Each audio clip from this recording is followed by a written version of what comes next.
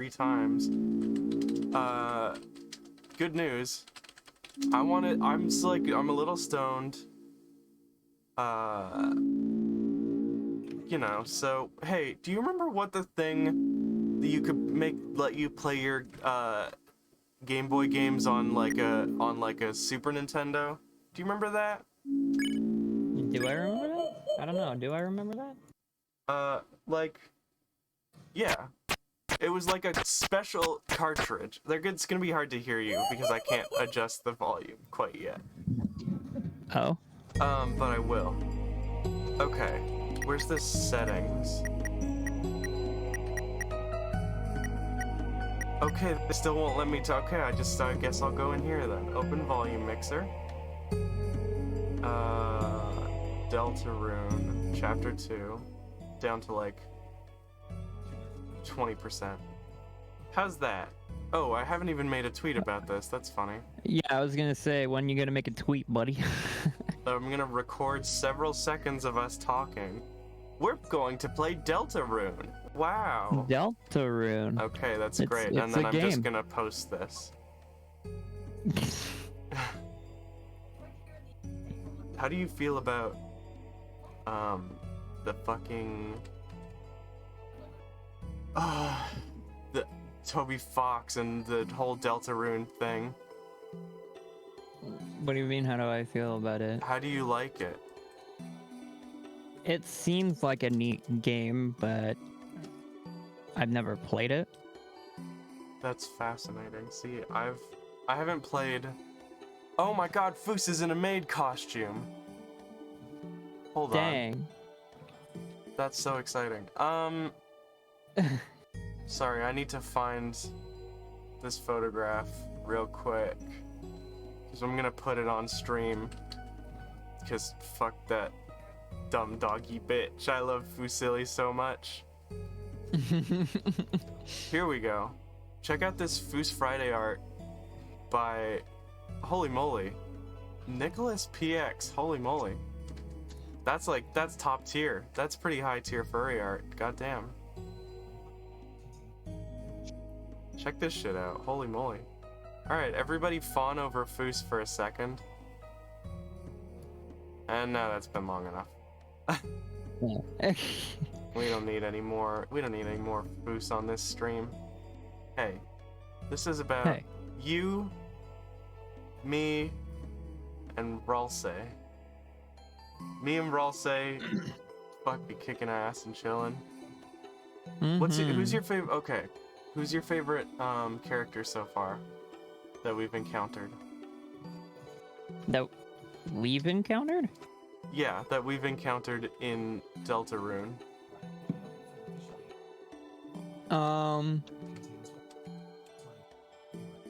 Hey Schmeat, your game oh fuck. Rip. We're not gonna get the SEO. No. Okay. Who's your favorite character? Susie.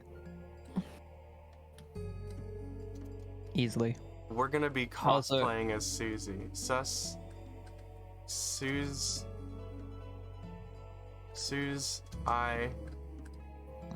We're gonna be Susie. You can stop the stream on the Discord, by the way.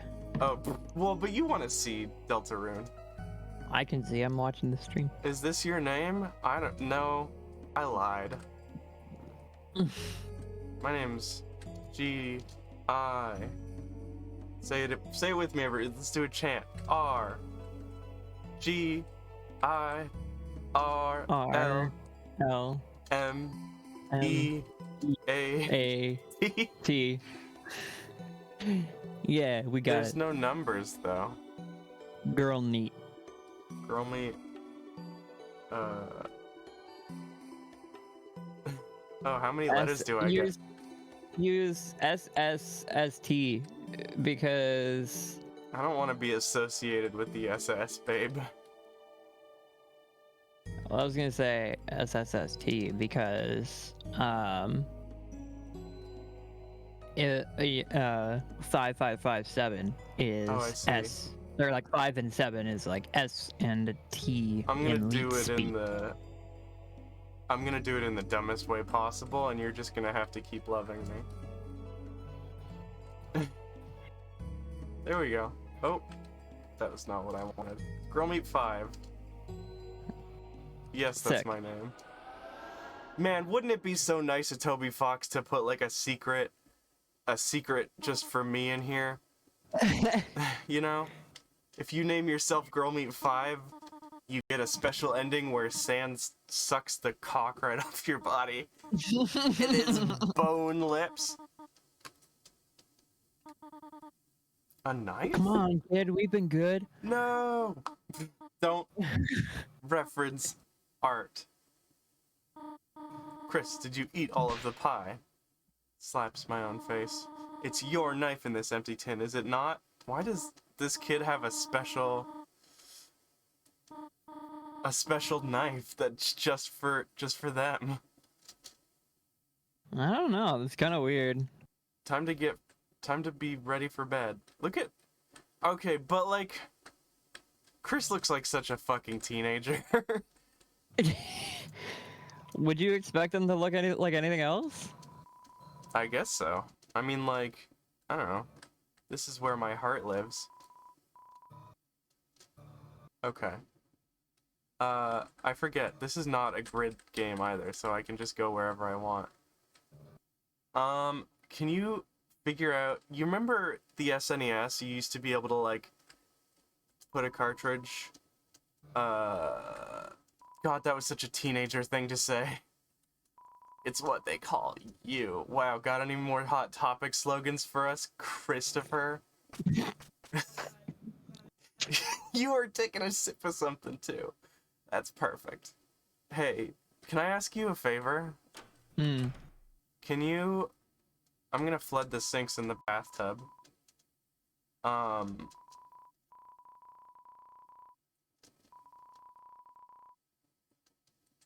What's the favor you're asking The favor me? I'm asking you is to look up and find the attachment for the SNES that would allow you to play Game Boy games, or even, yes, use the toilet. You flush the toilet. Great. You could play... There is a Super Game Boy Super attachment. Game Boy. Yes. Backgrounds. Okay, I'm putting more effort into this stream. What's a good... This is perfect. Oh, this is just perfect. Yup. Super Game Boy, baby. Exactly how I remembered it. Where did it go? I had the good one. Super Game Boy transparent Game Boy border. Here we go. Oh, great. Oh, fantastic. All right, check this out. Bloop. Now, I know that looks small right now, but I can make it big. This is too big. Big and biggin'. There we go. The funny part about this is that they tried to solve the widescreen issue, by making it like 5:3 instead of 4:3. It's so funny that like they were just... Wow, did I get that perfect? Hold on. Let me get some more deltarune on the screen, and then I'll see how badly I... Yo, I might have gotten that fucking perfect, dog. What the hell? Oh, there's a fun glitch going on, but I know exactly what caused it, so I'm not really worried. Damn, I got that Game Boy background perfect. Holy moly. It happen? What? I'm just so good there you at go. breaking computers is the thing. What is that? What's that mysterious bumping noise you got out there, baby? BBG? I was moving. I was getting myself more comfortable. Okay, well don't, because I got scared that someone was breaking into my house. No. Okay, that's fine. Select color. Oh wait, pick screen color. There we... Nope. Stupid fucking idiots. I hate... There we go. Look, we got a Game Boy. Oh, forgot to put chat on the screen. Oh my god. I'm so sorry, chat. And chat's been going crazy this whole time. Oh my god, welcome to Deltarune. Don't worry, chat. We're gonna make this right. We're gonna make this right. Nobody chat until we make this right, though, is the thing. Man, where's the fucking chat box? Chat starts with a C. There we go. She's lying. Talk a bunch. Talk a bunch before she gets the chat on screen. No, I she's already did on screen. it. It's a matter of public record now. Don't say anything you wouldn't want a cop to know about. Alright, perfect. Oh wait, you know what I'm gonna do? I'm gonna add some of that classic girl meat flair. Rotate 180 degrees. Yeah, baby. There we go. That's how you turn something upside down in Open Broadcaster Studio, baby. So proud of myself. I'm just like, you know, and sometimes I deserve to be. I was on the phone with a professor today, and he was like, I can't believe you don't have a job yet. And I was like, I know, right? Anyway.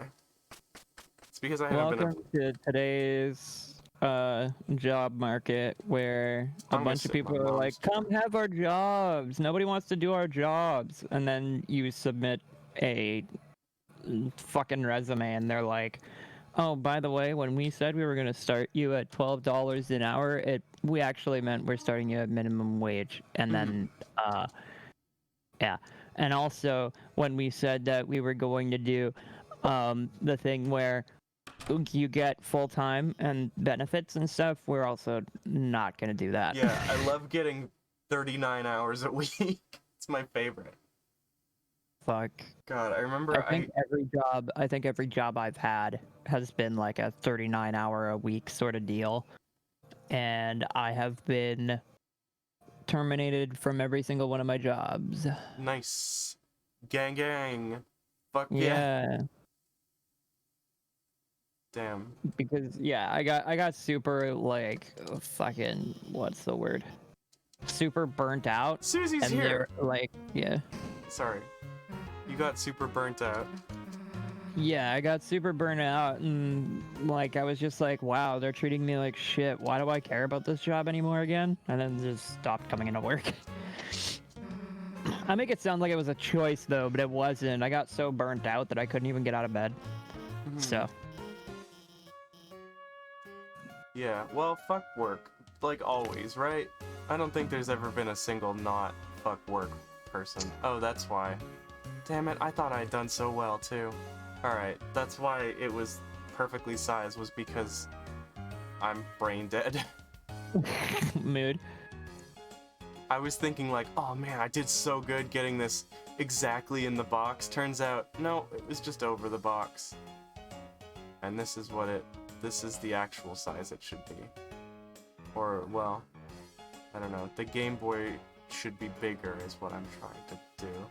But my brain is like, you know, made out of marbles and glass, basically. That's a mood. What are you watching? What do you mean, what am I watching? There's some like television going on in the background. Oh, hang on, let me You know fix what? that. I had it pretty good earlier. I'm just gonna revert back to that. Oh, I can't. That's so funny. Well, sometimes a moment is all you can expect for perfection. Anybody here kinning Tyler Durden tonight? Hi, I'm Maddie Girlman. Yeah, I love pausing that, trying to get this back on track. But we're way off the rails right now. Are you kidding Tyler Durden right now? Every time I go to work, I listen to the Fight Club audiobook. Like, what do you think, buddy? Yeah. Yeah. I think the answer is yeah. Why is this screen so tall? Like, what's a Game Boy, right? What the devil? Alright, whatever. Hey, listen. That's fine. It looks fine, okay? Don't worry about it. Chat, if you worry about this, I'm gonna be like, just damn hell off, you know? Okay, alright, everybody send chat messages so that it looks like we're doing a stream. Can we talk about something real quick, though? Yeah, Maddie? sure. Yeah. Can we talk about how before we started the stream, you thought that President God, that's James right. Earl Carter Jr. Had killed himself, even though he's still alive. Mm-hmm. He did kill himself, and the official story is bullshit. And the fact that you believe that corporate media is like so you. I don't necessarily think that I believe corporate media as much as I just don't think that he's dead yet. You don't trust me. That's what it is. Our couples therapist is always saying you need to trust Ratty, and then I tell a funny lie, and you're like, this is why I don't. Anyway, you know. Druid Punk, no, I don't think Tyler Durden actually watches.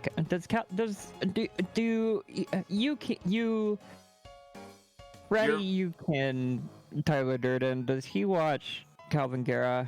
I don't know what Calvin Guerra is. I'm out here building a farm with a bunch of disenfranchised youth. Like, don't at me. Listening to this, your eyes began to close automatically.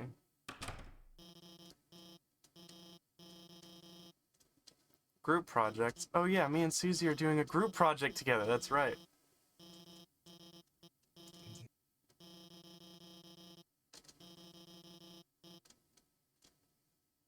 I fell asleep because I tried to kill someone. Oh, Susie's here! Oh dang. Susie's fucking, this is Susie Rune now, hold on. Just need like a plain black background. Can I right click hide icons? Hold on. View. Icons. There we go, look at that. How much nicer is that for you, eh? Just don't look at them.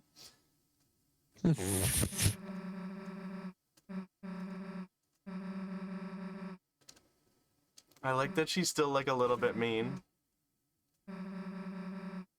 Do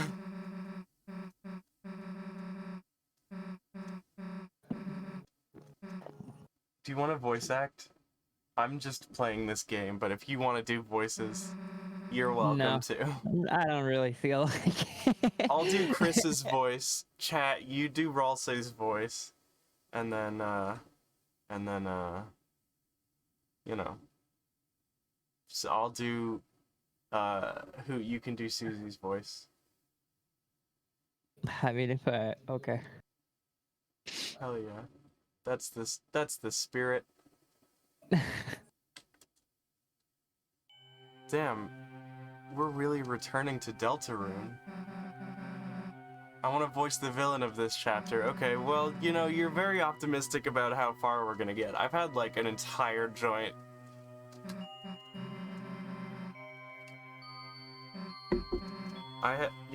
I smoked weed. I like that you made the plan that we were gonna do voice acting and then immediately threw it in the garbage. I made the plan. I just was, you know, I was waiting for you to do your lines. Yeah, and then I was going to, and then you kept advancing. Okay, then do voice lines now. Noelle, hey.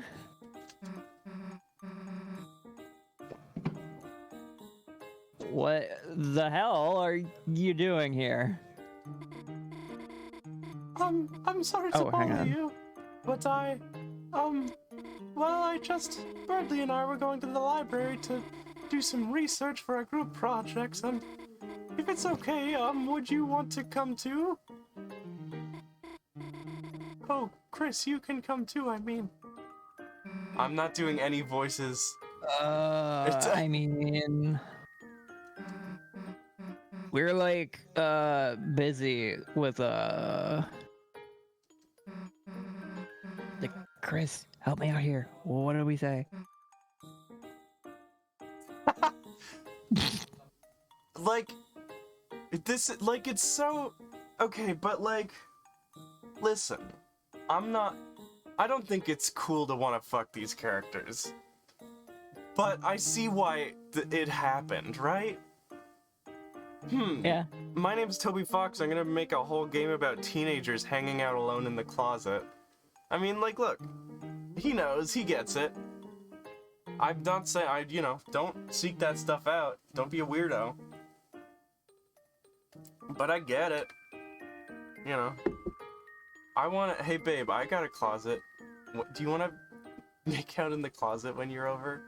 Just to feel like fucking teenagers again? That sounds like fun. I'm like, yeah. Alright, cool. Are we doing hanging out alone in the closet or crime? Crime. Okay. Let's not break Noel's heart. Just committing crimes. Just gonna do some crimes and go to jail. Forever. It sucks. Well, that sounds just... Have fun, you two. I'll be at the library. I don't know, I'm not doing this anymore. I didn't even read what the dialogue was, but I hope it was gay. It was like, something like, Chris, if you bring her by later, it'd mean a lot.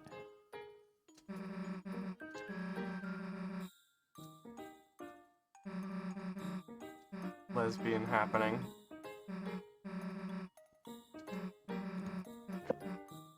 Oh my god. That's funny.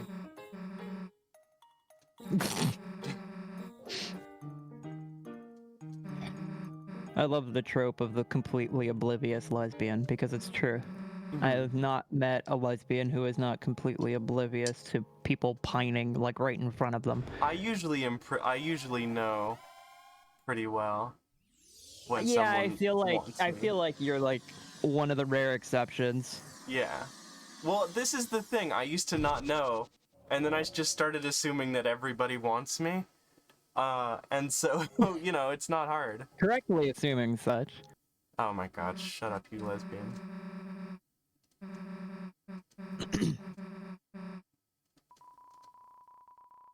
Oh my god, you can run with the X button. I didn't know that. Ralsei! He's naked! He's a little... this is definitely a British-sounding goat.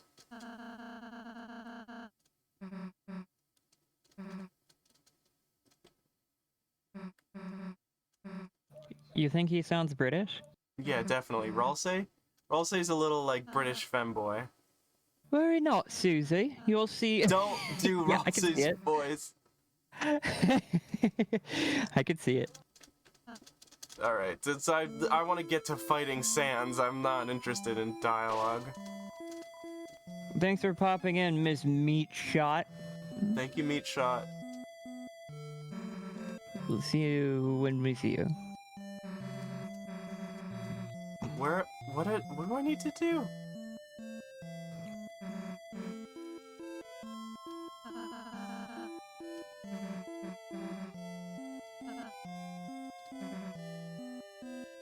I love Ralsei. But do put your hat back on, nerd.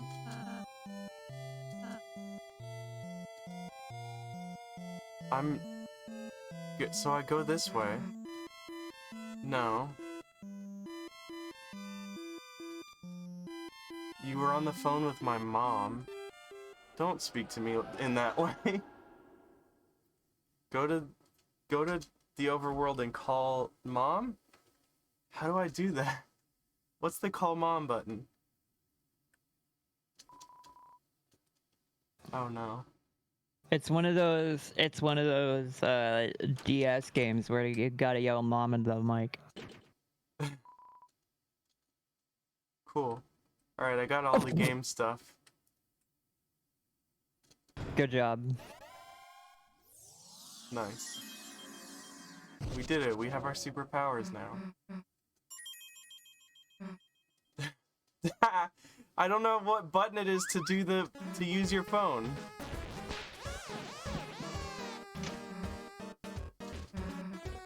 Hell yeah.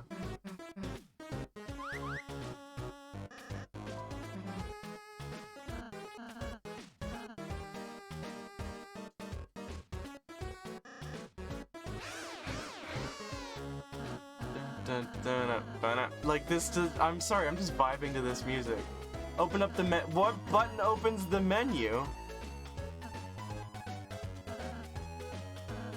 You all are ridiculous.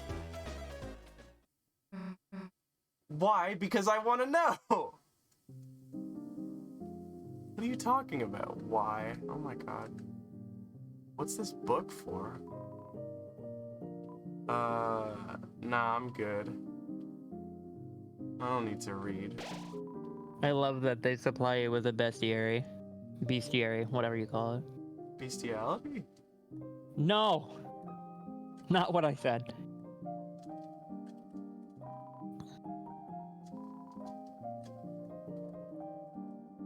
Okay. That's cool. Yeah. I'm not using a controller. Don't... Yeah, y'all are giving me incorrect instructions. I'm like barely... Oh my god.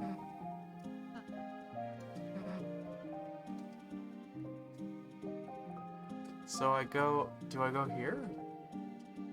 Oh, that's menu. Alright, sick. We're figuring out this game one button at a... Hey, listen. You all be nice to me or we're gonna go play Lego Racers instead.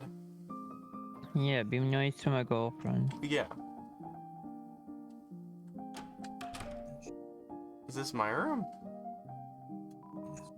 It's my bed. It's soft. Damn. Susie's room. Cool.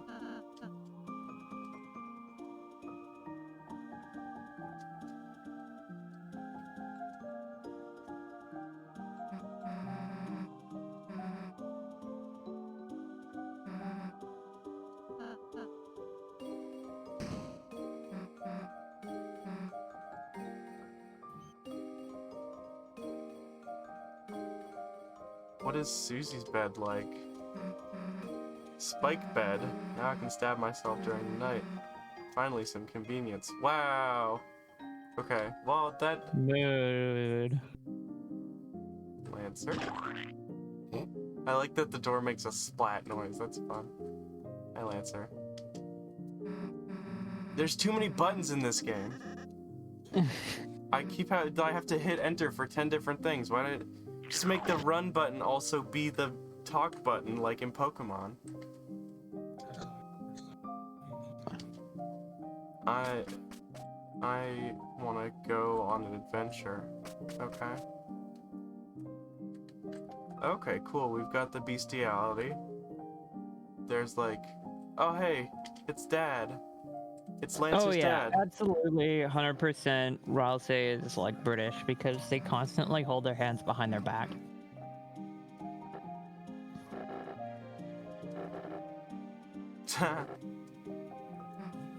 You can actually toggle run. How do you toggle run? There's literally 3 and directional keys. No, there's enter as well.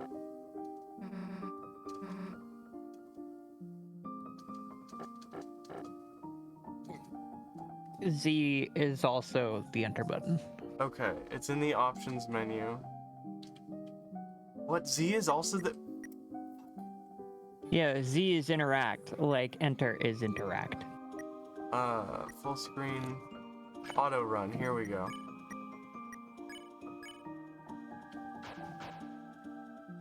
Here we go, yes! We're zooming now. Alright.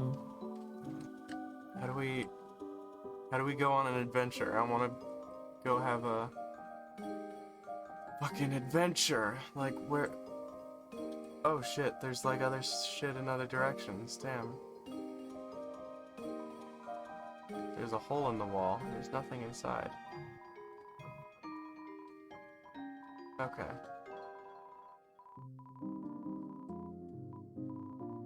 Okay, listen, I don't... Whoa! Okay, I just left. Alright, cool guy. Are they all gonna leave if I'm like... Go away? Ralsei's hat! Yeah.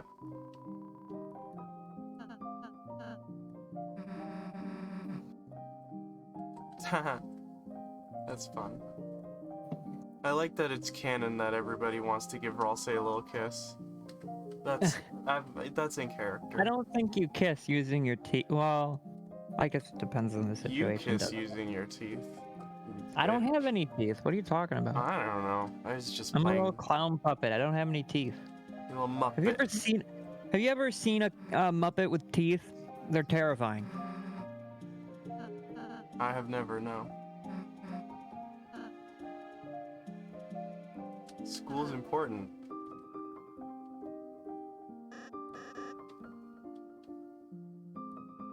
Wow. Ralphie's such a dork. What a dweeb. What a dweeb.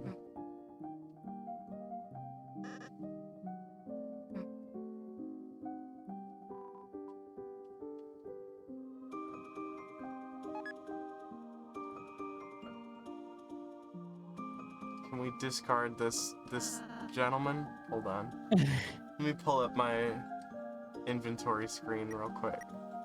Items.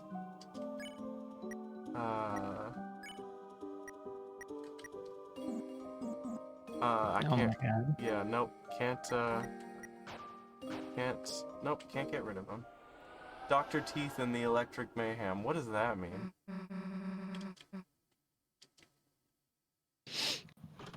Oh, no, okay. I guess that Muppet also had teeth. Damn. I guess. Oh, the Muppets from the band from the Muppets, right. Yeah. Skips all of the dialogue. How do you play this game? Yeah, but it's so noticeable. It's so notable that a Muppet has teeth that he's named after teeth.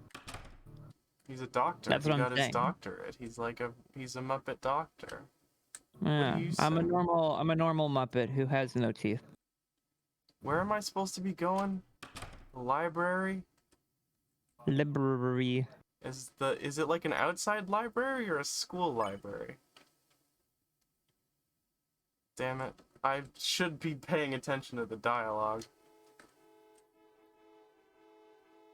Oh, okay, it is an outside. What the heck? A cab, even your waifu. It's School okay. project. She's lifting a car.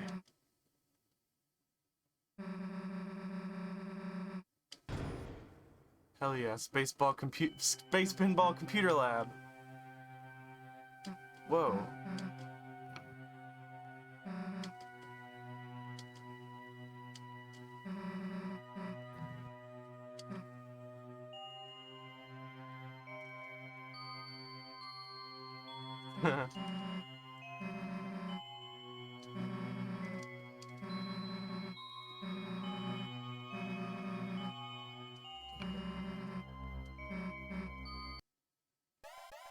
Hell yeah. Wow, become edgy OCs again. Yeah. We're gonna draw our OCs on MS Paint in the library. Hell yeah. Vroom. This is new. We're in the computer lab, Susie. This is clearly different, like it's a new area. Someone lied to me about one of these buttons because nothing's working properly. Oh! Look at that. Teach me a mechanic, why don't you? Guess what those arrows do? We all know now. Oh, lol. I should have paid attention to that NPC. They were trying to give me a helpful hint. What about you? What's your helpful hint? Everyone was. Okay, that's fine.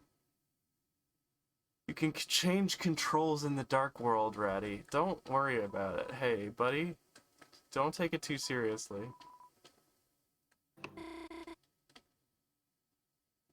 Noelle's here.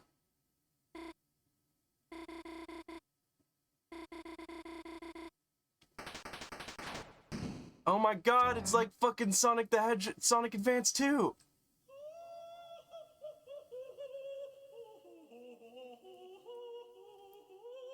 This is Freddie Mercury? Oh, the drone kids are gonna be hot for this one. Yep. There's no way this isn't intentional.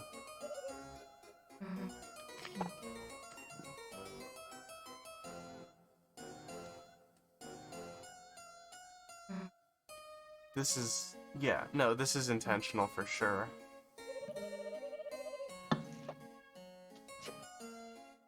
It's so funny when you see something and you're just like, yeah, that's, if this computer lady isn't someone's fetish, then I can't do it. Oh shit. Incredible. Oh, yo, wait, hold on.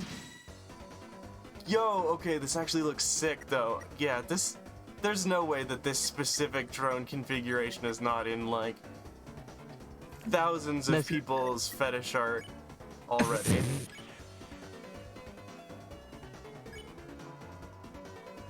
Press C. Aim for the weak point. Okay.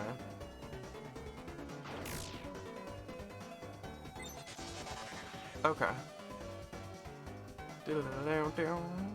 Oh fuck. Oh god, and I remember this game mechanic too. I really like this, like, near miss mechanic. Great work though, hitting every single you know. It do be what it do be. It dooby dooby. Scooby dooby doo, where are you?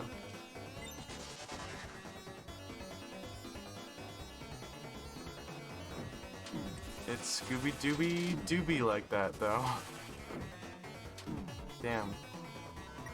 Oh shit, we can mercy these wire dudes now. Hold on. Check this out. So this is just some kids playing, like, improvised D&D in a closet, right? Basically. Except now they have the internet, so they can, like, look up coolfacts.government. Yeah. Which one is back? There we go. Nope. There we go. What do I... Yeah. Oh shit, I didn't want Susie to hit nobody. Uh-oh. Uh-oh. That wasn't my intention.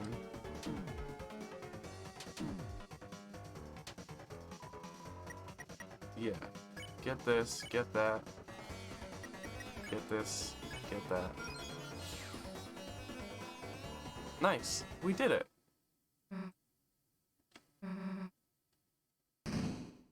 More of these guys.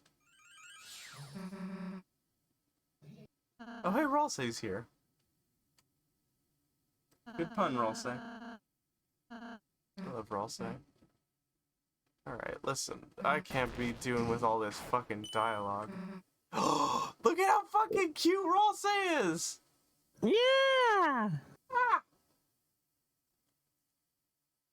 But yeah, there's already a lot of T-art of these fuckers. Can you find some and send it to me?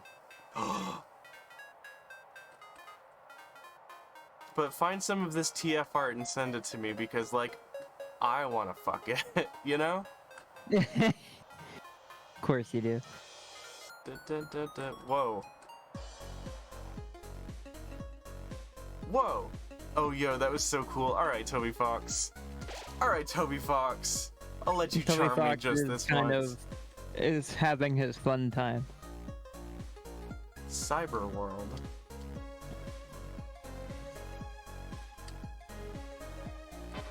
Oh, hello. Hi, guys. 22 results on E621. Just put a link. What do you mean? Why do I need to E621?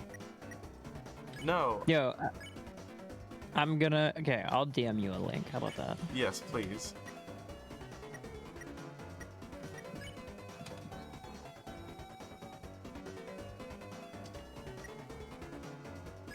How do I... Oh, I looked it up. I looked where wires up, and they're not there. Yeah, alright. Excuse me, why would I be paying attention to the dialogue? Shut up. There's a new furry bait character you haven't seen yet that already has 410 results. I think it's the cat one, right? Doing this fun throwing game while stoned is a little difficult. But it's also, it hasn't lined up properly yet, so, you know. Oh, there it is. I just used plural s and didn't have to. Wow, plural moments. Okay. What would it be called, DM. like, misgendering, but, like, instead of misgendering, just like depluralizing or something? I don't know. I don't think there's even a word for it. Okay. I do think I'm gonna get at least one of these guys this time. Okay, I'm gonna be right back. I'm gonna go grab a dart, and then I'll be right back. Throwing darts. Yes! I'm so good at...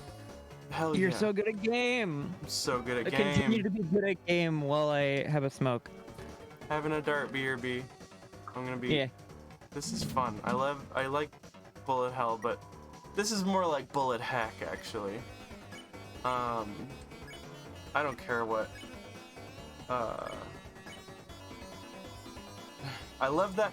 My god, look at Ralsei's little... Okay, well good, I missed anyway. Ralsei's little, like, I'm a little cleric pose. What an angel.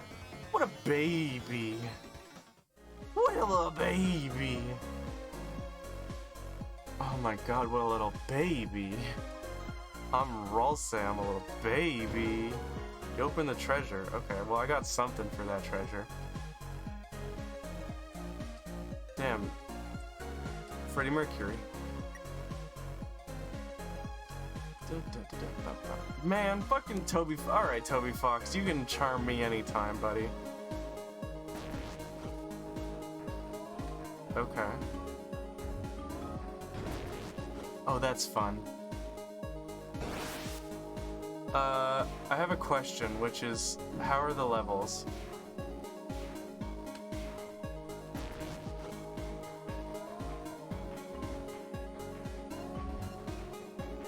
How are the levels? Alright, sick. Great. Thank you for telling me about the levels. These aren't very challenging though, is the only thing. Yeah, see, that one was free, basically. Free XP. GG, no re.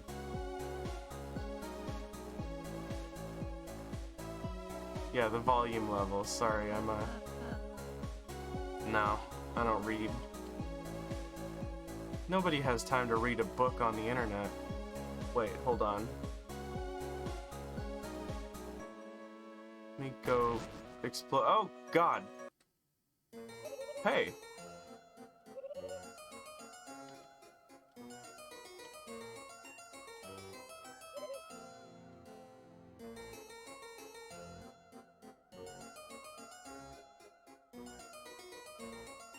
Oh my god, this is hitting all the stops for that, like, that fetish. Damn, this is touching all the stops, damn!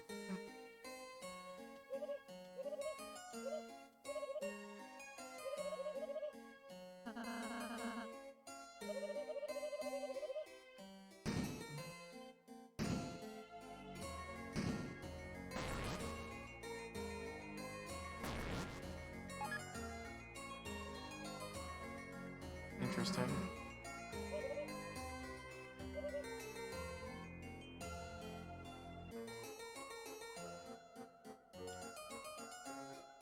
Damn, they them pronouns. I missed Newbert. I think I did.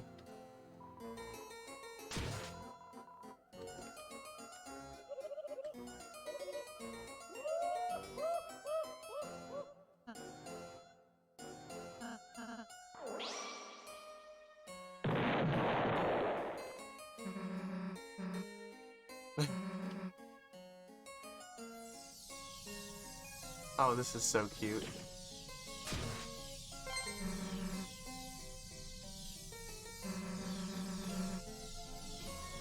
This is so cute. Oh, poor Ralsei. Okay, what do we do? Dr. Robotnik's meat beat machine. Press Z or X. Oh, it's Mike Tyson's Punch-Out. Nice.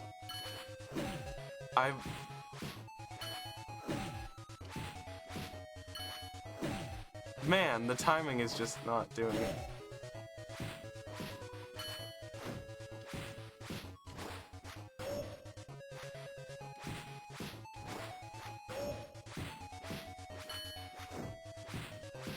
We're so good at video games.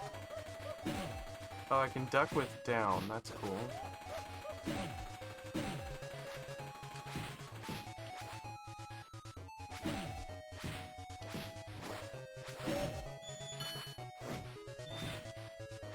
It's literally Punch-Out. This is so fun. What a great... Okay. Okay, come on now. There we go. No backseat gaming. What are you doing? I have returned. Welcome back. Thank you. It's good to be back. Alright. I've got to go back for this person that's back here. There's a secret person. Is this you? Are you Hector? No.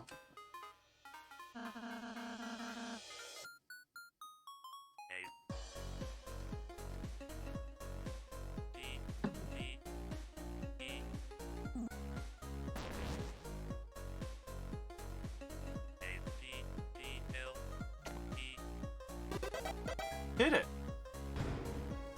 Damn, Word I'm puzzle. so good at spelling.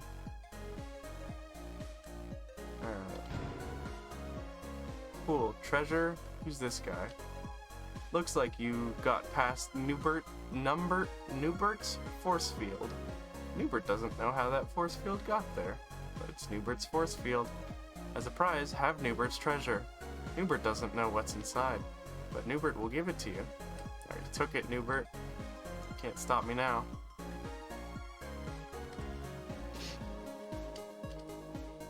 I keep pressing the wrong buttons! Too many buttons in this game. I think he's based off a ThinkPad nub. That'd be pretty sexy. Alright, listen. ThinkPads are great. Yeah. I'm about to think about a pad for you to, like, you use it in a certain way. Good one. Don't buy any bagels. Alright, listen.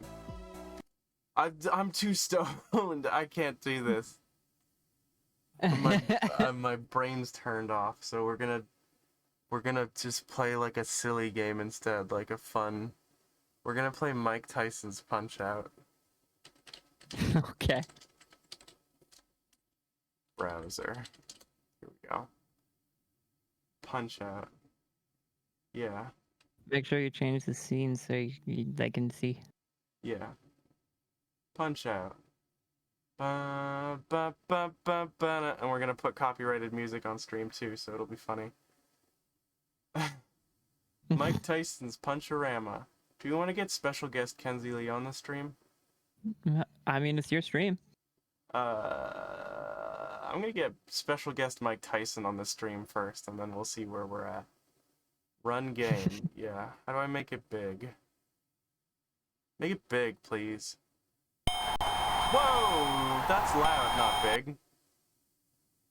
Mike Tyson is waiting for my challenge? Holy moly. How do I... Controller setting? How do I make it big? There we go. Punch-Out! Da, da, da, da, da, da, da, da, da. Of course I saved. What do you mean? I'm a real gamer, just like you. Real actual gamer. I'm a real life actual game. I'm a professional esports gamer. I'm sponsored by Cash App, okay? Don't fucking step to me. I would know that Ratty is a professional esports gamer because I'm an esports commentator. That's and true. I know them when I see them. That's true. That's true. I now have a sensor bar over my face. Don't worry about it. I'm trying to fix the scene, but I'm still like a little bit high on marijuana, you know? Here we go. We're playing Mike Tyson's Punch-Out. It's the new thing to do. Deltarune's off the table. Toby Fox, you fucked up one too many times, buddy. You're out. It's all about Mike Tyson's Punch-Out now. This is what the kids are making Friday Night Funkin' mods out of. This is the new paradigm shift, buddy. Get on it or get leaving. Get going away.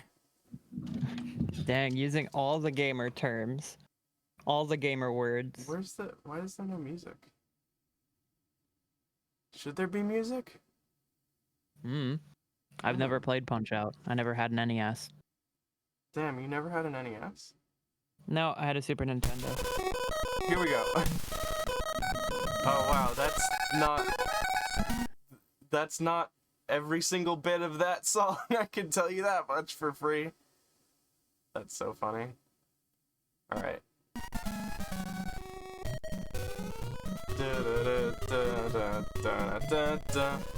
What are my controls again?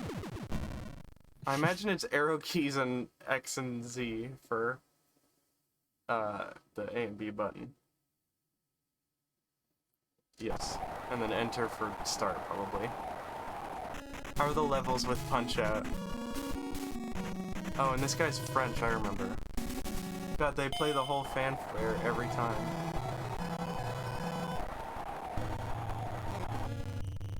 The game's a bit loud, I would say.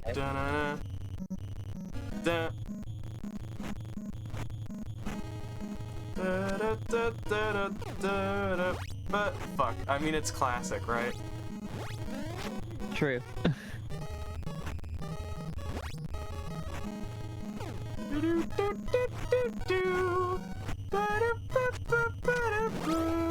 See, when you walked up to a kid in the playground and started a fight, this was the kind of thing you wanted to happen. Oh my god. I'm getting the shit kicked out of me by Glass Joe. Are you kidding me? Me, the best Punch-Out player?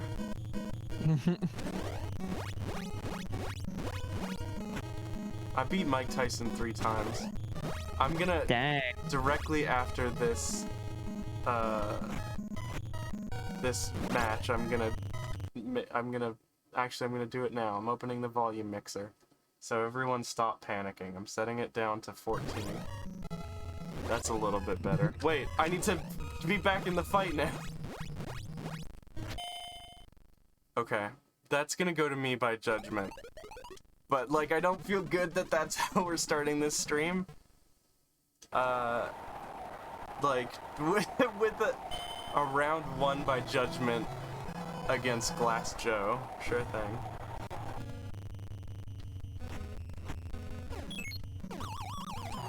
Nice. We did it. Great work, everyone. Who, do you want to be my coach? What are your tips for, Glass Joe? The fragile Frenchman is what they call him in the biz. My tip for the fragile Frenchman is punch him a lot. Oh, okay.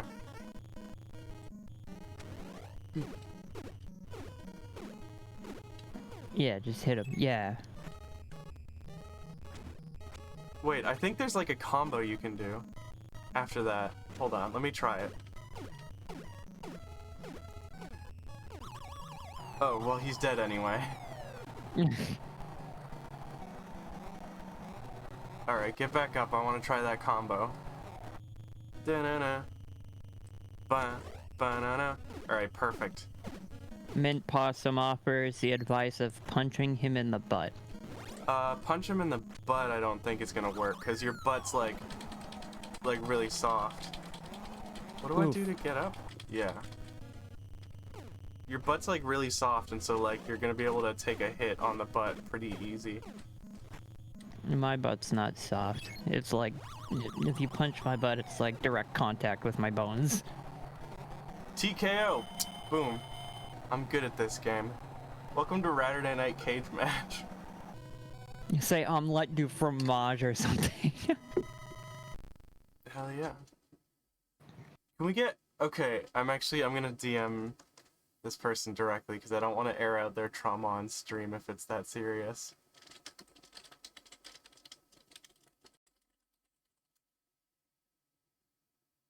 Yeah. But we might have a special guest here in just a second. If that's something you're interested in. Okay. Hold on. Oh shit, how did I end up the one alone in a chat? Hold on, alright. What? Welcome to the stream, fight expert, Kenzie Lee Quakeroc. So listen. I know this seems like I just want to hang out with my friend. That's not the case. I couldn't want anything less.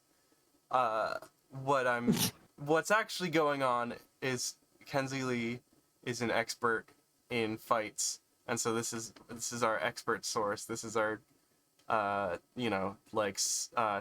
panel expert who's going to comment on the fights of our friend Little Mac, Mr. Macintosh. Hi everyone. First of all, does Little Mac strike you as something of a femboy? No. Mm. I get no femboy vibes from this small man. He just seems like a twink. He's a There's a critical distinction between a twink and a femboy, and I think because of that, Little Mac has a longer road to go to be a good fight person. Yeah.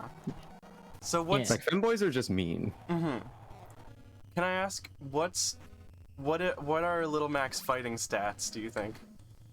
Really bad. He has really fucking bad form. Damn. Okay. Well, to be fair, almost everyone in this game does. Oh wait, when he shakes his head like that, he leaves his tummy uncovered. Hold on. Yeah, when he's German, so that means he wants the sauerkraut. Oh, I see. Great. Thank you for coming on and immediately contributing, anti-German hate to this stream. Well, it looks like he's just gonna be caught in this loop what are they gonna forever. do? Get mad because I said, haha, you're sucking dick? Like everybody, like all of them on fucking Twitter did. Oh my god, that was so funny. That was so fucking funny. You stupid American. Like, it's like, no, we know we're being dumb, but also dick joke. Come on. It's funny. Yeah, it's funny. Just get over it, you fucking humorless, fucking humorless fucks. Go boil some cabbage. Why idiot. is this fight so easy? You can just get him stun locked. What the hell? Because it's like the second fight in the game, silly. This is easier than Glass Joe was. Well, also you're actually focusing on the fight now instead of being like, man, Glass Joe, let's say some funny French words. Yeah. I have co-commentators now, so I can focus on the fight. Yeah. Look at how easy that was. Yeah. Do you think someone who is capable of beating Mike Tyson's Punch-Out is also better in like a real fight? No. No? Absolutely not. Can you elaborate? Finger strength means nothing when you're trying to punch someone. I'm not talking about finger strength. I'm talking about reflexes. I'm talking about quick thinking. Well, here's the thing. You only beat Michael Tyson by like learning his patterns and shit. You don't like learn a human being's patterns when you're like I learn a human being's patterns when I'm in love with them. Well, that's not necessarily true. There are some tendencies that actual fighters have that you can kind of account for, but yeah that's not like the same pattern recognition as like a video game. Well, the thing is that's more for fights, like stuff that's like, it's like, oh, I gotta fight with this dude in like a month. I'm gonna train for this fight, and half of that's gonna be like watching his videos and shit, right? Like let's watch his fights and see how it goes. But like my experience is in street fighting, where they get some random hillbilly who's like, oh, this guy's like 300 pounds, 7 foot tall. Yeah, he's gonna break your little back with his fucking fists, and it's like, okay, well, I do want to say as well, the word street in reference to where you were fighting is very generous. I think most of it was like gravel. It was more like parking lot and gravel. Well, it's the same gist. Yeah. Oh my god, I hate this move. He bounces around and he gives you the real big punch. Does that happen a lot in real fights? No, it doesn't. Because the last real fight I was in high school with a bunch of fucking nerds, and so I think some of them were like, oh, I learned this move in Mike Tyson's Punch Out. Excuse me, I need to focus on the fight again. It's okay, you should try to defeat the large man. What's this guy's name? Is this Piston Honda or is this the other guy? Yes. Yeah. This is Piston Honda, yeah. Cool guy. Oh my god, okay. See, yeah, you got laid out. Yeah, this game is just better, in my opinion. At least you got Chris Pratt here to time you out instead of anyone else. Ew. Oh my god. How do you dodge every one of these? You can't. What? You don't fucking... No, you gotta hit the rhythm. You gotta go left, right, left, right, left, right with the rhythm. You gotta learn the rhythm. The rhythm. Yeah, you want to be a drummer? You can. Yeah. The rhythm is hard because this is happening in a browser. Yeah, it is. If you were a real gamer like me, you would come with me to Shibuya and buy an authentic Japanese SNES, and then buy this in Japanese. All right. And then you'd have the ultimate experience. Look at this guy. Look at this dude. I bet this game's expensive as hell though on the original cartridge. I mean, I'm gonna look it up. I'm gonna go to eBay. Yeah. I think I can like interrupt his thing if I... Nope, can't. Is that a TKO? Am I dead? No! Yeah, you're knocked down 3 times. Mario, you can't do this to me. God damn it, Chris Pratt. This is transphobia. This is transphobia. Do I have to... To be honest though, I feel like the reason why a lot of vintage video games are so expensive is because speculators popped into the market. Oh yeah, 100%. Yeah. This is deltarune. People were not paying like $300 fucking for a copy of Soul Silver until like nostalgia grifters got in on it. Yes. I mean, it's not even nostalgia grifters. It's just people who saw that video games had the potential to skyrocket in price if they pumped the market, and that's what they did. Because as far as I know, there is... now, this is just allegations from the research I've done. Not saying anything concrete. Don't sue me.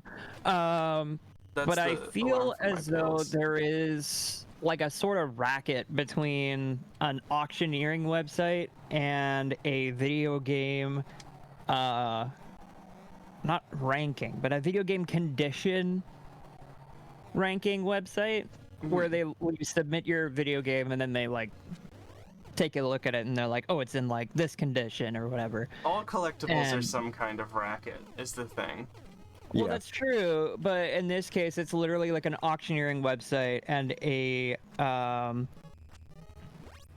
video game like condition ranking website working together to basically be like, wow, this Mike Tyson's Punch Out is in like immaculate condition. 3 stars in a row. Yeah, and it's like, yeah, like there was a video I watched.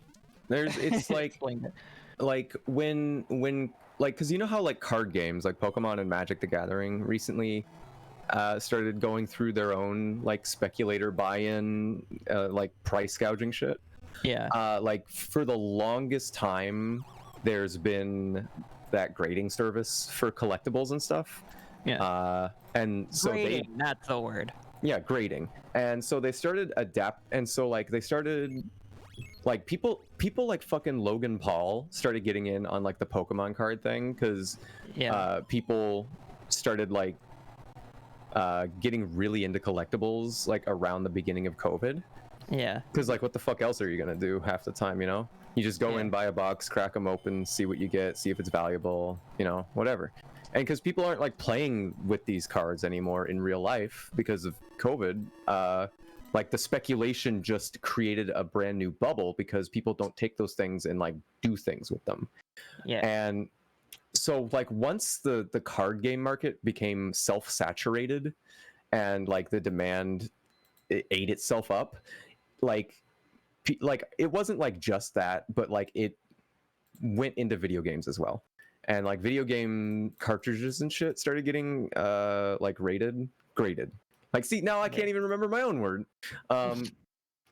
Started getting graded and shit. So you see like copies of like the original Super Mario Brothers selling for $1 million, and it's like, this is like, it's just the same. It's the same investment bubble that's gonna burst the fucking moment that people start like using these things. Right, and the other thing too that I learned, allegedly, was that the auctioneering website that had auctioned off that Super Mario video game for $1 million, it was purchased by, in part, one of the owners or operators or one of the employees at that auctioneering website. So it's literally just like it's just speculators getting into the market and pumping the value of video games way up so that they can profit off of it and then get the fuck out of Dodge. I remember hearing that as well. Like, you're 100% right. It was some like incestuous relationship between somebody and somebody. I remember hearing that like in like secondhand. It was between an auctioning website and a grading website. Yeah, it was like the grading website itself that was selling it or some shit. Yeah, and like the same auctioneering website that was auctioning off that Super Mario game only uses this one particular grading website, and it's because the two of them are like really close partners. The thing is, you cannot have like a grading company. Fuck you, Piston Honda, you bitch. I'm gonna have to cheat because like I kid, like the timing. What? I got instant fucking KO'd? Damn. You got slobber knockered. I got fucking knocked. Got hit with the haymaker. Got knocked to the mat. You had to taste your own spit. This is why I prefer professional wrestling to boxing, because then I can win even if I suck. I really like watching boxing because I'm a weirdo who used to street fight, and I like seeing professionals do things I used to do for money and also better than I ever did, so, you know. Fair. How good? What was your power level when you were in your glory days? Well, glory days is certainly not the word that I meant to use there. Yeah. Well, just for the context for the whole stream, let's just air it all the way out. Yeah, like we were street fighting in our high school years because the Bush administration fucked up the economy real bad and we couldn't eat. So we had to street fight for money to eat. And we never lost. You never lost? No, we never lost. Because if you're gonna fuck... that's the power level of desperation and hate. Damn. Yeah, there you go. Damn. Yeah. Anyway, it was real fun, actually. Like, actually, or are you being sarcastic?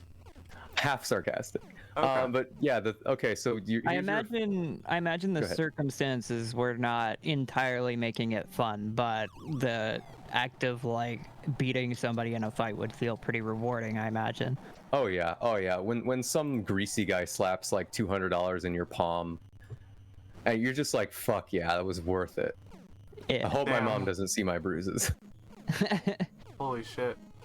That kind of reminds me of that video series on Secret Base, Fighting in the Age of Loneliness. It was like this story about like the history of the UFC. That's the best thing that Chapo Trap House has ever been associated with. Yeah, it was really good. But it's literally because John Boyce is like fucking incredible with making really good sports documentary content. Content. Like that and the Mariners one that he and someone else did. Oh my god. That one was so good. They also did one for the Falcons that was really nice as well. Oh shit. Very fun to watch. Are the Falcons baseball or football? Football. Oh my god, I gotta watch that one. I actually like football. It's so good. Are you not subscribed to Secret Base? I'm not subscribed to anyone on YouTube because I'm a weirdo who lets the algorithm decide where I go. Wow. Secret Base is like one of those like essential must subscribe to channels. They got John Boyce. Legitimately so good. Yeah, John Boyce, the big man. I have a friend who's a friend with John Boyce. I met John Boyce once. You want to know how that went? Yes, I would love to know that. It was at like a party, and John Boyce was just like drinking. I didn't like I just talked to him like, hey, yeah, you're real cool. It was just like, just like one of those, like, we're at the same party, I recognize you, I want to say you're cool, and then leave, kind of thing. That's the fucking thing. Not even like, can I get your autograph kind of thing, just like, hey, you're really cool. Oh, nice uppercut. And like, thank you. Nice uppercut. And like some person walked up to him and said like, hey, did you see, like, I don't even remember what, I was a little bit drunk. And somebody was like,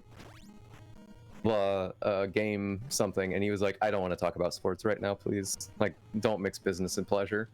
And then like he turned to someone else and immediately started talking about sports. Great guy. Yeah. Oh, it was like the perfect, like, you are such a nerd moment. Well, I mean, I feel like the difference was like the specific topic about that specific game was just like, I don't want to talk about this game, and then it turns around and it's just like, okay, let's talk about a game that I actually enjoy because it's fun. yeah But yeah, like, absolutely class act, fantastic human being. Yeah. I wonder if he treats people who like 17. I wonder if he treats people who know him from 17776 differently than he treats people who know him from Secret Base.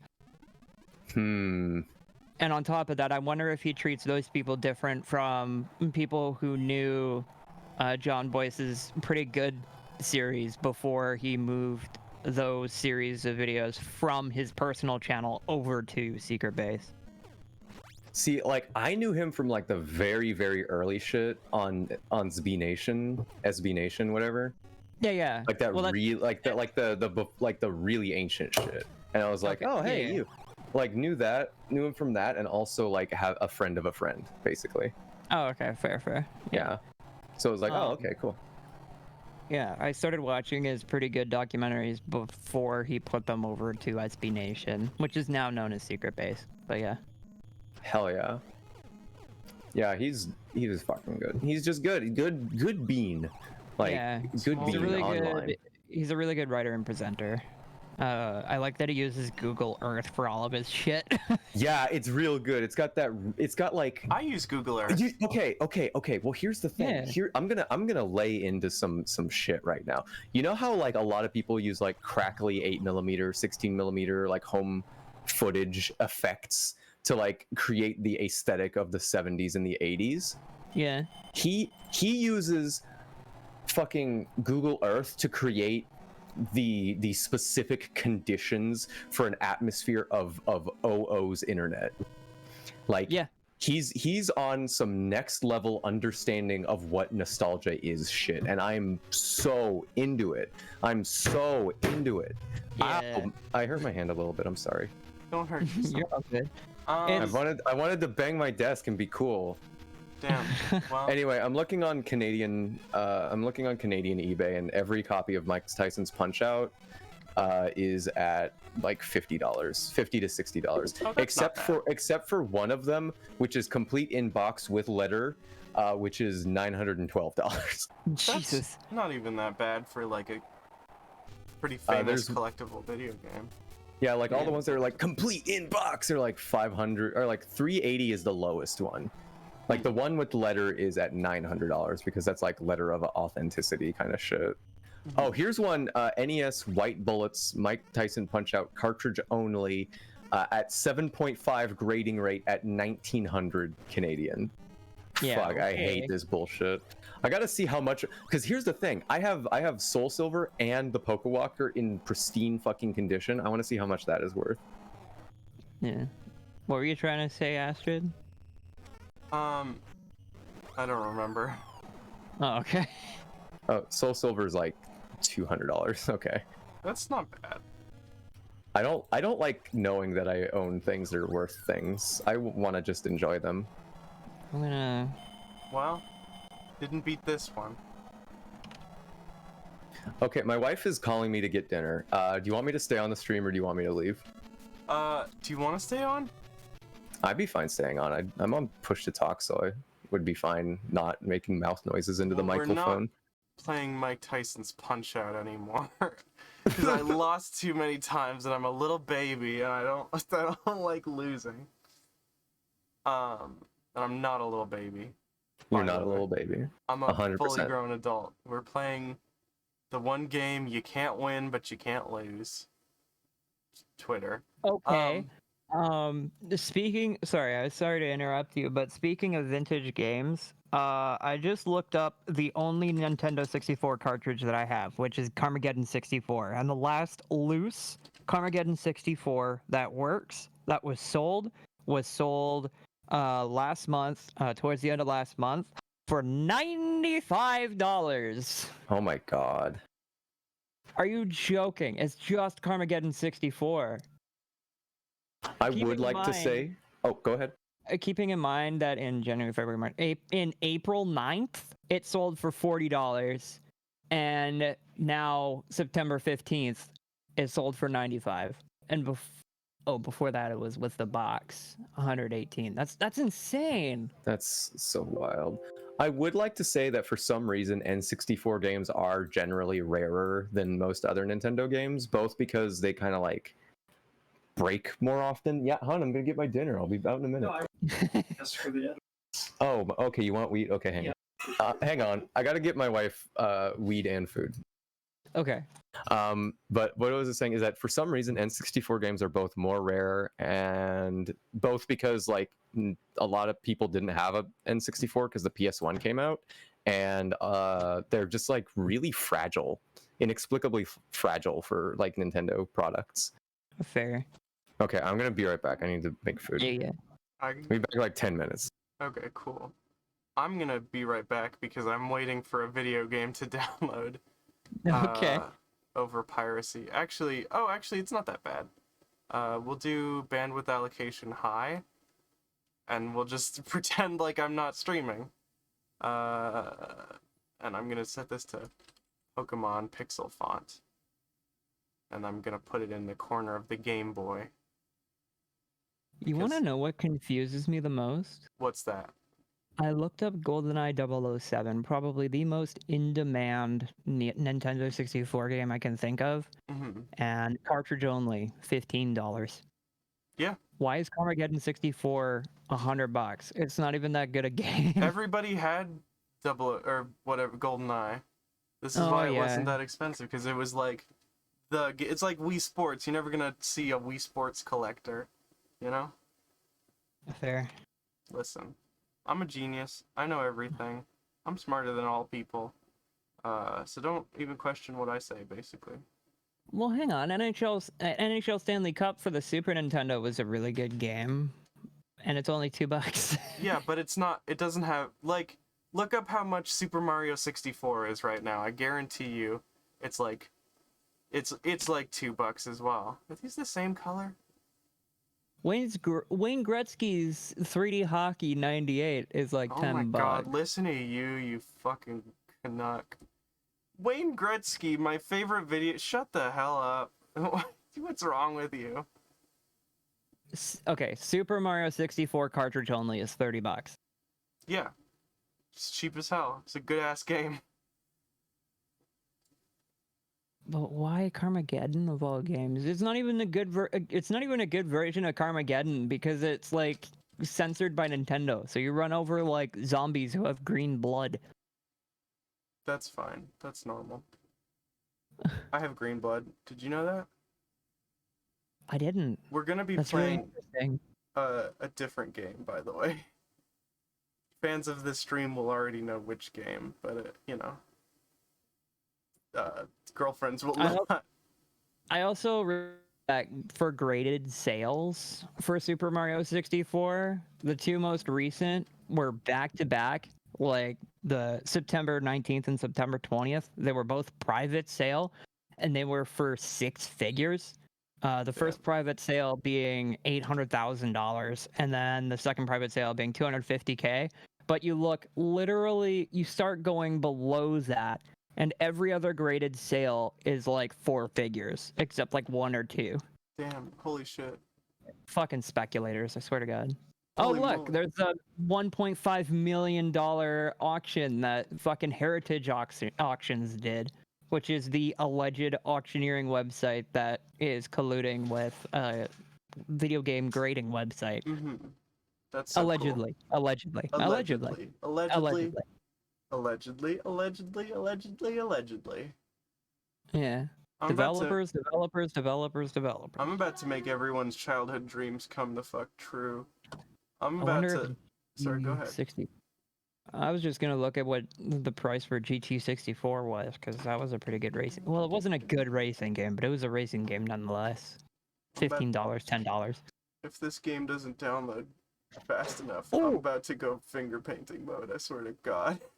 Go finger painting. Okay. Okay. Okay, so Hot Wheels Turbo Racing is about $20. Just the cartridge, and cartridge in box is $60. That's not bad. That's not bad at all. And yeah, that's like affordable. Nobody's graded the game. Nobody's gotten the game graded. That's hilarious.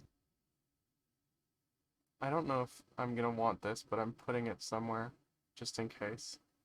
I'll put it over top. You can be on a television set because we're going back to the 90s. Hell yeah. Look at you. You look just like your little hero. Oh god, what's the... Oh no, if I don't remember what the fucking name of that... I'm gonna feel so bad. I'm gonna be the worst girlfriend if I can't remember the name. What? Don't tell me. Big comfy couch. And her name is... Mabel? Mm-mm. What's her name? Do you not remember the theme song for the show? That was Caillou. Yeah, that was Caillou. So.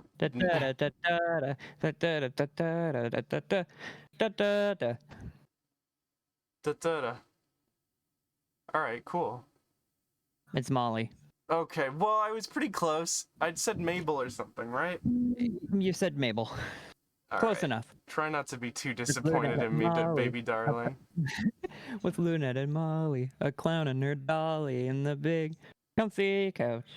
You look just like your namesake Molly. Molly would be a cute name on you. Not that I'm saying you should change anything, but if you were I don't look like my namesake. She's not my namesake. My name is Strix, not Molly. You do look poisonous, though, darling. I do. It's adorable. Okay. And I want... For this, I want... Color Source 13. Oh my god, this is just taking this auction stuff at face value. That sucks. Sucks. I mean, I'm not really surprised because I feel like a lot of local game stores are taking that at face value, mostly because it's like, oh, free money. But you really gotta not. You gotta have some integrity and be like, oh, this is just like a speculator's bubble. Yeah, have some fucking integrity. Local game stores. Ain't got no dignity. Were you about to make a South Park reference? Were you dangerously close to referencing South Park? I've never watched South Park in my life. Okay, yeah, sure thing, and I'm the fuck Queen of England.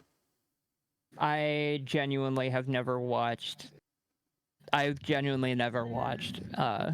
South Park. Like, I'm not even kidding. I just took like one look at the show, and I just hated the animation style. Oh, okay. So I didn't even bother. Mm-hmm. Diddy Kong Racing is selling for $20. Damn. Now I'm just looking on this website for a bunch of like Nintendo games. Yeah, we're just having like we're just looking for Nintendo games. Yeah, I mean, I'm just, if the market is a speculative market, then I guess I'm just gonna, speculate. yeah. A not for resale GoldenEye was what? Were those used like as demo cartridges in I like think Walmart? so, yeah. Yeah. It's funny How that about Walmart is your touchstone for that because you live out in the sticks and Walmart is the only store. I That was mean, so mean. I'm sorry. it's true though. Um. Cartridge in box Cruisin' USA is selling for $40.50. Oh, but the problem is I'm not gonna be able to get my save file. Oh no. That's fine. You know what? I'll get over it. The cartridge in box price for the Nintendo 64 port of Quake is $70. Damn. You're just welcome to eBay on tape. I'm your host, Yeah, you're Ratstrid welcome. Vermington. Listen, I'm having one of them hyperfixation moments where I'm just like, wow, I want to know how much games are. Yeah, you're just looking up game. You've been doing it for a little while, which is fun. Reg 24. I'm gonna stop. No, tell me another game price, please. I beg Reg of you. 2049 loose is $20 and cartridge in box is 40, which is disappointing to me because that's my favorite racing game on the N64. Damn. All right. Well, shit. Good. Racing great. games on the N64. Are we talking about Monaco Grand Prix? I've never played that. Sorry. It's actually pretty bad. It's like a simulator game for the N64. Oh yeah, I know what you're talking about now. Yeah, no. I've played GT64, Hot Wheels Turbo Racing, Scars or SCARS, whatever you want to call it, and Cruisin' USA. Did I say Rush 2049? Either way, I played those racing games on the N64, and they're really all like racing game. What's that? You really like racing games. That's kind of my thing. Yeah. Ever since I was a kid, like, oh my god, I have to go back to that website. I want to see how much Need for Speed Black Edition in the steel box is. Black Edition for what? Most Wanted? Yeah. What do you mean? Of course, Most Wanted. You fucking rube. Was the steel box for the PC? No, the steel box was for GameCube. It is not showing up for GameCube. I'm fucking with you. I don't know anything. Okay. I was gonna say, I don't think Black Edition came with the steel anything. I think it was just... I don't even know what made it different. I have a steel case version of Halo 2 that I keep in my bathroom. Nice. Specifically in your bathroom? Yeah, because I was cleaning up and I was like, I don't have room for this, but I don't really want to throw it out. Because what if I get an Xbox one day? I'm a hoarder. Just give it to me, babe. I have an Xbox. Okay. Sure, yeah. Yeah, give it to me. It's free right. now. Okay. Yeah, sure. I'm going to go see if I still have it, because, I'm now thinking about gay stuff. I'll be right back. Okay, so my two favorite games that I've ever played, racing games that I've ever played on console, are Top Gear 1 and Top Gear 2. Yes! I really want to play Top Gear 3000. Oh my god. Metal as fuck, and I've never had the ability to play it. We played all of those games so much as a kid. Oh my god. Yes. Top Gear 1, Top Gear 2, Top Gear 3000. Top Gear 3000 is so wild because it's like in fucking space. And it's got like this actual like hours long it's got like this hours long like fucking campaign mode with like a story and like upgrades and shit. It's wild. Yeah, I know. That's why I really want to play Top Gear 3000, but like I've never. But okay, a hot take. Top Gear 1 had more fun racing. Top Gear 2 had better music. All right, I found it. Come on. You cannot say that anything in the series beats out the very first track from Top Gear. Okay. Oh my god. I'll give you that one. The first track, yeah. But and you want to know something else real quick. What? there's like a mobile game that also got ported to the Switch called Horizon Chase Zero that has. Oh, I do. I know about that. Yeah. It's a spiritual successor that has the same music. Same music. The same guy who did the music, rather. Yeah. It's so good. Torrent's done. Yeah, but so here's the spiel: Top Gear 1 on the Super Nintendo, NTSC, loose price $12.35, cartridge and box $56.99, and then my god! Top Gear 2 on the NTSC Super Nintendo is $24.95 loose and $69.90 cartridge and box, and then $3,000, and then it's okay. And then TG3K on the NTSC is $50 loose, and okay, that's not right. I'm gonna check details on that, but loose price $50 and cartridge and box $57.53. Oh my fucking god! That's such a fucking. I love the box art for Top Gear 3000. I'm gonna look it up. I don't remember it. It's got an alien on the front. Because we played those games primarily by renting them from the video rental store when we were a kid. Mm-hmm. So like we never saw the box art for half of this shit. Okay, yeah. Oh my god, that box art! Oh, what the fuck? Right. Okay. What about Top Gear 2? Have you seen the box art for that? No. You gotta. Top Gear 1, 2, and 3 both have really good box art, or all have really good box art. Oh, Top Gear 2 is like cool drivers don't look at explosions. That's true. Yeah. Does anyone have the box and/or manual for Need for Speed Most Wanted? Oh, are you trying to play Most Wanted? Yeah, I'm trying to get the box code. I can't find it. Okay, hang on. Oh wait, no, I thought my brother got. No wait, no, my brother did buy. I can ask my brother. How do you activate? No, not cheat codes. I need. Please enter the entire code found on the back of the manual or CD DVD case.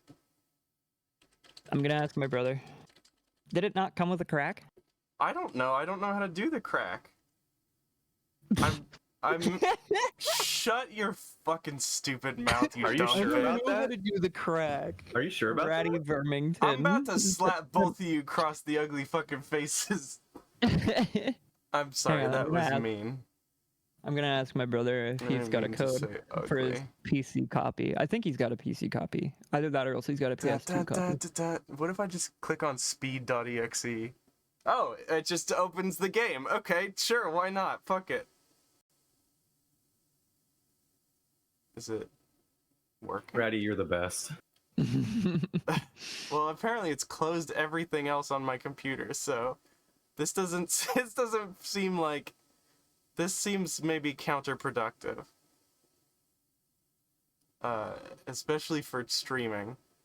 Yeah, probably. I sure did just double click on an exe from a torrent I don't recognize. Great work, girl meat. Oh my god. Okay, how am I actually gonna install this? Come on. Let's figure this out together. Man, I definitely just clicked on my whole ass porn folder. That's okay. Hey, Ruby. Hey, Ruby. Ruby. Need for Speed Most Wanted. Working keys. Okay, wait, here they are. I found them. They were in the zip folder the whole time. Well, there you go. Oh my god, who's excited to play fucking Need for Speed Most Wanted? Can I get some... I'm excited to watch you play because I've never played any modern racing game.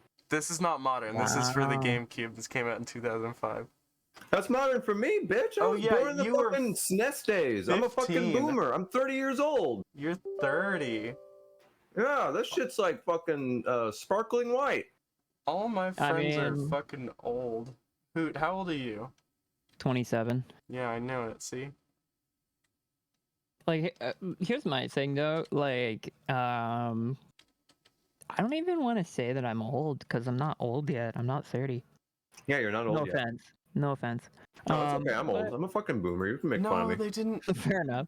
But like, I've always been like, okay, well, Ruby, it's old for being a queer.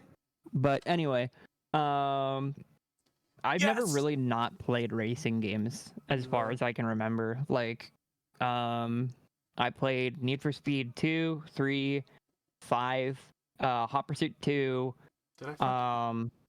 What came after that? Underground 2, Carbon. No wait, it was Most Wanted and then Carbon. I forgot installers used to have music. That's fun. Good for them. Yeah, good for them. But yeah, like I've been a massive fan of the Need for Speed franchise for a very long time, so I've never not played like racing games. But Kenzie, since you haven't played modern racing games, I will tell you this: Need for Speed sucks now. Need for Speed got fuck bad. off! No, why'd they make it bad? Frostbite engine. EA. Oh. That's like I had like a very one-sided conversation with Ratty about this. I think a couple days ago, where I just don't know anything. I'm just a dummy. No, I mean, I'm not saying that to be rude to you. I'm saying that as like a complete fact. Where I was just complaining endlessly about how much I hate the Frostbite engine because it ruined my favorite fucking racing franchise, and.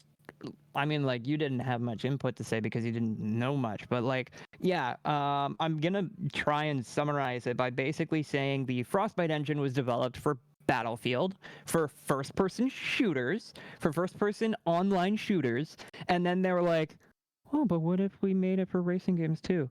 And it fucking sucked. Have you ever driven an ATV or like any vehicle in Battlefield? It sucks shit. It's not fun. They're not fun to drive, and yet they looked at that and they were like, what if cars drove like tanks? You were... See, That's Need for Speed post Ghost games. Please insert the correct DVD-ROM. Select OK to restart application. Please? But like... But Please? yeah, basically as soon as Black Box got kicked off racing games for EA and they shuttered Black Box Vancouver, Need for Speed sucked ever since. Need for Speed Heat is okay. Ghost Games was just starting to figure out how to make the fucking engine work. And then EA once again was like, actually, fuck off. We'll go to Criterion and make them make a game for Need for Speed, which is fine. Please. But when I expect Criterion to develop a racing game, I want Burnout. I want cars to look like pancakes when they drive into a wall. And you're never going to get that in a Need for Speed game because of licensed cars. But, yeah. So here's the thing. I just, like, I don't have anything to add to that. I think it's very interesting how EA continues to slaughter their franchises because of corporate meddling. I do just want to say, Mint Possum, I like tank controls because decades of growing up with games with tank controls prepared me for being in the wheelchair that I'm in now. Yeah, that's dark. That's fair. I played so much World of Tanks, and then years later, after quitting playing World of Tanks, I like get in a fucking wheelchair, and I'm like, oh, I know how this works. This is just like tank treads, actually. Damn. My years of playing Resident Evil 3 on the Nintendo 64 has prepared me for this exact moment. Oh, you're gonna have to mod your wheelchair to drift. Shit, yeah, dude. Oh man. Yeah. Let's get Quake to drive a tank. Yeah, I'm fucking small enough to fit in one of them like old Soviet tanks. I could fit in a T-34-85. I mean, like, if I ever require a wheelchair, I think I'm just gonna like modify like a little toy Power Wheels thing to be a mobility scooter and make it drift around. Would work. Give it like a Hayabusa engine, which gives it like 200 horsepower or something, and then just like, it takes more effort around a tree. It takes more effort to sit in one of those little Power Wheels cars as an adult as it does to stand. What do you mean? Your legs get all folded up. All right, let's move. Well, that's why I said you mod it so it's more easy to get in. Unmount all drives. Sure, why not? Seems like a good idea. I mean, I'm not gonna lie. We live like in the general area where we live, there's like several auto shops, and like one of them's like a motorcycle place, like an import motorcycle place, and I'm like, fuck yeah, I want to just go in there and get like an engine and just put it on the back of this fucking wheelchair. Hell yeah. Rev down the streets in one of them fucking like formerly street legal, even if you don't have a license 49cc motherfuckers, you know? Yeah. And then they ruined it by making it so that that's not a loophole anymore. Oof. Yeah, it sucks. I remember, like, it was so cool, like living in Kansas City when we could have like a scooter with a 49cc, and then it's like, do you have a license for that? And I'm like, legally, I don't need one. Leave me alone. Yeah. I'm gonna have to find the install directory. This is becoming a full process. Oh boy. Everybody just sit tight. And I'm gonna get up and wash my hands because I got peanut butter and jelly and French fries on my hand, and I need to. How did you get all three of those on your? Okay. Because I ate peanut butter and jelly sandwich with French fries. My wife made a chip buddy, and she's like, "Hey, I got all these French fries. I don't want to eat. You want to eat it?" And I'm like, "Okay." Chip buddy, nice. Listen to you saying words that aren't real. What the fuck does that mean? You know, chip buddy's not a real word. What do you want chip from me? Buddy? I'm gonna tell you about Smack Barn Pay Wet. All right, go wash your hands first, you dirty little dog. Don't you call me dirty or little. You. I'm about to bust out some certain images on the stream, so you know. I don't think you tongue. should. I don't think you should do that. I think you should retain your stream integrity. I don't think you should get banned off Twitch. There's no nudity in this. I think you should not show this. It's fine. I'm gonna go now before you start linking shit on stream. I'm not gonna. Hey, Hoot, can you please tell me if she links some shit she shouldn't on the stream? Don't do that. Don't be a tattletale. No, you should tattle. You should tattle upon her tail. Don't do anything to my tail. I don't think it's for balance. I'm not gonna do anything, but what if I did? That'd be so funny. Anyway, go wash your hands. They have already done so. Okay. Need for Speed Most Wanted. Do I double click on it in here? No. I think what I need to do is go to downloads, open a new window, Need for Speed Most Wanted, and then I copy. This is like the patch. No, I want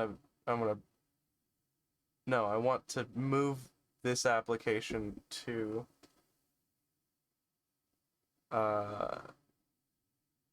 the install directory.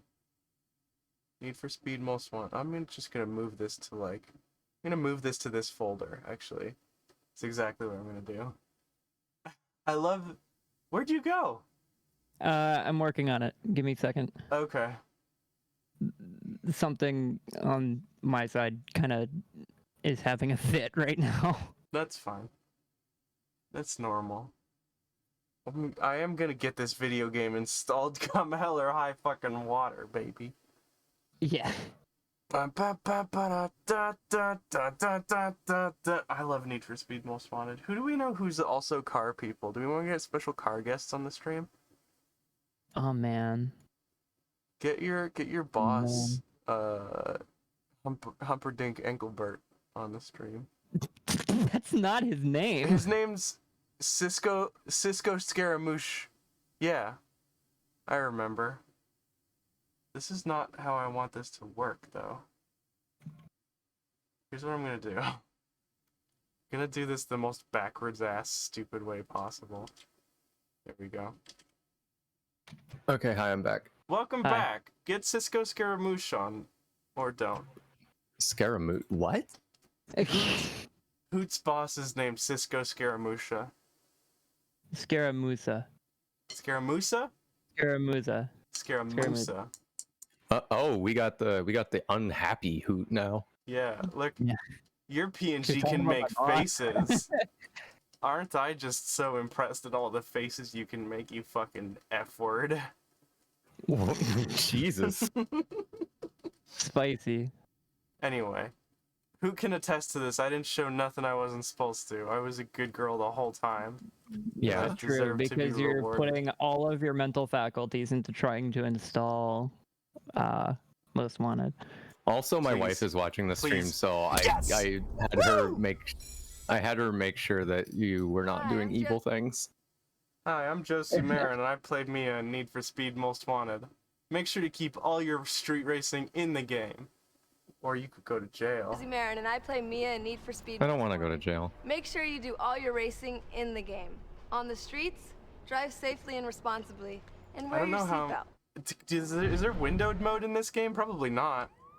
Oh my god, and it's so stretched out too, because my monitor is like for an aspect ratio that they never thought possible. You have an ultra wide? No, I don't have an ultra wide. It's just like it's wider than. Oh my god, that's so loud. Okay, hold on. And it's copyrighted too. That's so much fun. Music. Turn down. Look at my thing. Look, there's scan lines. Babe, I'm trying. There's scan lines. I'm trying really hard to figure out. Okay, video, level of detail. I don't care, but I want. Can I do windowed? Resolution, VSync, car reflection, rain. No, there's no windowed mode. Okay, well, that's fine. I can at least make it like the same resolution as my screen. Unless it's under, sometimes they have gameplay. Be the game moments, camera, car damage, rearview mirror. No. Actually, Mint, it wasn't necessarily that it was plagiarized, it was just royalties were not properly paid out to the person who made that music. But yeah, that's basically what happened. Nine Thou didn't get paid for Need for Speed Most Wanted? What? No, for the you know the you wouldn't download a car commercial that's supposed to be all like, you know, don't be a pirate on the internet. They didn't pay any royalties to the person who made the song for that track. So I think the original producer of that song sued the creators of that advertisement. Damn. For royalties. They did piracy. Basically. Yeah.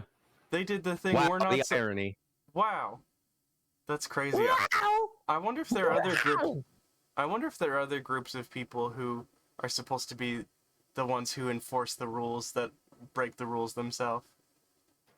Much to think about. Yeah, certainly. I wonder who those people could be. I don't know. Stares directly at the camera. Settings, properties. No, this isn't it. Damn it, how am I supposed to do this? No. Compatibility. Where's like launch options? Advanced. Damn it. Compatibility. What's the thing to force Windows windowed mode into like old programs? Isn't it like Alt Enter? Is it? I think so. Let's try Alt Enter. Nope, it's not Alt Enter. Shit. Need for Speed Most Wanted 2005 on PC in windowed mode. Okay, we're watching a 5-minute tutorial. Welcome to the stream. I'm gonna play this game for like 15 minutes.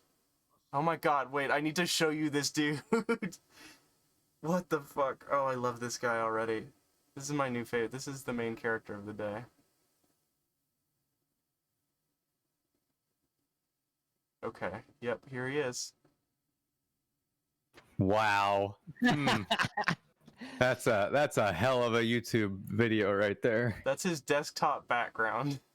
Does he have an East Indian accent? I don't know. I can't even hear him. We're about to find out. Oh, because I turned down the thing for Mike Tyson's Punch-Out. Here we go, folks.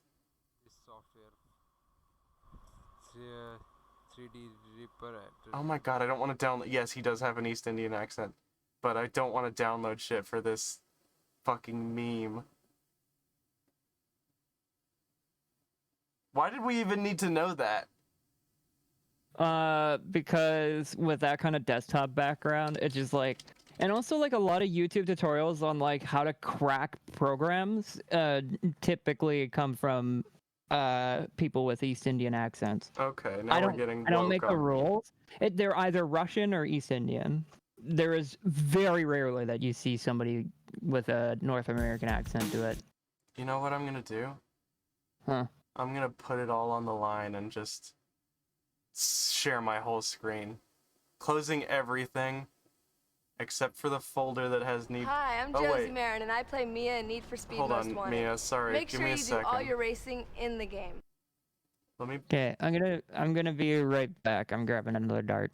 Okay, I'm probably gonna grab a smoke as well. So, once I'm done doing this, Kenzie Lee, you'll have to entertain the stream. I'm not gonna do that. You have to legally. I'm gonna let them suffer in silence. It's in your contract, you smelly little dog. I didn't sign no fucking contract. There's a windowed mode fix for Need for Speed Most Wanted. Alright, let's check it out. I love clicking links in chat. What the fuck? Download 13 AG's... No, I'm not gonna download someone's fucking mod for something I can just finagle myself. Let's be realistic, people. I mean, maybe this will be the easiest option. Let's be real. Why did you highlight that? Oh, okay. It did... I can finagle it. I'm about to finagle it. Fuck you. On the streets, drive safely and responsibly. We are out here finagling Need for Speed. Come on, finagle for me. Okay, that's a start. Hey, we're finagling. We're pretty finagled at the moment. Okay, here's what I'm gonna do. I'm gonna reset transform, and then I'm going to transform fit to screen. And then I'm going to reopen this, and hopefully what it's going to do is jump into the middle. Hopefully.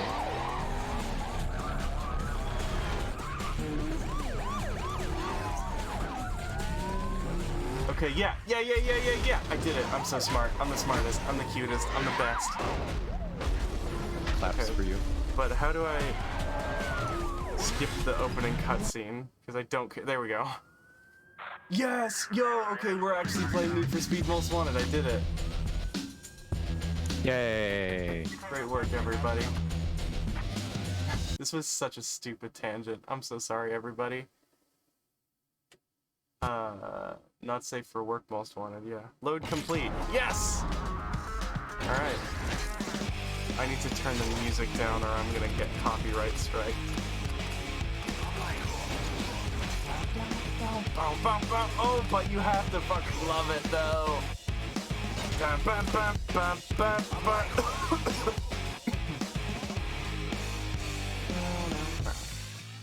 Yo, first things first, it's time to shake ground in the eighth round. I don't remember, you know, something like that. Alright, sick. Actually, I'm gonna turn the audio up a little bit, because, like, we do want to hear the fantastic soundtrack. Okay.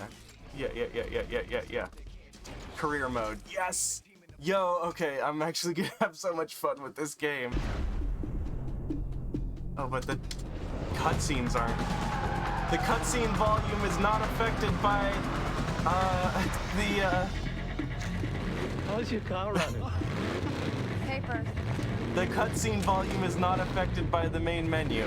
I need your pink slip. God. He's dangerous. He's dangerous. Oh my god. Oh my god. We're playing. This is too loud. I'm gonna immediately go from this exciting cutscene to me adjusting the volume again, because I can't deal with it being this loud.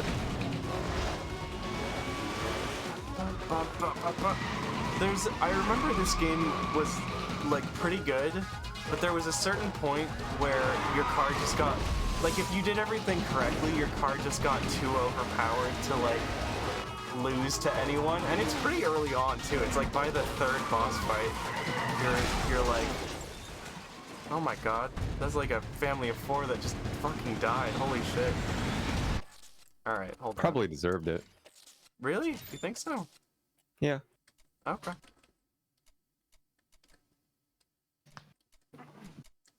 How's your car running?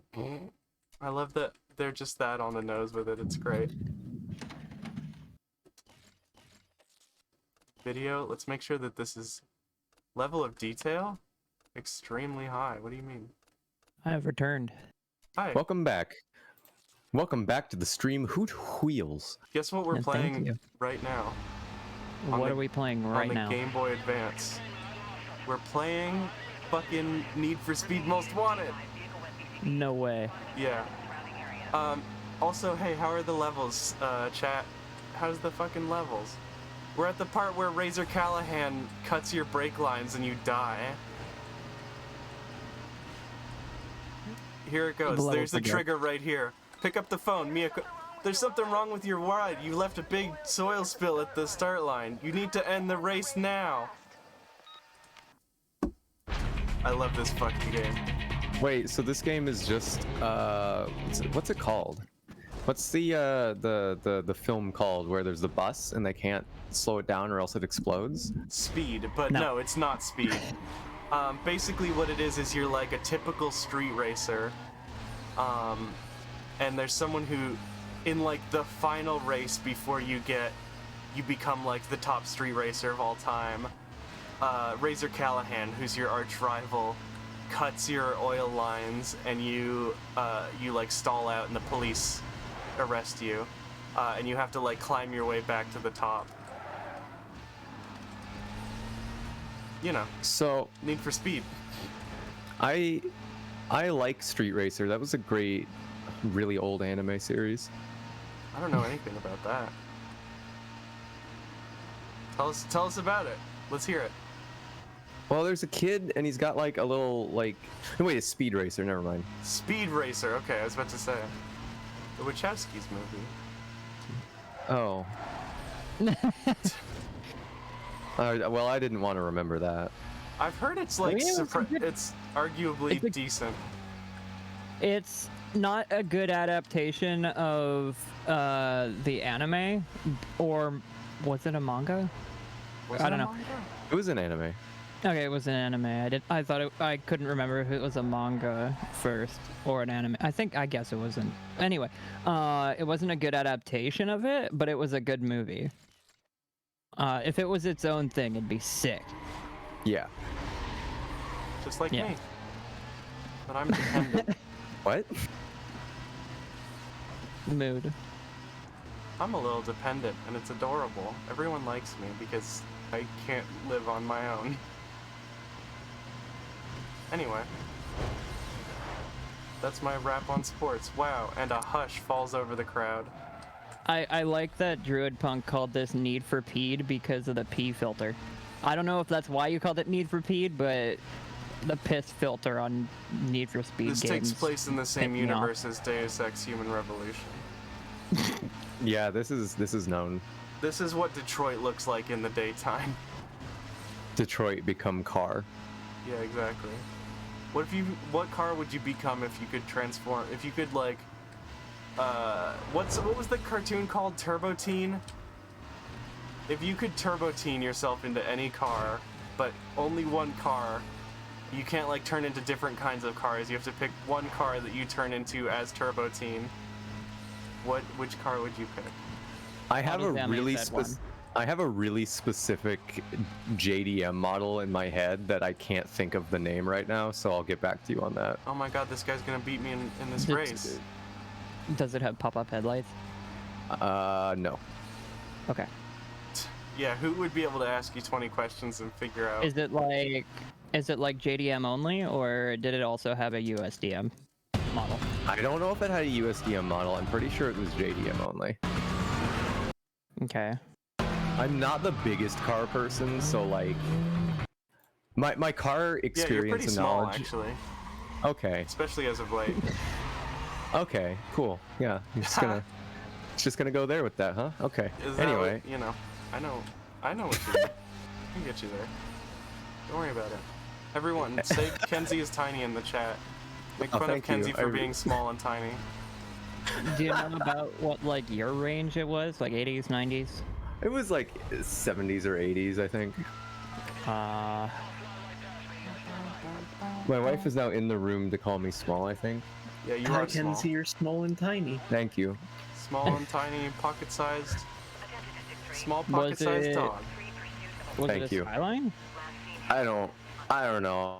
Probably was something that you're talking about, and I'm just. Was it like a Nissan, a Honda? Look, I'm gonna be 100% real with you. I don't know shit about cars. I just know like one specific JDM model that I can't remember, and Yugo. I want to own a Yugo. Ooh, Yugos would be nice. Yeah. I want a Yugo. I want like the shittiest Yugo that's still surviving. I want one that's been like. I want one that's got like a shovel spade. You know, like a shovel spade like stuck in the engine somewhere. Hell yeah. For some reason, I want one of those. Well, the spade of the shovel. The shovel is the whole agglomeration. The spade is just the metal tip. You mean the bucket part? The bucket part? Yeah. Oh my god. The bucket I'm part sorry. of the spade. I'm sorry. I'm from America, so we'd say words different than you. Oh, okay. Well, it's fine if you want to be wrong, but like if you're interested in being factually correct, maybe you'd say correct words or something. I don't know. Sorry, I'll start calling chips crisps. Don't do that. Oh yeah? Do you want... Hey, Ratty. Oh, I'm over at your house. I've got a bag of crisps. Would you like some of my Dorito crisps? Those aren't even... They don't even call them chips because they're not legally allowed to. Would you want... Do you want some of my hard bite crisps? Yeah, I'll bite your fucking crisps, you nerd. Anyway. I made some homemade crisps in the oven. Hey, I get it! You're such a fucking... Hey, what's the emergency number for Canada again? Is it 999? Kick you right... I'm gonna call 999 right now and report a fucking terrorist threat. I'm gonna say, hi, my name's Kenzie Lee. I live at this address and I'm planted a bomb at the White House. Could you not? There was actually a bomb. There was actually a bomb threat in the city today, so don't even joke about that. Actually, that's bad. Probably yeah. It was just a threat. It was like a threat that led to a swatting. I think that's like it wasn't like a real threat. It was just now like I'm paranoid. I don't want to get swatted. You're not gonna get swatted. Just don't like actually call my. Just don't call the cops. I'm gonna call your landlord and be like, hey, I have secret information about one of your tenants. I'm gonna fucking like take a spade and break your doorknob. I don't know. When is a spade not a spade? Why are you just like flashing your nitrous instead of holding it down? Because you get more out of it that way. You get, first of all, there's a slight boost every time you turn it on to make it seem faster. Like if you just ramped up in a smooth gradient. I used to speedrun this game. Okay, fair. If you just hold it, if you just hold it down, it ramps up in like a smooth gradient. But if you tap it, then it jumps up.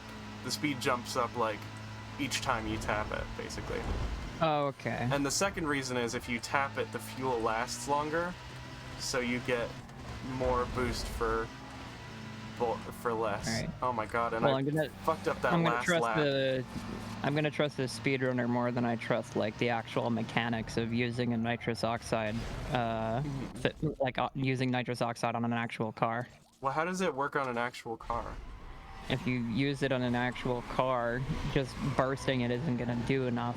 You actually have to like hold it down for a lot longer than like a split second for it to do anything. Yeah, because it's like a fluid that you're injecting into the fuel stream. No, it's not a. It's a gas.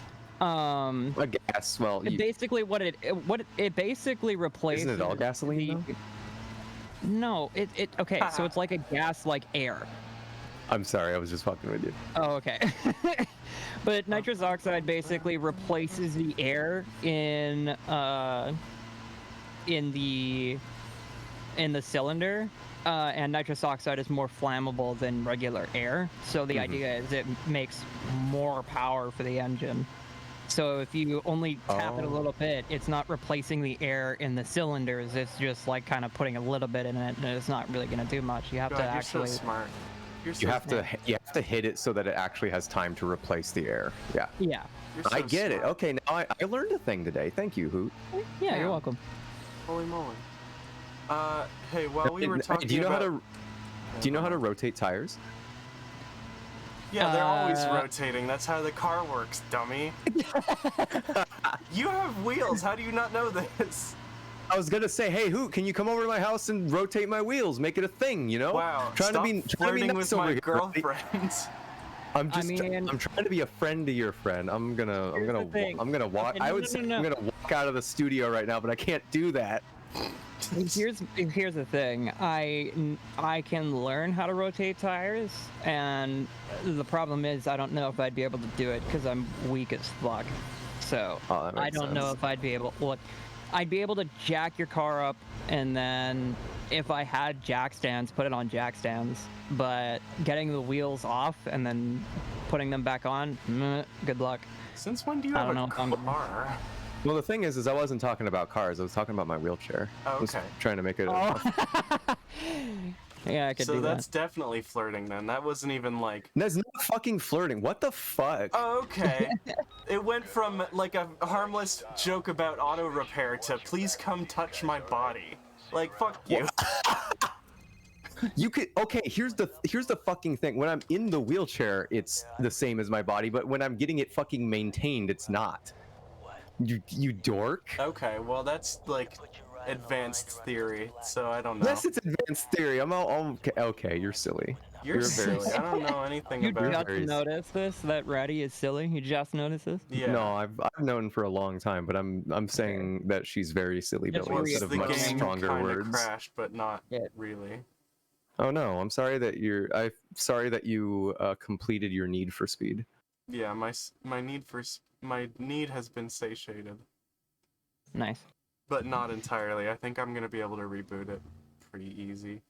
Doesn't NOS only work on acceleration? Yeah. Literally as soon as you get anywhere near the top of your power band towards like, like top speed range basically. Basically, if nitrous is only useful toward like on the launch and towards the middle part of like say like a drag race on a traditional quarter-mile drag strip. As soon as you start using it towards the top end, you get diminishing returns. Yeah, that makes sense. Car can only go so fast, you know? Yeah, and like ultimately that's the only place you'd ever actually use nitrous is on a drag strip, because if you put nitrous in a car that goes around a closed course sort of thing, you have more of a risk of wrecking, and if those nitrous tanks rupture, it's fucking terrifying. You know from experience? No. Okay, I've never raced a car. Play along, we're in the fictional world now. Oh yeah, totally from experience. Yeah, I've driven multiple cars multiple cars that have exploded. Yeah. Damn. You ever watch Fast and Furious or The Fast and the Furious, where the nitrous tanks explode and they put off this like weird green flame? Yeah. That happened to you? That's real. Based on a true story. What's Yeah, Vin Diesel's persona? Yeah, The Fast and the Furious is literally a movie based on my life. Damn, I don't want you touching my wheelchair anymore. You're gonna talk about family and then my wheelchair is gonna explode. No, what's gonna happen is the oh god, what is it? Like I can't remember what kind of gang it was that shot up the Eclipse in the Fast and the Furious movie, but it wasn't me that blew it up, it was them. Oh, okay. Cool. Yeah. I have a question. Yes. What's Vin Diesel's persona? Wait, we're about to hit the dialogue trigger. Hey, this is Mia. You left a big oil spill at the thing. Your ride's all fucked up. You have to end the race now. Okay. Sorry, go ahead. What's Vin Diesel's persona? Vin Diesel's persona is... Oh, that's Rottweiler. I think he would be like a ripped ass turtle. Really? I think he'd be one of the. I think he has the energy of someone who would want a bird persona. Yeah. Oh, by the way, I'd like to point out that if you cut an oil line, it's not gonna just stall out. The car would just overheat, and then you'd like, Burn and then it alive, would yeah. like. No. No, your car would just overheat and stall, or not. Well, it would just. It wouldn't stall. What would happen is like if your cylinders get too hot or whatever, like all the engine internals get too hot, what would eventually happen is you'd probably the pistons would get seized. Like your engine would seize because it's over, like you've been running it so hot for so long. But it wouldn't happen in a street race where if you got an oil line cut at the beginning of the race, I don't think in a street race you would necessarily drive for so long at such high rates of speed, or at least with a high rates of engine speed where it would actually cause anything. Maybe you cut a brake line and so I just couldn't stop. So you found Yeah, it, if right? that would be much better. If they cut a brake line and then eventually your brakes don't stop and then you crash, that's much more realistic to happen in a street race. Yeah, but the problem is that once you learn that the first time, you can just not brake. Oh my god, with the loud cutscenes. You can just not brake. Yeah, I don't brake. What do you mean? Like, why would I? What? You just slow down. You hit the back arrow, which is not brake. It's reverse. I don't think you would want to do the thing where you're driving in 5th gear top speed and then hit reverse. I don't think that would be very healthy for your gears. I love to strip my fucking transmission. Yeah. I love to strip. Hi, I'm Ratty. Listen. Good transition. Thank you. I'm actually pretty happy with it lately. My estrogens are all... Oh, shut the fuck up. You were so good. I'm so happy for you. Everybody likes me. I'm the center of attention always because everybody likes me. Mm-hmm. I love... This isn't even... Like... This game... The intro to this game is suck-ass because they give you a really cool fucking big fast car with a zoom button and then they make you drive your mom's car to the dentist. Yeah. Also, big respect for choosing the Volkswagen Golf. Yeah, it's the best one. I want a Volkswagen Beetle. That's cute. I want one that was manufactured ancient days, Like and that I don't know how to. Yeah, I want one that I don't know how to maintain. Old Beetles. I thought you were talking about like the newer ones. Those ones are still good.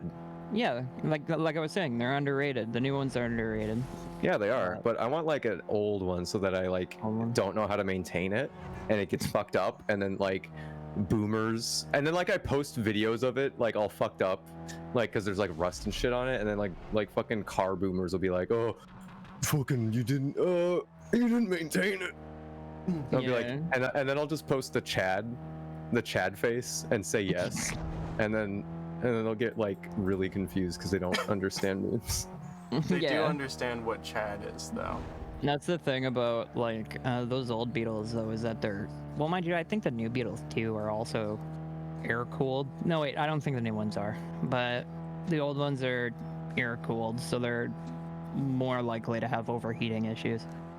Well, thankfully I live in Canada now, so it's never gonna get hot up here. Can't happen. I'm sorry, were you in Canada this past summer where it practically reached 40 degrees? I was in Vancouver where it reached 110 plus, and over 1 billion marine creatures died in the key. Yeah. Welcome to the 40 comedy degrees stream, Celsius. everybody. How much is... Okay, hang on. I gotta look it up because I remember it reached like 115 outside, like where we were at in our very specific microcosm. I have to look it up real quick. Yeah, I think yeah. Yeah, it was like 43, 44 degrees where we were. Yeah. It was bad. It was evil. I hated it. We don't... And there's no air conditioning in Canada. Nobody has air conditioning. It was like, this is evil. Yeah, the highest temperature here in Saskatchewan was 40 Celsius, which is insane. Now I gotta. Okay, hang on. Give me a second. I'm gonna look up a map of Canada so I know where Saskatchewan is. Saskatchewan's right next door to me. No, it's 2 provinces over. It's the only province that's actually. It's the only province that is easily drawable by children. It's a rectangle. True. It's the one that's next to Alberta, right? Yeah. Who's your favorite Albertan? No. We had a friend growing up who was from Alberta, and he was a horrible racist. I hate Alberta. Oh, okay. Alberta's awful. He's a pharmacist in Edmonton. You want to know what makes me upset about pharmacist living in You want to know what makes me upset about living in Saskatchewan? What's that? What makes me the most upset is that we are the birthplace of Tommy Douglas, the guy who gave Canada healthcare, and also made a commitment to pushing electricity to rural communities. So he was very much openly like practically a socialist, very much believed in, supporting the working class. Why do you hate this? I don't hate Tommy Douglas. I hate the fact that in the recent federal election, we were all blueberry. Oh. We all voted conservative. Every single riding in Saskatchewan was firmly conservative, with a lot of support going to the People's Party of Canada. And I'm just sat here like, do you guys forget your fucking history, for fuck's sake? Like, what's the matter? Jesus. I worked on election day, and I fucked with the votes, and don't tell anybody. Hey Hoot, I just want to say that you sounded like the most Canadian in the history of ever for like 1 second in that sentence you were saying, and I'm really proud of you. When I got pissed off, I sound. When you got pissed off, it was like, it was like, oh shit, it's just like that guy who grilled me at the immigration thing. Yeah, yeah. I feel like I have a fairly neutral North American accent, but if you get me pissed off, I start talking in tongues. That's a good way of putting it. Yeah, like when I get real upset, I start sounding like I'm from fucking Kentucky. Because my parents were from Kentucky. Oh yeah. Oh my God. If you think that's Canadian, you should have been. A few years ago, when I had a car, I had a 2007 Chrysler Sebring, and I needed to replace the brake pads on it. So I went to Canadian Tire, as you do. Tire? Fuck yeah. I went to go buy some brake pads. So I went to the auto shop section of it and asked the cashier, hey, I need new brake pads for a 2007 Chrysler Sebring with a... Did I have a 2.4? With a 2.4 V6. Yeah, 2.4 V6, obviously. 2.4 liter is what that meant. Oh, okay. And he was like, all right, well, do you want OEM or do you want performance pads? I'm like, it's just a Sebring. It doesn't go fast. Just OEM.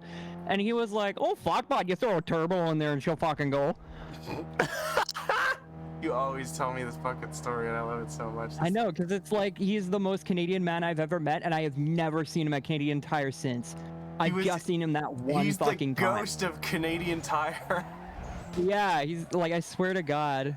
It's so funny that he's working at Canadian too, because I was like, I wish I was that Canadian all the time. Jesus. The guy, okay, so when we got off the plane, also, yeah, Ruby, my parents are both from Kentucky. Haha. When we got off the plane, when we were coming up here for the first time, there was the guy at immigration, and he was like, okay, do all your papers, eh? I'm like, there's no fucking way you talk like that. Like, wow. You have to be trained to talk like that. This is a fucking intimidation tactic. And he's just like looking over all these papers, and he's like, I don't know, bud. Like you're walking with a cane there, you know? I don't know. Like, how long are you staying, bud?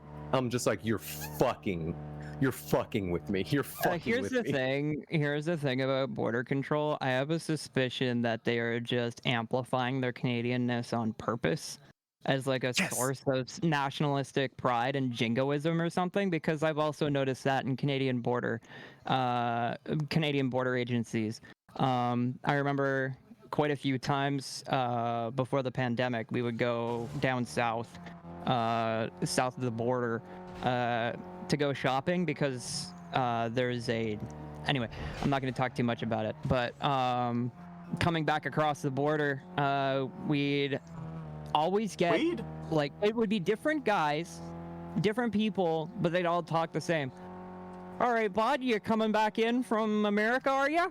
I'm like, yeah, we just went down south to go shopping and we're coming back in. You got some receipts for the stuff you bought? Yeah, here they are. All right, you're good to go. And it's like, you're faking this shit. It's just like that one guy. I think his name is JJ McCullough. I think we talked about this on the Discord server in chat. But there's this Canadian YouTuber named JJ McCullough or whatever, and he says a boot. But he doesn't have the accent that would make him say a boot. Cause like he's from the West Coast. He's from BC. The dude has a very metropolitan Vancouver kind of accent where it's like very subtly Canadian, but not quite. But I swear to God, the dude just says a boot because that's the Canadian thing. You know, I'm very Canadian. But he has the accent that more or less says a boat. Like if you, like, I'll say a boat. Like, what are you talking about? Where's the boat? Yeah, I say boat, not Who's on boot. first? But he says, when we're talking a boot, and it's like, fuck off, dude. He's got Stop that it. Don Cherry accent. Talk about Don Cherry. You always get riled up about Don Cherry. I gotta make a phone call. I'm not gonna talk about Don Cherry. All I'm saying is fuck Don Cherry. I have so much to learn about Canadian culture. I'm so happy. We don't have culture. I'm so happy. Well, okay. Hey, look. Speak for yourself. Like okay. Well, you are talking about like subtle differences in like fucking like, oh, you're from that coast, you're from this area, so that's the kind of accent you have. And I'm like, yeah, see, it's just like fucking America.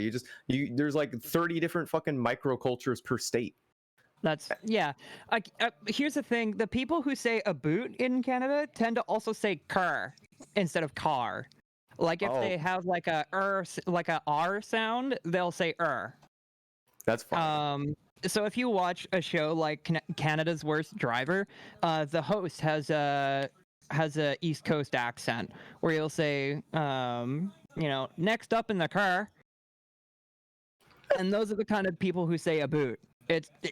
But JJ is from the West Coast. He does not. He only says it because he has this weird jingoistic like desire to be all like, I'm Canadian and I like being Canadian. And I'm like, why? Yes, Malithian, this is the person I was complaining about on stream. He pisses me off so much. I watched like 2 of his videos. The first video was interesting, and then I noticed he was saying a boot, and I was like, oh, maybe it's just a gimmick. And then the next video, he said it again, and I'm like, okay, fuck off. There was somebody that we grew up around. What are you talking about? What's up with the way that Canadians say sorry? Hey, sorry, bud. Sorry, bud. Now here's my dark secret. Since moving up here, I've started saying bud a lot, and I'm scared that that it's because of contact from everyone. Yeah, that happens. I know for a fact there are some people I know who they have a more severe accent than I do, and I'll start slipping into it way more when I'm with them, and then as soon as I go away and talk to other people, it goes away. I also notice when I'm with those same people, they say a lot more than I do, and I'll start saying it as well. But here's the thing, like, I hate my parents' like Midwest country accent bullshit. So like Ruby, so like with Ruby, like when I get like really fucking upset, and like Data Stains in the chat will attest, like I can get like when I get really fucking upset and I'm really really riled up, I'll like start sounding like a fucking hick from down there, right? Mm-hmm. And like I tried, yeah, see, right, I tried so fucking hard for the longest time to not do that shit, and to the point where it's like pushing myself away from an extreme of accent has now opened me up to be contaminated by like just basic things from where I live. So like I'm gonna pick up so many fucking Canadianisms. All I know right now is like bud, but it's already sneaking in and I hate it. I have not done Zed. Don't talk to me. I did it once at the fucking doctor so they wouldn't kick me out of the country. Here's my thing about that is I'm selective about when I say Z or Z, and it completely and entirely depends on how much better one sounds over the other. So, for instance, if we're talking about a Nissan 350, I'll say a Nissan 350Z or Nissan 350Z because it just sounds better. If we're talking about the 300, we're talking about the 300ZX because it just sounds better. They're both Nissan cars. One is a 350Z, the other is a 300ZX. That's so wild. Yeah. But that's mostly because I care a lot about how words sound in my mouth. I do not call it the Zex. Nobody calls it the Zex. What are you talking about? The Zex Spectrum, classic of computing.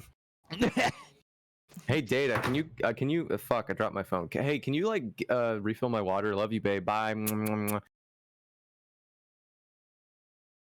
Oh, okay, well I'm glad Ratty figured out how to get the game working because my brother tried to get Most Wanted and Carbon to work but couldn't find the codes. Aw. Yeah, we have a physical copy of Need for Speed Carbon for the computer, but yeah, the manual went and disappeared, so we don't have the fucking codes. And in fact, he hasn't even been able to find the disc for Most Wanted. He doesn't know where it went. Oh, that's sad. I wonder if it's still in the disc tray for this computer. My favorite PC game I have the CDs for, but there's no CD keys, so you just like can install it an infinite amount of times. Yeah, I miss that. Yeah, I'm trying to think Ready of is a Minecraft video. I'm trying to think of some other Canadianisms, but honestly, I think the only ones I can really think of are bod. All right, hey, out for a rip are you there, bud? Gonna smoke my dart. So here's the thing. You haven't started saying bud like a Canadian yet. Yeah, no, I have the word, but I haven't like said it correctly. You haven't started saying bod. Hey, bod. Just out for a rip, are you, bod? Oh God. I'm gonna like in like 5 years once I've got my PR and everything, I'm gonna go back home and visit, and my parents are gonna be like, well, how'd you enjoy your time in Canada? And I'll be like, hey, it's like, hey, I had a real long business trip, hey. I need to go out for a rip, eh? But I just spit over my microphone. Good job. Fuck, it's a good thing I got like a spit filter on it. Nah, if you were really talking like a Canadian, you'd say it. Yeah, like, oh, John, I was just up north for a fucking business trip, bud, but I'm back out here out for a rip. Oh God. I'm telling, like, most people just don't have like a really strong accent, but I have heard a lot of buds, to be fair. Yeah, that's well, that's because you're on the West Coast. That's where the accent is the least subtle, because most of BC is like metropolitan areas, cities, kind of that thing. Very, yeah. If you started getting towards, if you started getting towards Alberta, Manitoba, Saskatchewan, or small town Ontario, you'd like. Have you ever watched Letterkenny? I think I've watched like clips of Letterkenny. Okay. I know what you're talking about when you say that. So like Letterkenny takes place in like small town Ontario. So if you go to like small towns in like central or Midwestern. I don't know if you'd even call it Midwestern, but like Western Canada. That's when you start getting the. That's when you start getting the Canadian accents as you know them. Mouth, I moved up here because I married the love of my life, who is a Canadian citizen. Nice. And the stream is now blue. Interesting. Ratty's having a lot of fun with the stream right now. She is. Yeah, I don't hate the accent or anything. It's just like, oh god, everything about my life is going to change because I'm in a completely different country. I mean, it's not everything that's going to change. It's just like a tiniest bit of your terminology. Yeah. I'm just like not looking forward to my sister roasting me because she lives in like fucking like Missouri. Oh. Yeah, she lives in fucking Missouri. Oh my god, my whole family. I got to tell you about my family sometime. They're wild.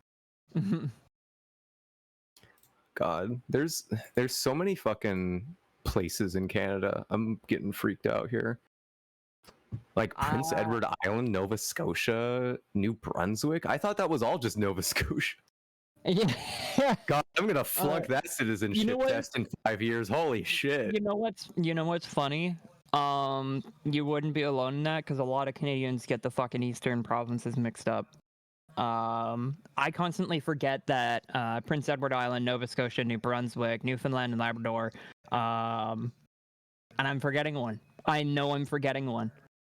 Nova Scotia, New Brunswick, Newfoundland and Labrador, PEI. Quebec. Quebec's not. Well, you like named all of them because I'm looking at a map right now. Oh, okay. You just got all of them, and I'm like, oh, are you missing the? I'm just gonna name the other that's most. That's only because I noticed. Oh fuck! I don't know a whole lot about Canadian geography. I should probably fix that, and then I guess I did. You almost said a boot there. I heard it. I heard your voice wavering between a bout and a boot, and I was like, Don't yes, you dare. yes, yes. Don't you dare. It's not gonna. No, I'm only going to say a boat. Like, I'm not gonna say a boot because that's not my thing. That's not. No. I don't exist around people who say a boot. I don't like. That's not the regional dialect. Maybe just to my uneducated American ears, my it's probably gonna uncultured sound. ears. It's gonna sound somewhat close to a boot, but it's still a boat. We're not gonna fucking fight. No. Oh my god. I'm not gonna get into a fight over someone else's accent. I'm just gonna say, oh, you have more fucking understanding of this region that you're in than I do. That's Here's it. Here's the thing. What's so ridiculously funny about that is that's kind of how Canadians fight. You don't really go out you don't go out in a fucking snowbank and punch each other. You just like beak each other off. And everybody's like, "Oh my god, they're gonna fight!" And it's just like, no, you beak each other. Yeah. What the fuck does that mean? That's the first time I've ever heard that phrase. Chirping? What? Oh my god! You just verbally joust a little bit. So beaking and chirping is basically like insults. Okay. Like, oh fuck, bud, you think you're so special there, bud, with your fucking cane and shit, motherfucker. You know that's that's beaking and chirping. Although that was a bit meaner than that. Yeah, that was a little bit mean. My soul hurts a little bit now. I'm gonna Welcome cry. to Canada. We beak and chirp each other to death. That we don't fight. We don't punch each other. We just like tell each other mean things. That's fair. I'm learning a lot about Canada tonight, and I'm so happy about that. Oh my god, I didn't notice that. Holy shit, I didn't notice that until now. My persona is a bird, and beaking and chirping are both regularly in like the Canadian vernacular as just like banter. Yeah, banter, yeah. Canadians are all bird apparently. Oh no, I moved in with all the fucking birds. I also used to be a hockey player, so oh, that's sick. Yeah. Were you like full contact? For a little bit, yeah. Yeah. I played yeah, I can't remember what league it was. I think what was the last league that I played in hockey? Was it Adam?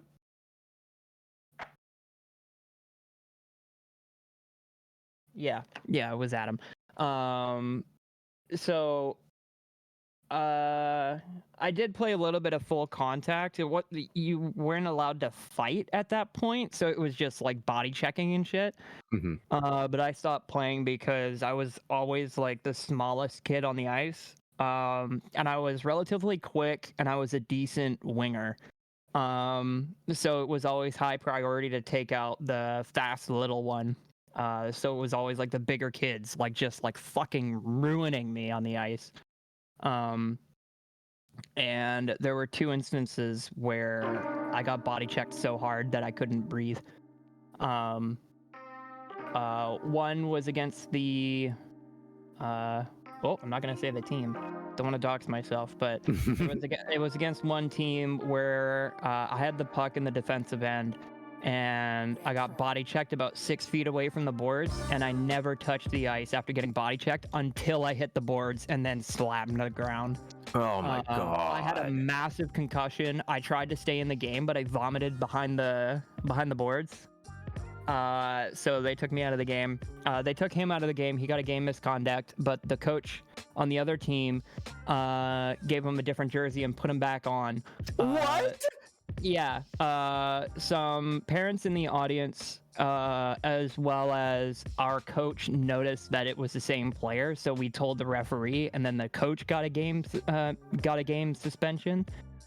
And after that, because of all that situation, when the game ended, everybody shook hands, and then one player on my team, like immediately after shaking hands, did a 180 and just darted for the one kid on the other team and just started pummeling the guy. Fuck yes! Fuck yes!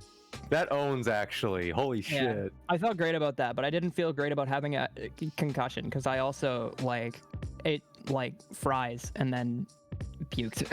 Yeah, that's not pleasant.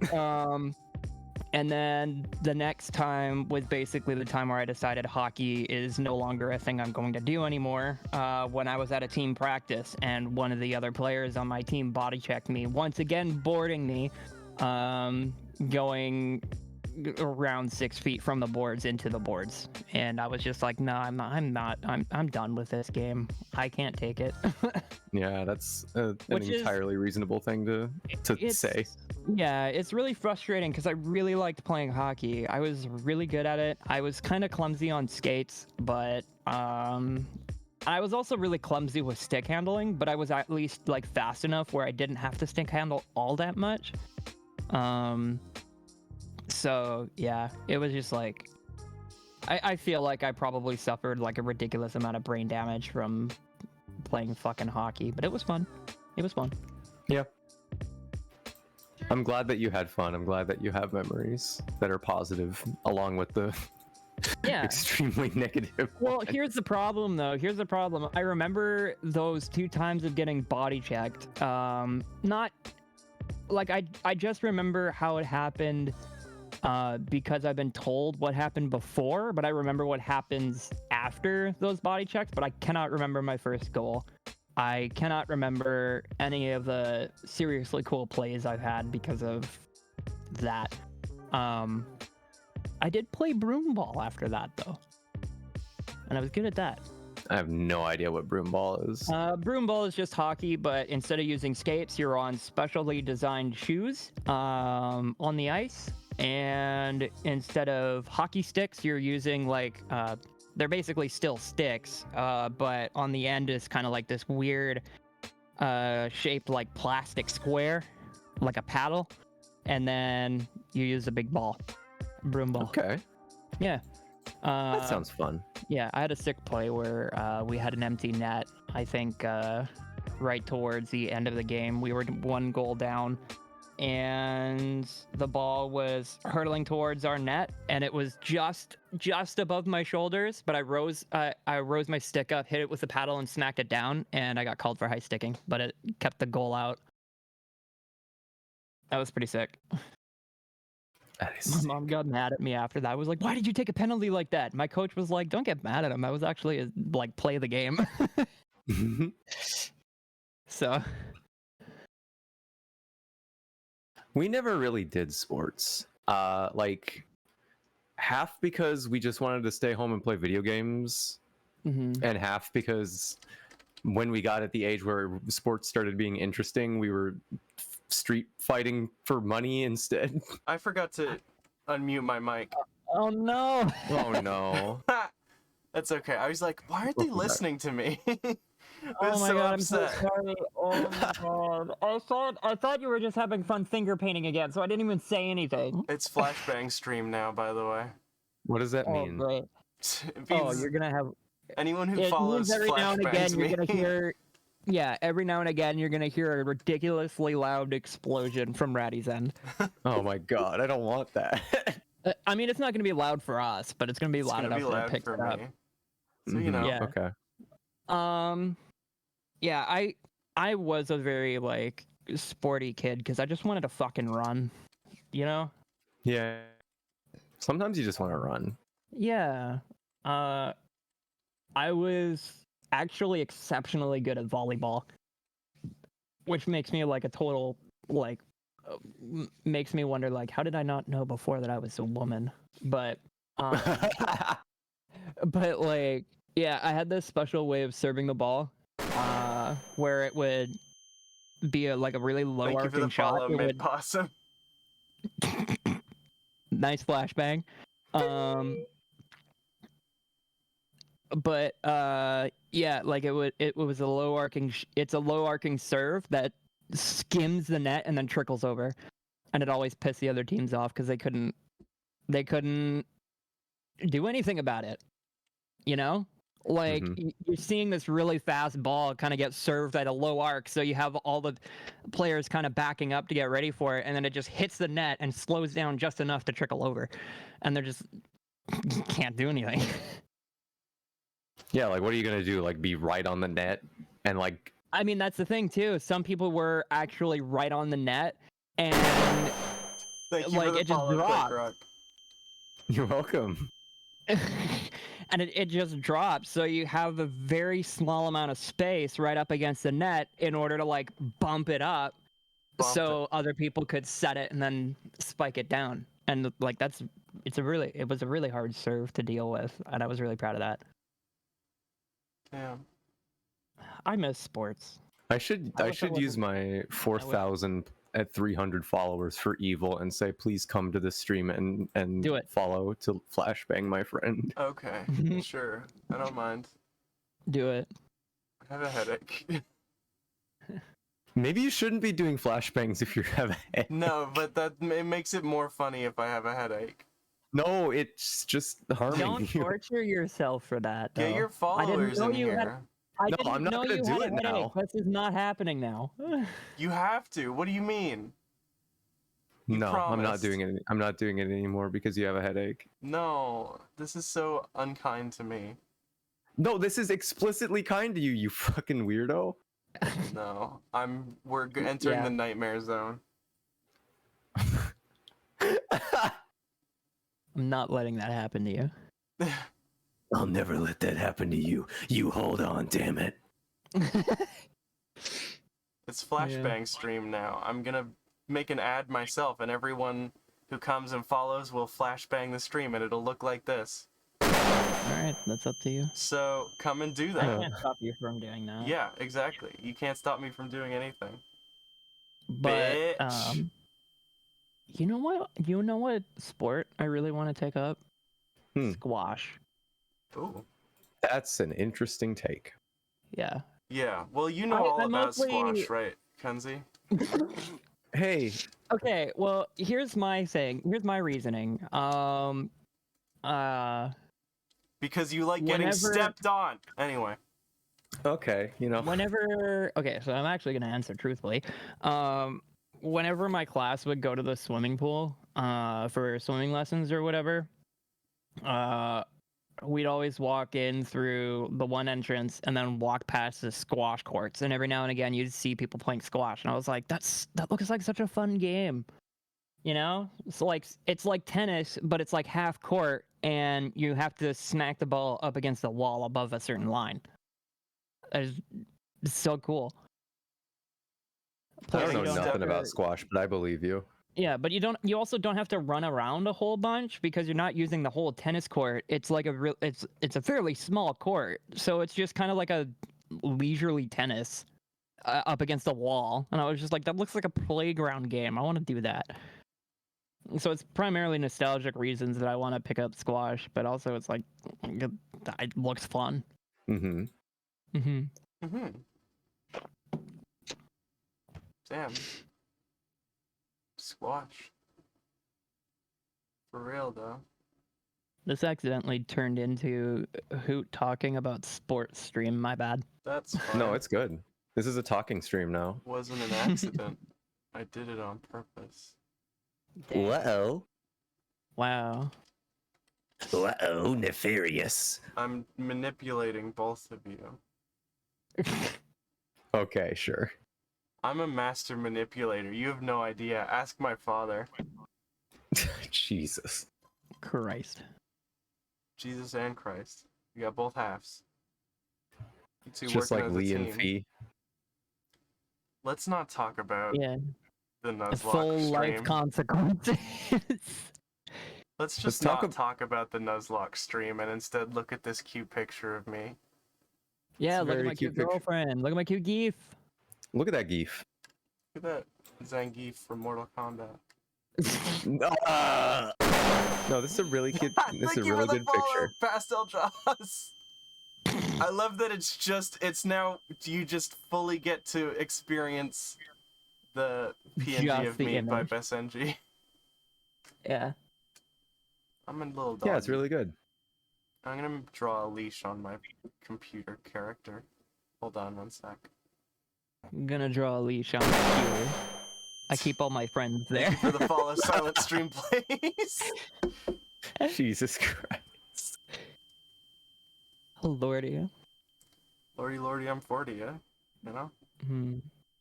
So, Kenzie, you said you were into like racing games, right? A little bit, like Okay. a long time ago. Like like none of the however many of us live in this fucking body at this point, really were super into racing games. But like Okay. on the SNES, we just have a lot of really, really, really positive memories of like playing Top Okay. Gear and some other game I can't remember with our sister. It was some racing game that had like pit stops and stuff. I don't remember. That was also Top Gear.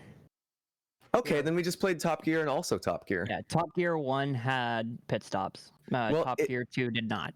Well, it had like a different kind of pit stop than Top Gear, is what I'm getting at. Oh, so it had more than just refueling? Yeah, it was like, I don't remember what it was. I literally could not tell you what it was, but yeah. Well, you said Monaco Grand Prix as soon as you popped into the stream. Well, that was an N64 game. Oh, true. Grand Prix 2? Monaco Grand Prix was a game that existed. I'll put it that way. I'm gonna look at Grand Prix 2. Grand Prix. I'm gonna Grand Prix anyway. Okay. Yeah. How does it feel to be babysitting literal children, Kenzie Lee? I mean, it's Not literal children, you know what I mean. yeah, I know. Let's see. I have to draw a collar on my cartoon character or I won't feel good about myself. Jesus. I think the games that we most associate with growing up were FPS games and platformers. Okay. Yeah, the Quake in our name comes from when we played FPS games competitively for money. I was aware of this. I saw a stream where you explained that. Oh yeah, I okay. think it was Saturday night. Yeah. Oh, and then you heard us talk about what we did at the Smash tournament. Yes. Yes. Do you want to quickly recount that story just for the fans? Do you really want me to? Yeah, you could. Do you want to? If you don't want to, then don't. But like, yeah. Is this something that you want your guest on your hosted talk show to talk about?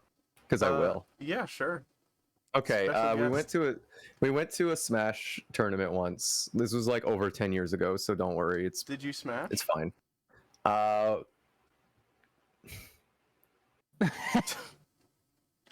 You know, like, you know. Finish Yeah. Smash. So anyway, Did you though? Hey, okay, wait. honest journalistic question.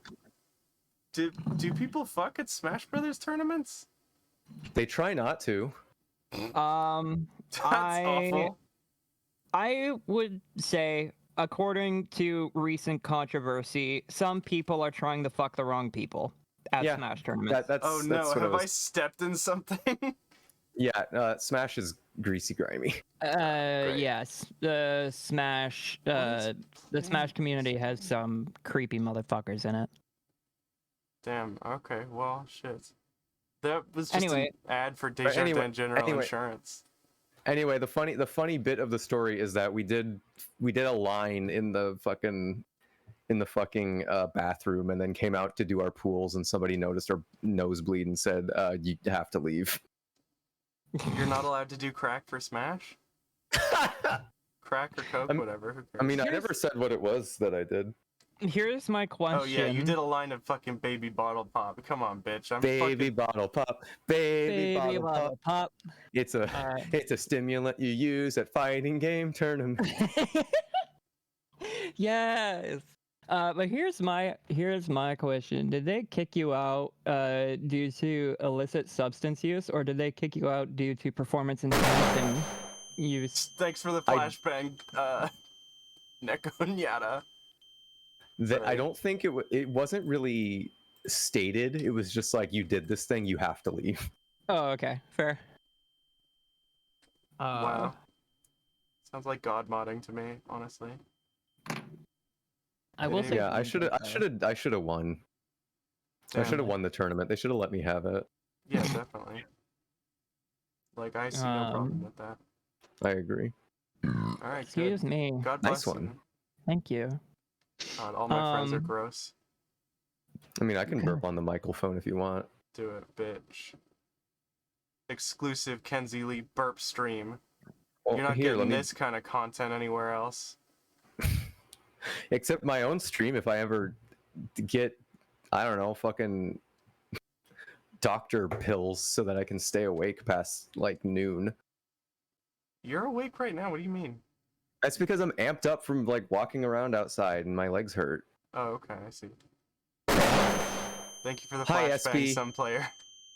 Hi, SB. Why do you? SB is some player. They're a friend. Okay. Hi, friend. Granata. Here, I have a leash now. I'm talking too much. My head's starting to get light. Oops. You're not talking too much. I'm having fun. Oh, you meant in a different way. Okay, whoops.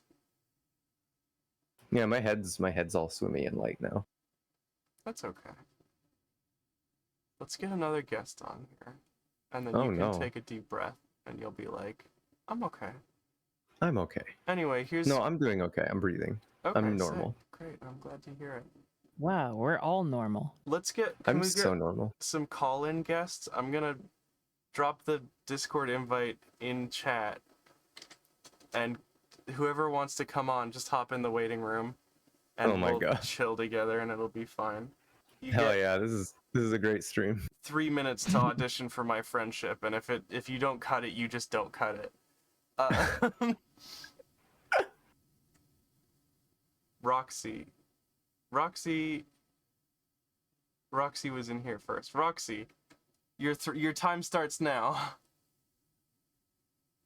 Welcome. Hello? Welcome. Roxy, you're burning. I had the keybind set to my racing wheel. I forgot about it again. Oh my god. Okay, so Welcome, Ruby. Talk about the racing wheel then, since that's what you want to talk about.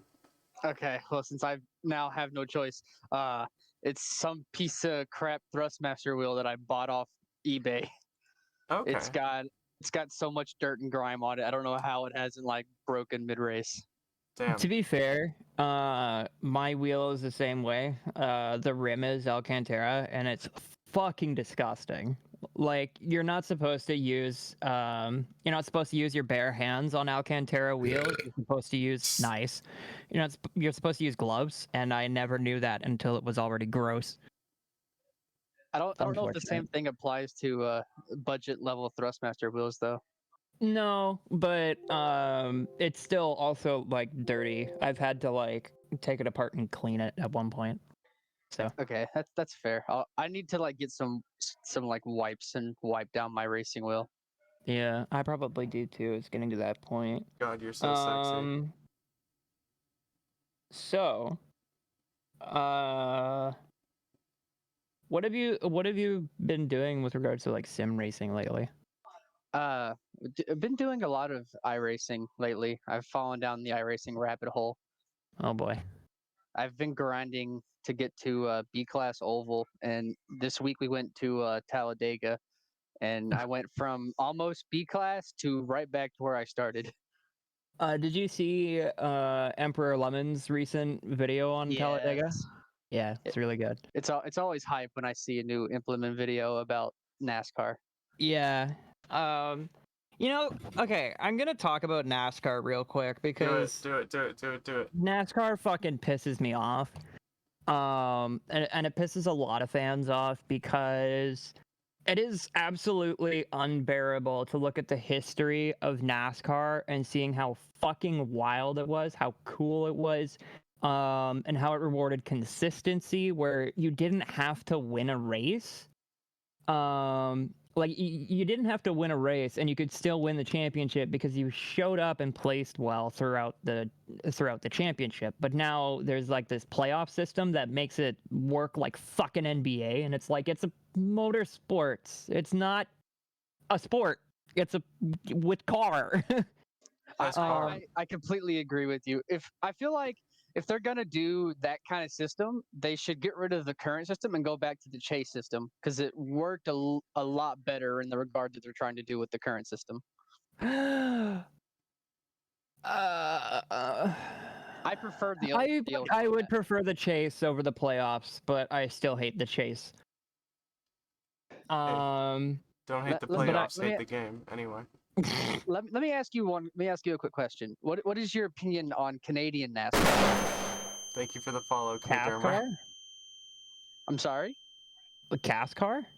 Well, now it's called Pinty's, but yeah. Oh, I don't have much of an opinion on it. Because I honestly don't watch the Pinty's series. I don't watch Xfinity or is it still the Camping World Truck series? Yeah. Yeah, I don't watch those series. I mostly just follow the Cup series. Mostly because I just almost never had the energy to just sit down and watch like 3 hours of circle racing. Yeah, I get you. But whenever I notice that the Pinty series is going to be at CTMP, I always tune in. I've been wanting to watch Pinty's, but I haven't really had like the time, and I don't think there's anywhere that I can legally watch it in the States. So I just haven't. But I do like the bodies they use for Pinty's. I much more prefer those to the Cup bodies. Give me a second. I'm gonna look those up because I haven't. Oh yeah. I totally agree with you. They look. You know what they? Okay. So they look a lot more like like racing cars than yes, like the Gen 6 cars do at the Cup series. And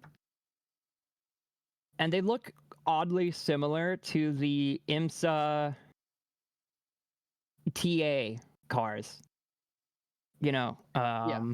I'm not sure if you've seen those, but they're basically like NASCARs. Like actually what the IMSA TA cars are is basically they're just the Pinty series cars, but with more body work done to it, and they go left and right. I completely blanked on what you meant by like IMSA TA, and I forgot IMSA owns Trans Am, and I was like, what is TA? But no, I completely agree. Yeah, TA and TA2 are. Yeah, I think I'm specifically thinking of TA2 because I think TA is like production cars. But yeah, I'm so happy that Trans Am is a thing now again because like I loved watching those like old clips of like the 80s IMSA Trans Am racing, and it's just Yeah. I think modern Trans Am kept the spirit of like '90s IMSA. Yeah, I'd agree. I just wish it was easier to watch the series, but you have to pay like $40 a month to watch like 2 races a month live. And I'm just like, no, thank you. Yeah, it sucks because there's other than like really NASCAR and IndyCar and F1, you really can't watch anything else just for, like easily. It's all Yeah. behind a paywall. Yeah, although I will give IMSA some credit. They do upload the full races eventually onto YouTube, but they need to get better audio equipment for their commentators. Their commentators sound like they're talking through like tin cans.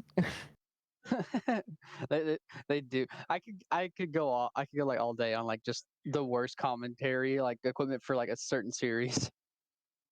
It's a certain series. Or just like any specific series that isn't like a major like motorsport. Like any like local like racing scene. If they have like a TV deal with like MAV TV or whatever, it's like just the worst quality. Oh yeah, yeah, that's true. They need like Team Spooky, but for racing, you know. I mean, like that's not necessarily the problem with regards to like how they're transmitting the audio. It's just the mics they're using are pure trash. Because they're at least for the IMSA Trans Am series, I can't remember what the actual series is called, but for the IMSA Trans Am series broadcasts, the voices are very tinny. It's almost like they're using like a gaming headset, and then their voices are blown the fuck out, and it's just so hard to listen to. IMSA's got like a Turtle Beach partnership going on. Probably. Oh, Turtle Beach! I miss those microphones. I'm perfectly fine with my Shure SM57. Thank you. I don't know what I have. My friend bought it for me. It's like $200 or some shit. I don't know. I've just got like an Astro. Cool friends. It's probably the headset I'll be using for streaming. Hell yeah, you're streaming? Tell us about that. I'm planning on starting this Sunday coming up if everything goes well, but I'm playing it by ear. I'm basically just gonna do what Hoot does and do sim racing. Nice. Okay. Hell yeah. I mean, I haven't been doing sim racing lately. I've just been playing TF2, but that's mostly because brain hurt. Yeah, but whenever I first tuned into the first stream I tuned in for yours, I was like, ooh, sim racer and trans. Okay, let me get a piece of this. I like this. You would actually be surprised by how many trans women are actually sim racers. I know about 4 off the top of my head. I think I just know you and Paula. Yeah, and me. there's. You don't sim race. Shut up! I was trying to be funny. Bitch. Yeah, but there's. Are you gonna buy Ready an iRacing subscription? I can't even afford myself an iRacing subscription. Fuck that shit if I'm paying for 2. But yeah, there's me, Paula. I don't include myself in that number though. So there's also Mia, who's actually been doing really well in Assetto Corsa Competizione. Really proud of her. Italiano. Mamma mia, Papa Pia. Spaghetti, fettuccini, Alfredo. F1 car. Reddy, was it you that was saying that making fun of Italians was old? Yeah. Fuck you, Ratty. Fuck you. This is the only thing I get to have in my life. So yeah, there's Paula, Mia, well, soon to be you. And there's another one that I'm not quite remembering off the top of my head. I think her name is Rebecca. But yeah, that's like 4 that I personally know in some capacity. And there's even more who I don't personally know, who either stream sim racing or just do sim racing as part of an esports team, like a relatively small one, and do really well. So you're in good company. I'm glad because other than you and Paula, before every idea I've had about streaming was like, well, I'm not gonna fit in here. I'm just some trans woman who's not even that good at over racing. I'm not gonna fit in. Well, I mean, here's my thing. Like, I'm not good at racing either, but I do it because it's fun. And that's why I like drifting so much, is because there is a right and wrong way to do it, but you have a lot more leniency on how you're doing it.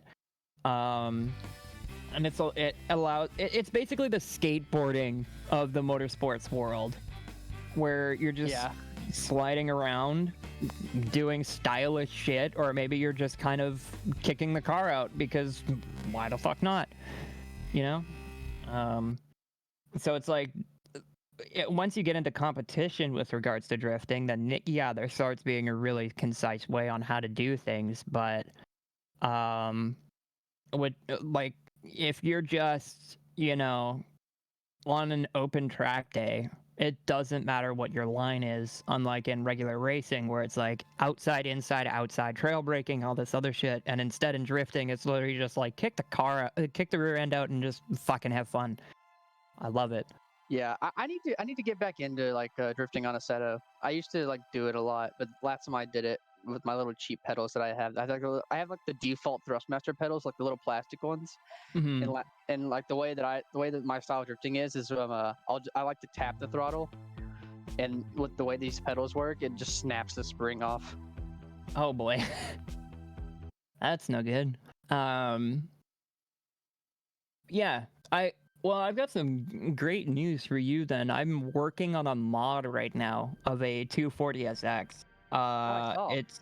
It's getting a V8 engine swap. It has a LS. Oh my god, I am going to look this up so I don't look stupid. I'm gonna take a quick peek at Wikipedia. What generation is it again? This one is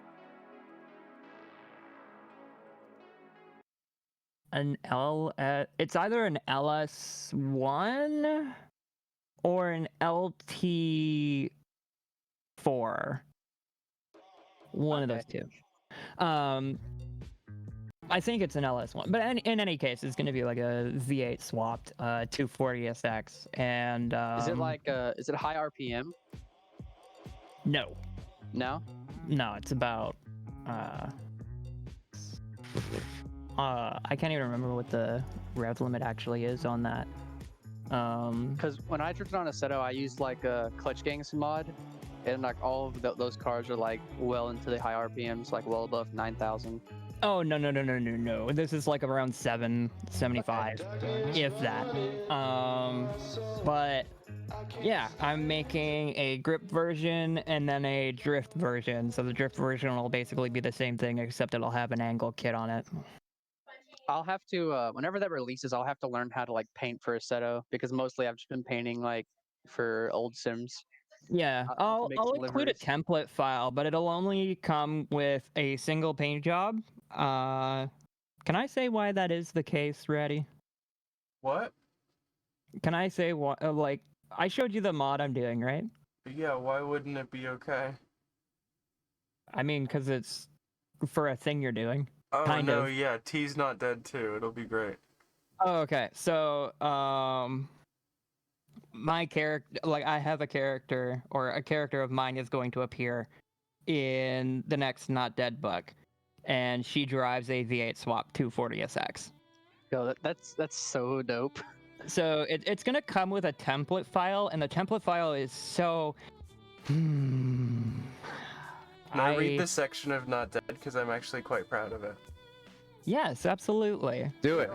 I might. I'm just gonna say my thing real quick. The template file that you're gonna use to paint everything is fucked. The UV in some places is screwed up, so like you'll paint on the back end and try and get the bumper one color, and then it won't paint one section of it, and then you try and find it on the UV, and it paints it on another piece of the body, but also paints the bumper, so it's like fucked that way. And then also, there's a bunch of other details on the template that don't need to be there, but whoever did the mod fucked up and put like the 240SX label on the B pillar, the super high cast label on the lower part of the rear quarter panels. That the window, the rear window, those are all on like the fucking same template, so you don't have a whole lot of room to actually make a livery for it. But yeah, it's gonna come with one livery, but it's gonna come with a template file as well, so people can make their own paint jobs. Yeah. Yeah. It's called the Roadie Special. Damn. That's sex. Yeah. So anyway, ready. Give us a little excerpt. No, now I'm anxious. It's good. It's good. I read it. It's really good. It's not good though. I read it. It was good. No. Yeah. No. Yeah. No. You want me to read it instead? If you read it, I'm gonna walk away from my computer, but like, fucking feel free, you little bitch. You want me to read it? Why is there competition here? I don't know. Nobody I mean, read it. I was gonna not read it anyways because I gotta go pee and then grab another dart. I will also grab another dart. Kenzie Lee. I will let Kenzie do the reading. I cannot read on stream. I Okay. love my words too much. Kenzie, did I send you? Do you have it? I can copy what you sent. Is it the same thing that you sent me?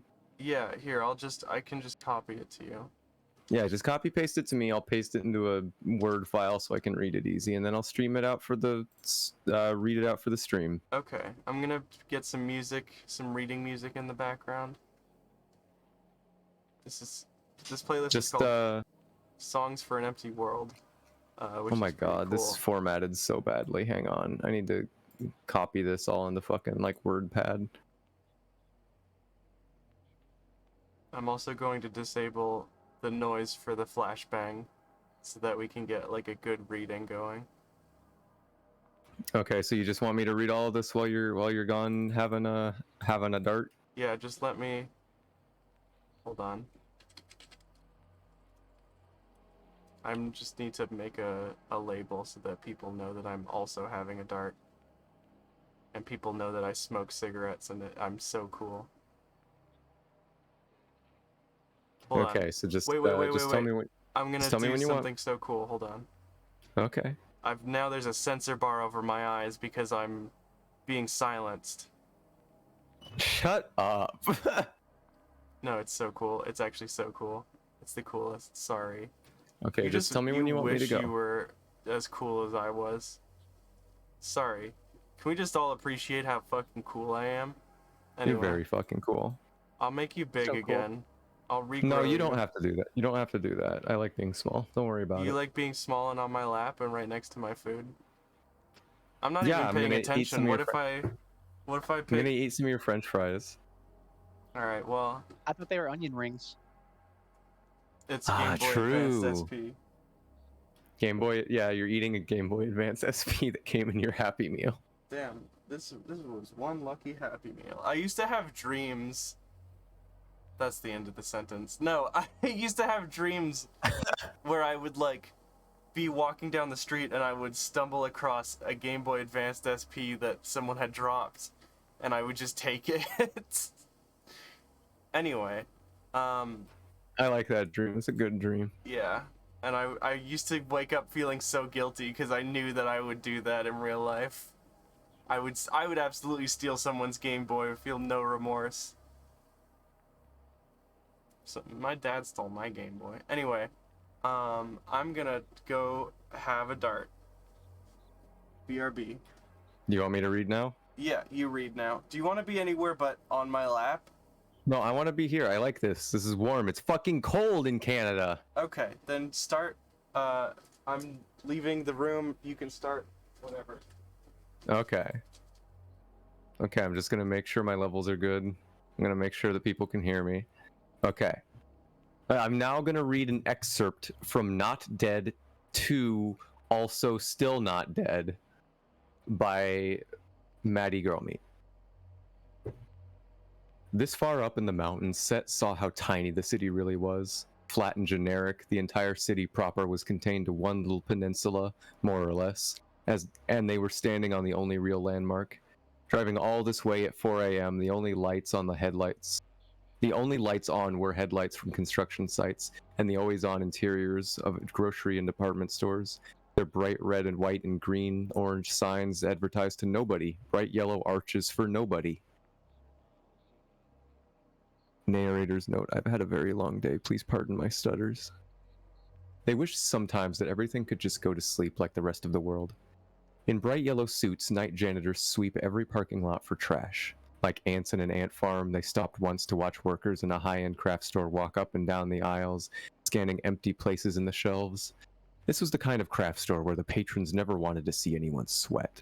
It was tended to by glorified vacuum robots during the day, stocked at night by min-wagers.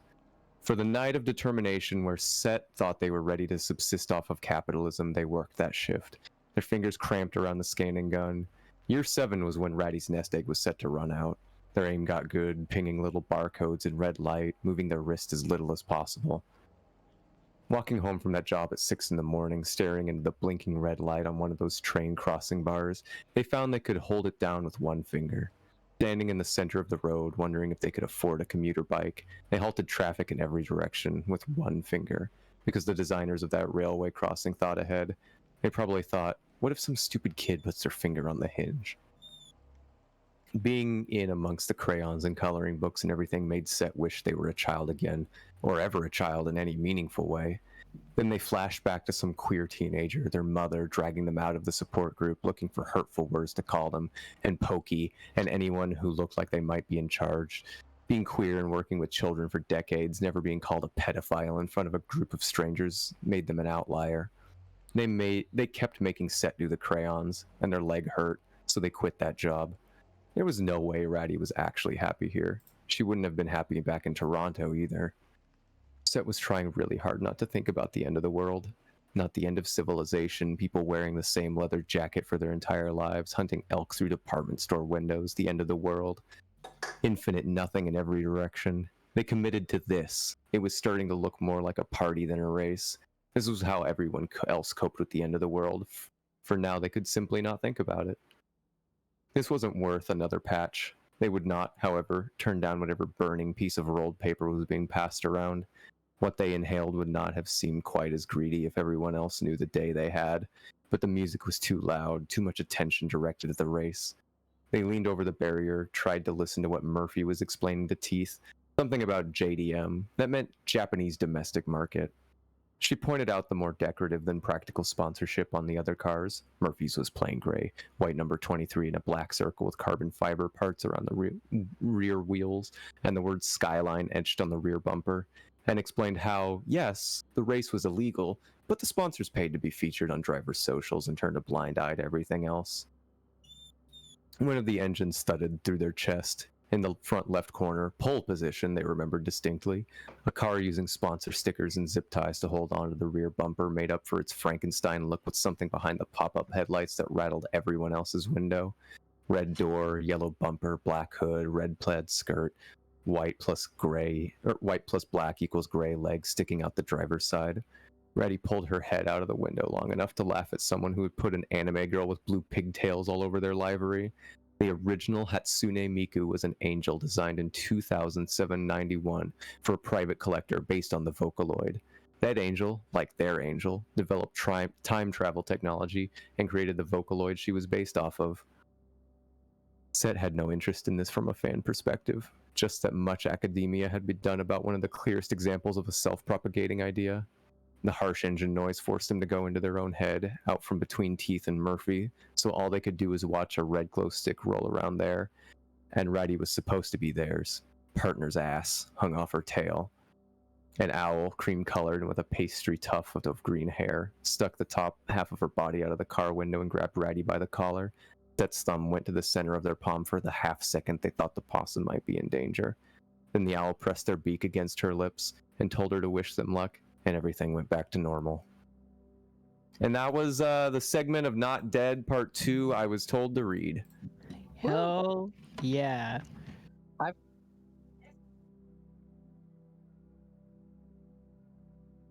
Yeah, that slaps. It's really good. You did a good job. I've got a question. Is the car that Hoot is driving? Is that the same car that she was talking about?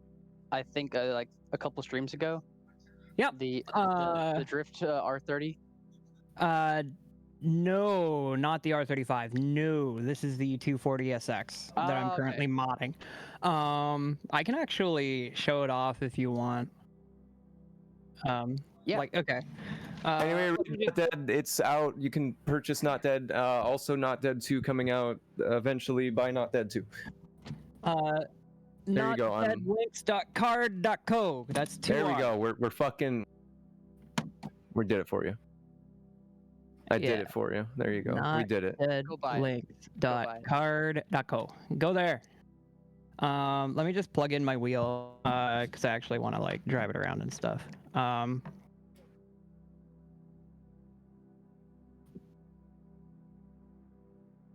I was actually gonna do it in Discord so you also get the audio because it's got a V8 and you got to hear the V8. But I will say the mod is still in progress. I still have to figure out how the suspension.ini files work so I can get the suspension exactly where I want it and make it not adjustable. So it's like, this is how Rhodey set up her car and you're not fucking touching it.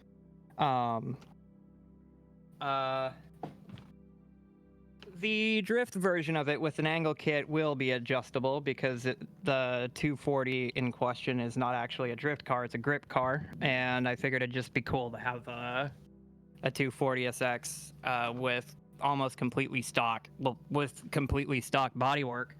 And I'd just put a V8 in it and then put an angle kit in it and make it slide. But yeah, okay, so I've got my wheel plugged in. Let me get AC booted up.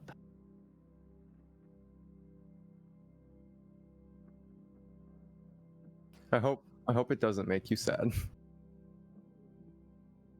No.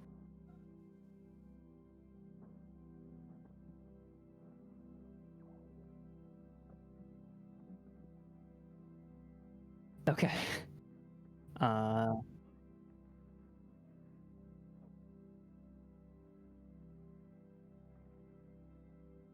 Okay. There's 4 people here. Oh. Okay. I've got my wheel set up. Wheel settings are all good. Do you think I could plug my book? Okay, well, it's not out yet.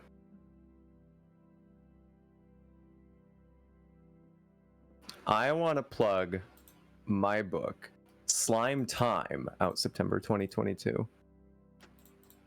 And then, okay, never mind. Who's getting their thing? No, you can go ahead. It's still loading. No, that's it. That's all. That's the only thing I have. Slime Time, out September 2022. Okay, cool. I'm making a book, and it's gonna be really. I don't think I can on a PG-13 stream.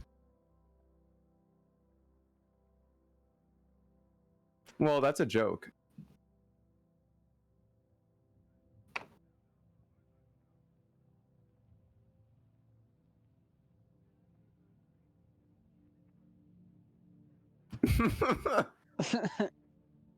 Okay, fine. Okay, fine. I'll tell you what Slime Time is about. I'll tell the good audience been what muted Slime this Time whole is. time. What an idiot.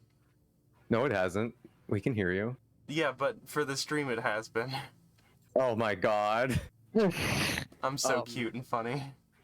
Oh no. That's fine. I'm like not upset. Okay, I'll tell you what Slime Time is about. Yeah, tell us about Slime Time. Slime Time is about a girl who has a really bad day or 2 days. It gets kind of nebulous towards the end. Queer furries, I think. It's not that at all. Okay. It has nothing to do with John Wick. Nobody gets shot in this book. Okay. However, a lot of people temporarily die. And it's mostly a sex thing. Yeah. Tell them about the puppy dog scene. Oh my... No, because then that's spoiling the book, you dork. That's not a huge spoiler. Just describe the specific it's scenario that literally- Ratty's in. It's literally the part of the book I want people to be most surprised by, so I'm not telling you about that part. Oh my god, you put me at the first act climax? Holy shit. Wow, you're adorable. You're so in love. Fuck you. What? Anyway, the main character is named Kyle, and she is a person who's living, and this is the near future, and everything's fucked up and evil, and this sounds so lame. I'm not gonna say anymore. No, I want you to. Okay. Please? Kyle has a vor kink, and everyone thinks it's really passe because even though she can do it in real life, everyone's into way more extreme shit. Yeah. And that's what the book is that she just has a really bad day because she feels really awkward about herself because she's around all these cool sex freaks that are way cooler than her. And she's like, oh, I'm not cool. And they're like, yeah, you're not cool, but that's these okay. I people appreciate are like you. killing each other for sex and just dragging them to the clinic to like get them stitched back together, basically. Yeah, basically. And they're all having a lot of fun. They want to do it. Yeah, they want to do it. And that's why she feels awkward because like she's like, oh, that's too extreme for me. I can't do that. And then, but everybody's having a real good time, and she's like, oh, fuck. Damn. You know, have you ever been at the party and someone like whips out something and you're like, I can't do that. I have to leave.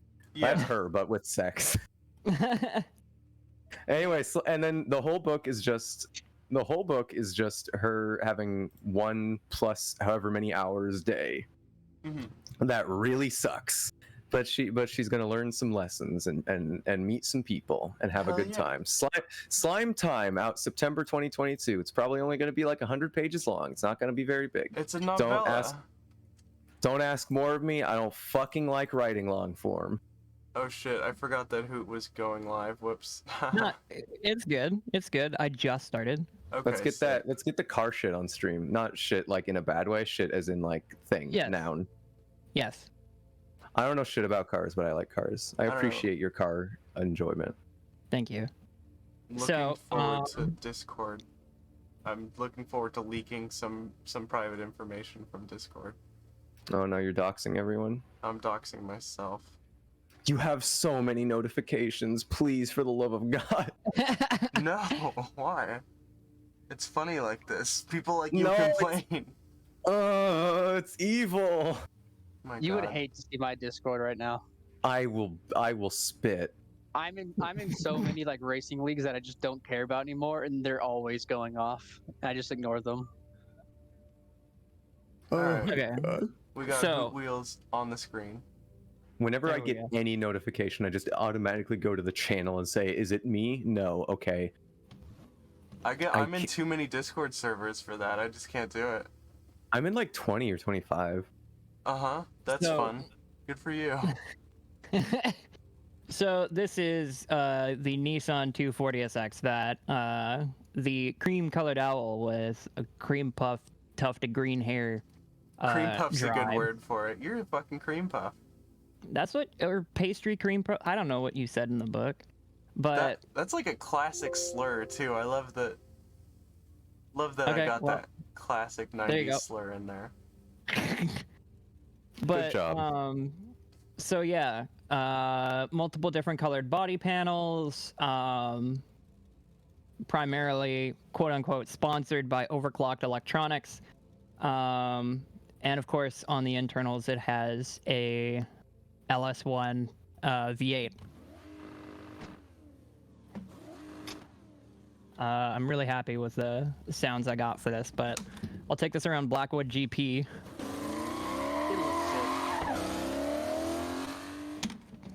Noom. Yeah, we're going for a ride. We Newman time. It's time to Noom. I have everything muted except for like just the Discord voices. So can I make car noises for myself? Yeah, sure. Yeah. Can I give you a hint?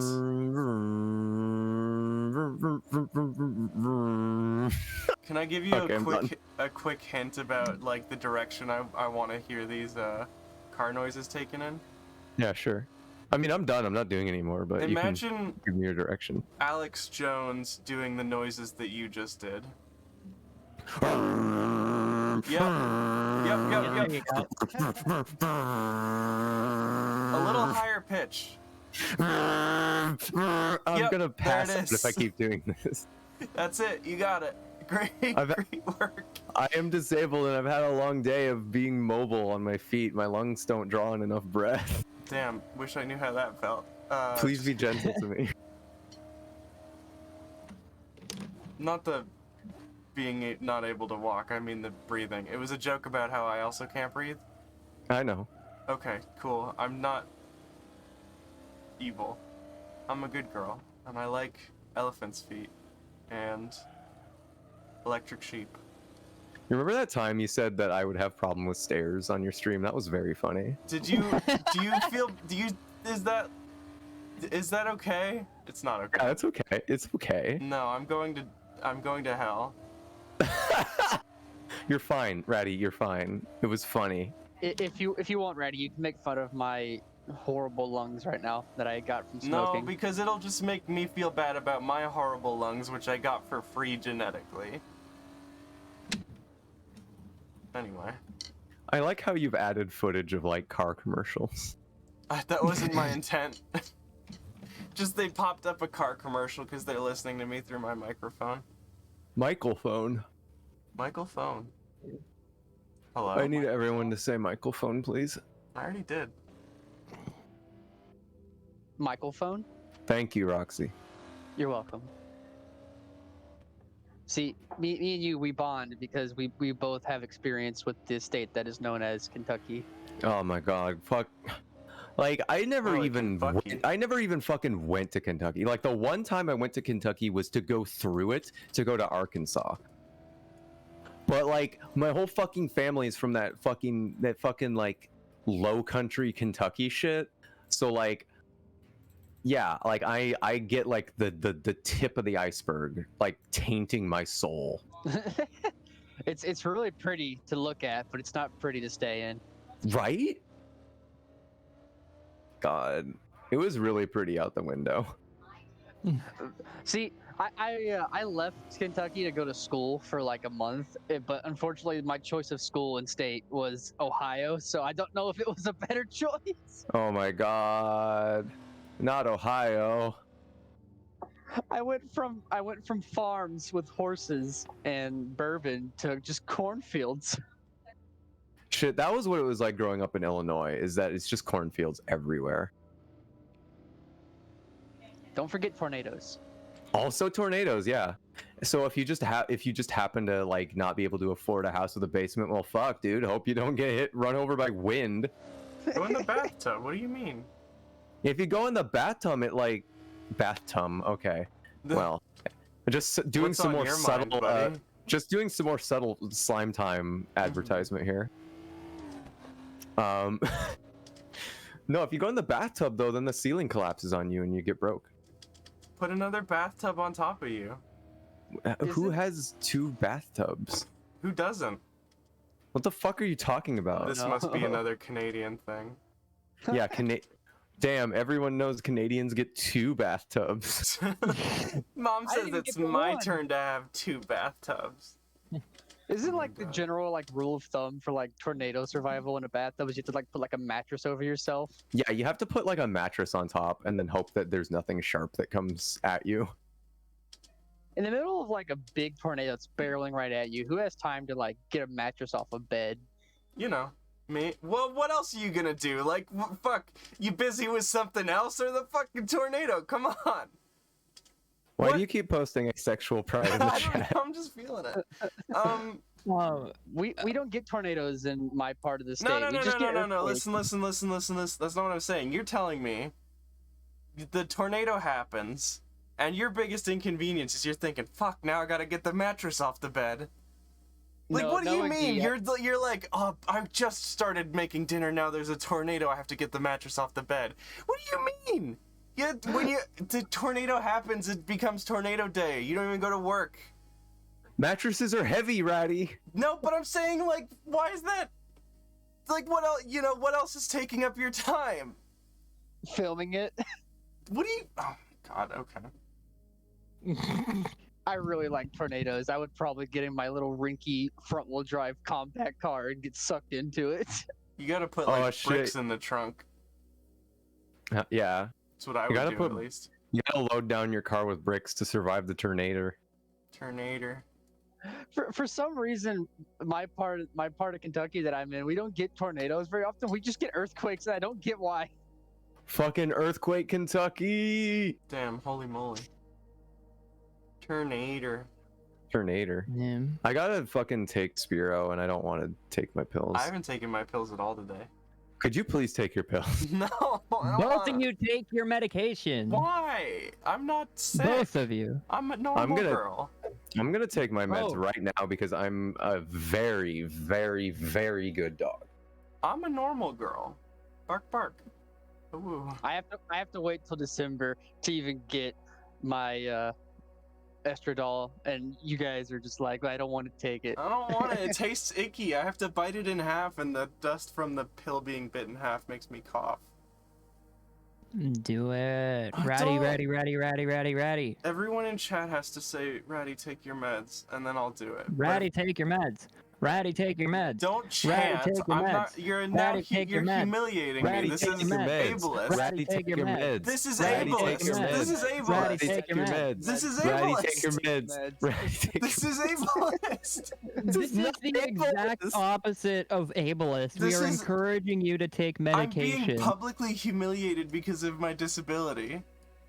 No, you're not. You're being publicly humiliated because you're not taking care of yourself and your disability. My name's Hootwheels. I care about your well-being. Yeah, well, eat shit, you fucking nerd. Medication Hey, do you want to kiss with right tongue? now. Take your medication right now. Say something sexier to me.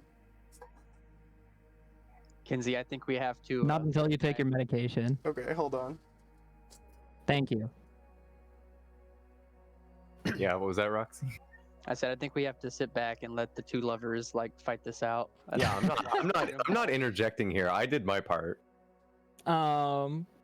While Ratty is being a good girl and taking her meds, I just wanted to mention a couple things about the mod. Currently I'm kind of trying to learn the suspension.ini thing, like I said earlier, to try and get the car handling exactly as it is. I freeze framed it on this part of the corner because you can see the car fucking squatting like a motherfucker through the corner. I don't want that. It's leaning too much because it has the stock 240 suspension and it's not meant to handle like 300, 400 horsepower. It's supposed to handle whatever the KA24 engine Right there, my can meds are spit taken. out. Thank you. I love you so much. You want me to walk You're up such to a- the camera, show my tongue on stream, like they make you do in fucking prison?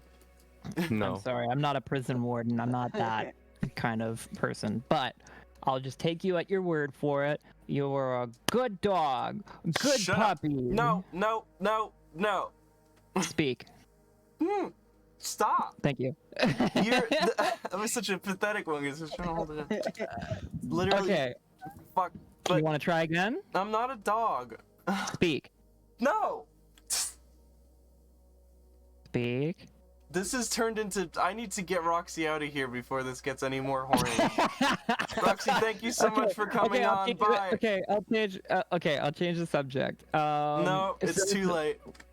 Some other things. My fucking no, shut up. My fucking earliest childhood friend is in the chat, and he just watched you be like, "You're a cute little puppy dog. Speak for me," and me not being able to resist. Holy shit. Hey, Bobbert. Okay, but so other than like the suspension adjustments I got to make to the 240SX, I've also got to do some other things to make it just nice. I'm gonna be talking to somebody who knows 3D modeling, who can fix the UV. The pop-up headlights will be in their own little section, so you don't have to worry about bleeding over onto the quarter panel or the front bumper when you're trying to texture the pop-up headlights. I'm also going to fix the UV on the back of the car. On the back bumper, there's a weird fucking thing where the top half of the back bumper, I can show it if I go Whoops, I exited instead. That's fine. But on the back bumper, there's like a little strip where, for some reason, the spooky. texture, the part of the texture that correlates with that section of the bumper, is actually placed on the back faceplate of the 240, so it looks fucked up. If you put anything on the back of the car. But other than that, once I get those problems solved, the Roadie Special 240SX, both the grip version, the still not dead consistent version, which is the grip version, and then the more fun drift version will be available at some point. Okay, shit. Hold on. We gotta get Roxy back in here. Whoops. Whoopsie dipsy daisy. I apologize for embarrassing you in front of a very old friend of yours. Smelly Bobbert says I daily drive a 1988 Volvo 240. What does that mean? Oh my word, that's a great car. A Volvo 240. Is that, are you four-door or are you talking about the station wagon? Welcome back, Roxy. Hello. Love Kenzie Lee. Would you like to tell us about your film? Yes, I would. Yes, I would. Awesome. Here's the floor. Floor's you. Whoop-a-boo. Okay, so January. I don't know why I forgot the month January is, but January of 2022. Yes, 2022 next year. My brain stopped working. Transgression's coming out. It's about a pissed off lesbian. She's really mad. Sick. Nice. Fuck yeah. The sequel to John Wick for girls. Yeah. Oh Exactly. shit, Smelly Bobber. Okay, so it's a 240 wagon with a stick shift. You have my respect. That's a great car. That's an awesome car. Yeah. Also, to answer your question, those are not Supreme stickers. Those are Edelbrock stickers. It has a bunch of Edelbrock parts in it because it's an American V8. But yeah. I want to watch your movie. It'll be coming out in January because I was aiming for a November release, and then my brain was like, nah, you're not doing anything for the next month, and I was like, oh, okay. That happens sometimes. It's an unfortunate truth of brain. Yeah, the brain does not like it whenever you work on things for too long. It's like, nah, you're just gonna sit in your room and smoke your vape all day. I mean, you gotta have downtime. You gotta have off time. You can't just work. Yeah. Yeah, I Self-care know that, time. but then I do try that, and I'm just like, well, why is it not turning out too well? Fair. I mean, a basic ass 2019 Civic is still a good car because it's a Civic and it's a Honda. So respect for that too. 2019, so that's a pretty hot car. Yeah. Yeah, the 2019 Civic is actually a really nice car. Also, Liam, my indignant tone was not directed at you. It was directed at the whole fact that, like, Supreme is more, well, okay, it's me just being a car person and being absolutely offended at the mere suggestion that Edelbrock is not more likely to be put on a car than Supreme. I was just personally offended because I'm an asshole. My bad. You push the hoot button. Yeah, pretty much. But yeah, I'm really excited about getting that mod out though, because despite the stock suspension on the car being really hard to deal with, especially because I put stickier tires on it, so it's like leaning really hard.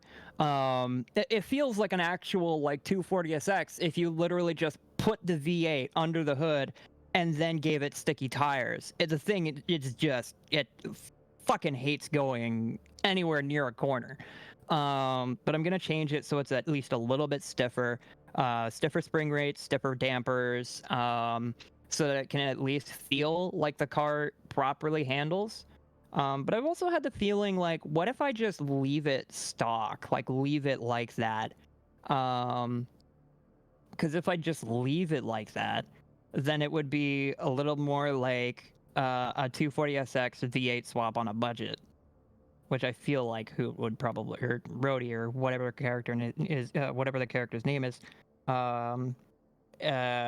That's what it would be, but also it needs to be drivable. And as it turns out, I did most of the testing for the car at Brands Hatch Indy, and turn one slopes down, and then it slopes downhill, and then has a really sharp kind of elevation change towards going slightly uphill.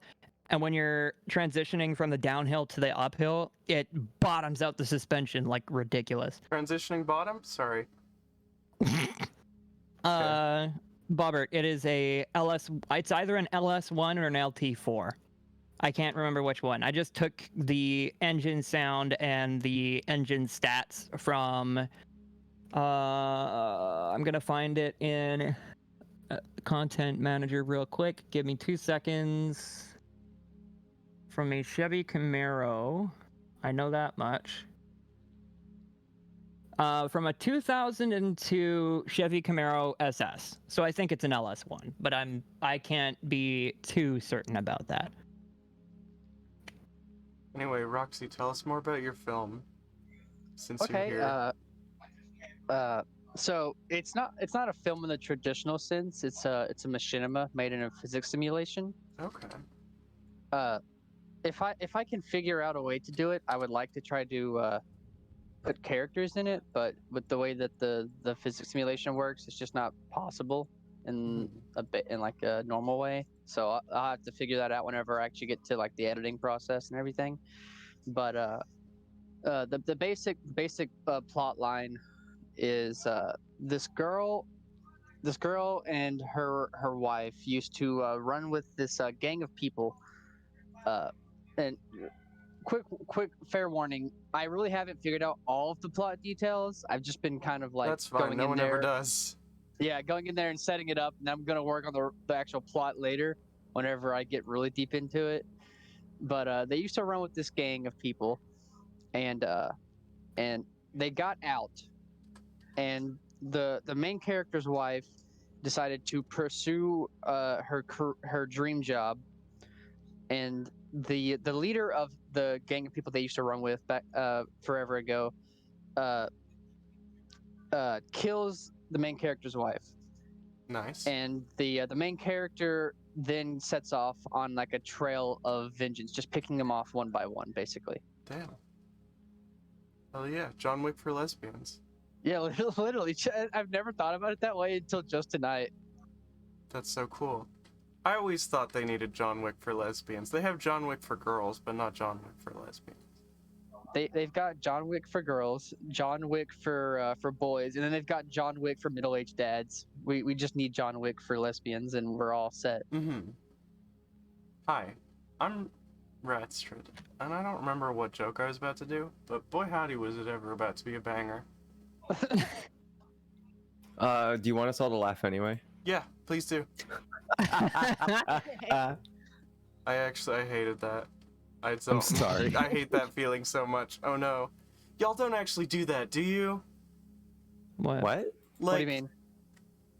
Okay, I'm about to be so egotistical, but it's my paranoia, so you have to indulge me. Y'all don't actually... No, we do not fake laugh at you when you tell jokes. We actually laugh when you tell a funny joke. Okay. Yeah. Confirmed. I can't fake a laugh to save my life, so don't worry. All the laughs you hear out of me are genuine. Same. Like, It's okay. It's no, okay. every it's okay. time Don't you- apologize. every time you tell a joke, I laugh. You're okay. You're okay. Sorry. Sorry. Okay. You don't have to apologize. There's just one more Yeah, don't apology. apologize. No need for apologies. I don't know much about cars. I just know that the first car I ever drove was like one of these kind of looking things. I don't know if this is actually the thing that I drove, but it looked like that. And it was rusted and the windows wouldn't roll up. So I had to put cardboard in the windows to keep the rain out. And I had to get a tetanus shot after slashing my hand on it. Wow. Thing fucking sucked. What a torrid relate. Did you love it, though? No. Okay. Damn. I was like, Mom, Dad, why don't we get a real car? And they're like, motherfucker, can't even afford to feed you, idiot. I was like, yeah, that's a good point. All right, check this out. Don't check anything out because I'm not done what I'm working on yet. Anyway. I sent a link of my car in chat. Oh, look at that thing. Oh, look at that thing. It says fat on the front. Oh, wait, this is Fiat. Oh my god. It might as well say fat on the front. I'm tired. I'm sorry. Here's the No, Fiat. no, it's a Welcome it's to a Friday the piece of show. Couldn't think of anything to call the show, so just called it Friday. The show. I love Friday show. That car is literally a piece of crap. Don't worry. You can insult it. I will allow. I mean, it's just a car. Look at it. It's round. I like how it's Since round. when is fat an insult? Hold on. I thought we were woke. No, Okay, I'll say this. Like that. I'll say this. The Fiat 500 is it's not a bad car. It's not a but good car either. I don't like the way it looks. I like its proportions, like being small and being a two-door, and coming with a manual option. I like all of those. But the specific look of like the front bumper, the rear bumper, the headlights, the taillights, don't like it. I wish it looked different. I completely agree. I wish I had the Barth version, but I've just got the 5-speed turbo. Oh, that's still not bad. It's got the turbo in it. Yeah, I took it to a drag strip and I got beat badly and I felt bad. I mean, that's your fault for taking a Fiat 500 to a fucking drag strip, bud. Look, I saw people just driving up there in Chevy Cruises and I was like, I can take them. Let me ask you a question. Did you go into the water box or did you drive around it? I went into it and did my weakest baby burnout I could have done. That's your problem. If you're using street tires, you have to avoid the water box. Because the reason why that water box is there is to heat up the slicks. Yeah. You are never in a million years going to get the street tires up to a temperature where it's going to get you enough grip in the burnout box. You would more than likely just burn the rubber off of it before you actually get any proper grip out of it.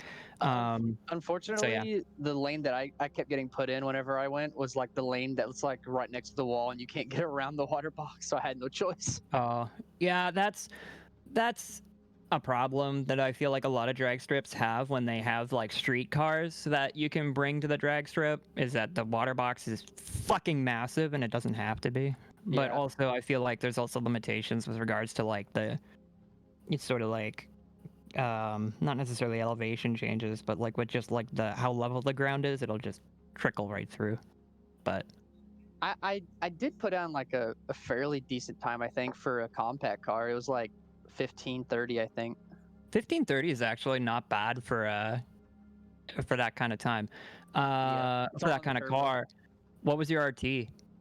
I actually got pretty good at RTs because there was this like old guy who watched me and he was like, "Are you going as soon as the light turns green?" I was like, "Yeah." He's like, "No, go as soon as you see the yellow light, like the very last yellow light pop up." And I was like, "Oh, okay." And yeah. I was getting to like 0.22 something. That's still not bad. Was that your first time at a drag strip? Yeah. 0.22 is actually pretty good. Yeah. But yeah, generally you're supposed to go when you see the last light go, and that's generally what you tell new people at the strip, but it's I don't know. I'm mostly talking as somebody who played a lot of like drag strip mini games and like racing games. So like I feel like if I went to the drag strip for the first time, I'd have a ridiculously good reaction time, and then an absolutely shit everything else because I'd be missing shifts left and right. On one of my runs, because I called it a night early, I could have stayed like all night and ran and probably got like a trophy for reaction times if I just kept running, because they gave out like trophies for like perfect reaction times, but I was like falling asleep in like the staging lane and I was like, maybe I should leave before I pass out in the middle of the track. But on one of my runs, I like went from first to second and just missed it completely and I was like, oh no. Oof. Oh, did you get flashbanged? No, this is part of the art. Sorry. We're zooming into my rim. I can't wait. I'm the stone. Oh boy. Yeah, I smoked some weed, y'all. I noticed. Mm-hmm. Sorry. Is it good? It's okay. I'm never happy anymore, but that's fine. Aw. Something wrong with this. Hold on. So I'm in the room with 2 other writers, or maybe a third, Roxy, if you're also a writer. I don't know if you could classify me as one. Okay, well, in any case,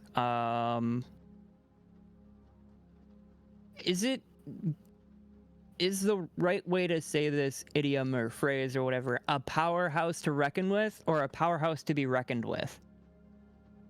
I mean, I that's think you're sort of. It's a little hat on a hat for starters. If someone's a powerhouse, then they're clearly to be reckoned with. But This is especially to be reckoned with, considering it's a boring ass 240SX with a fucking monstrous 240, like a V8 in it. it's a sleeper. Maybe. I don't know. The answer is to be reckoned with. Okay. Which was the underlying question you were asking, but I couldn't help being a nerd. No, that's fine. I appreciate it. I'm still gonna pick my word choice, but I appreciate the input, and I would have taken it if I'm not a stubborn piece of shit. That's fine. I do the same thing when I paint cars. Like I'll ask for criticism, and they're just like, "It looks bad," and I'm just like, "Well, it's staying, so too bad."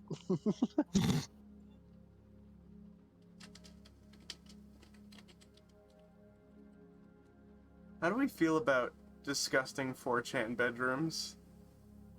I'm completely down with discussing 4chan bedrooms. Even like ones that have like a poop garbage can?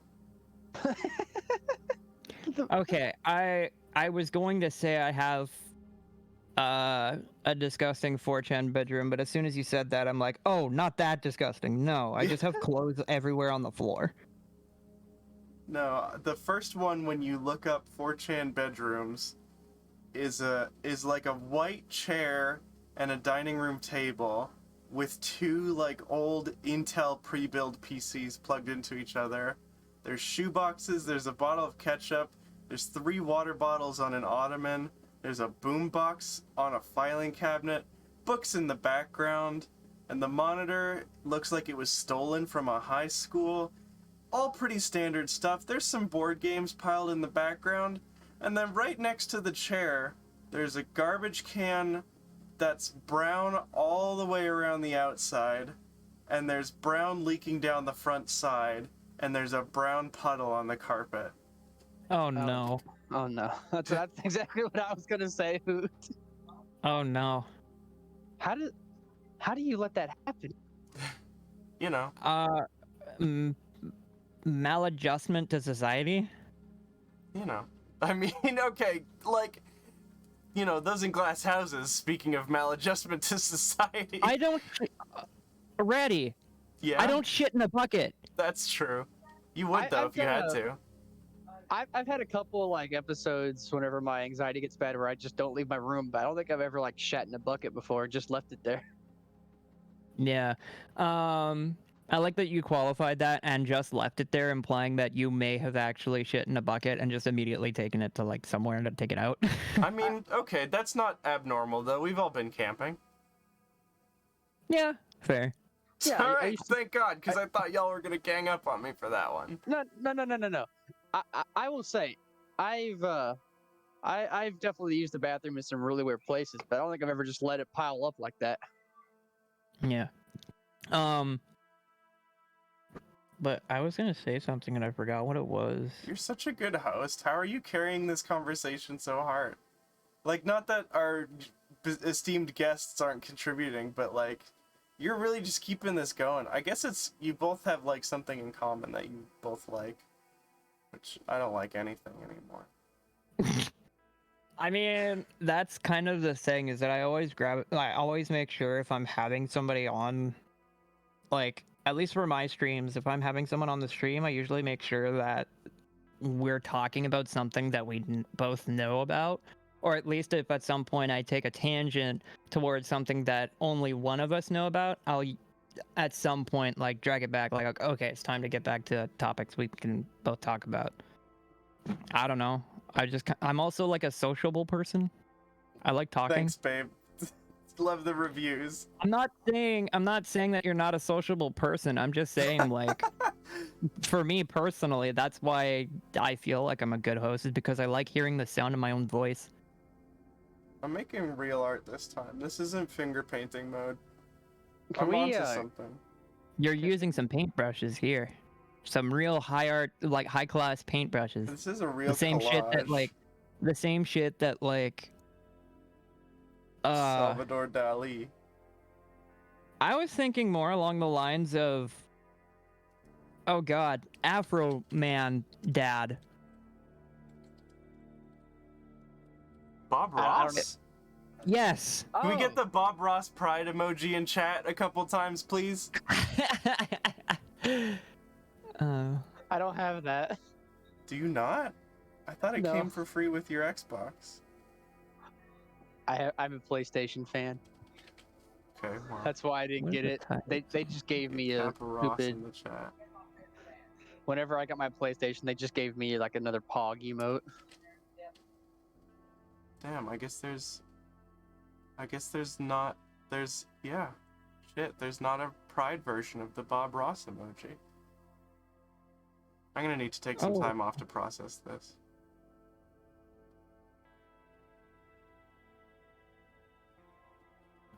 Please continue the show. I don't know. What do you mean?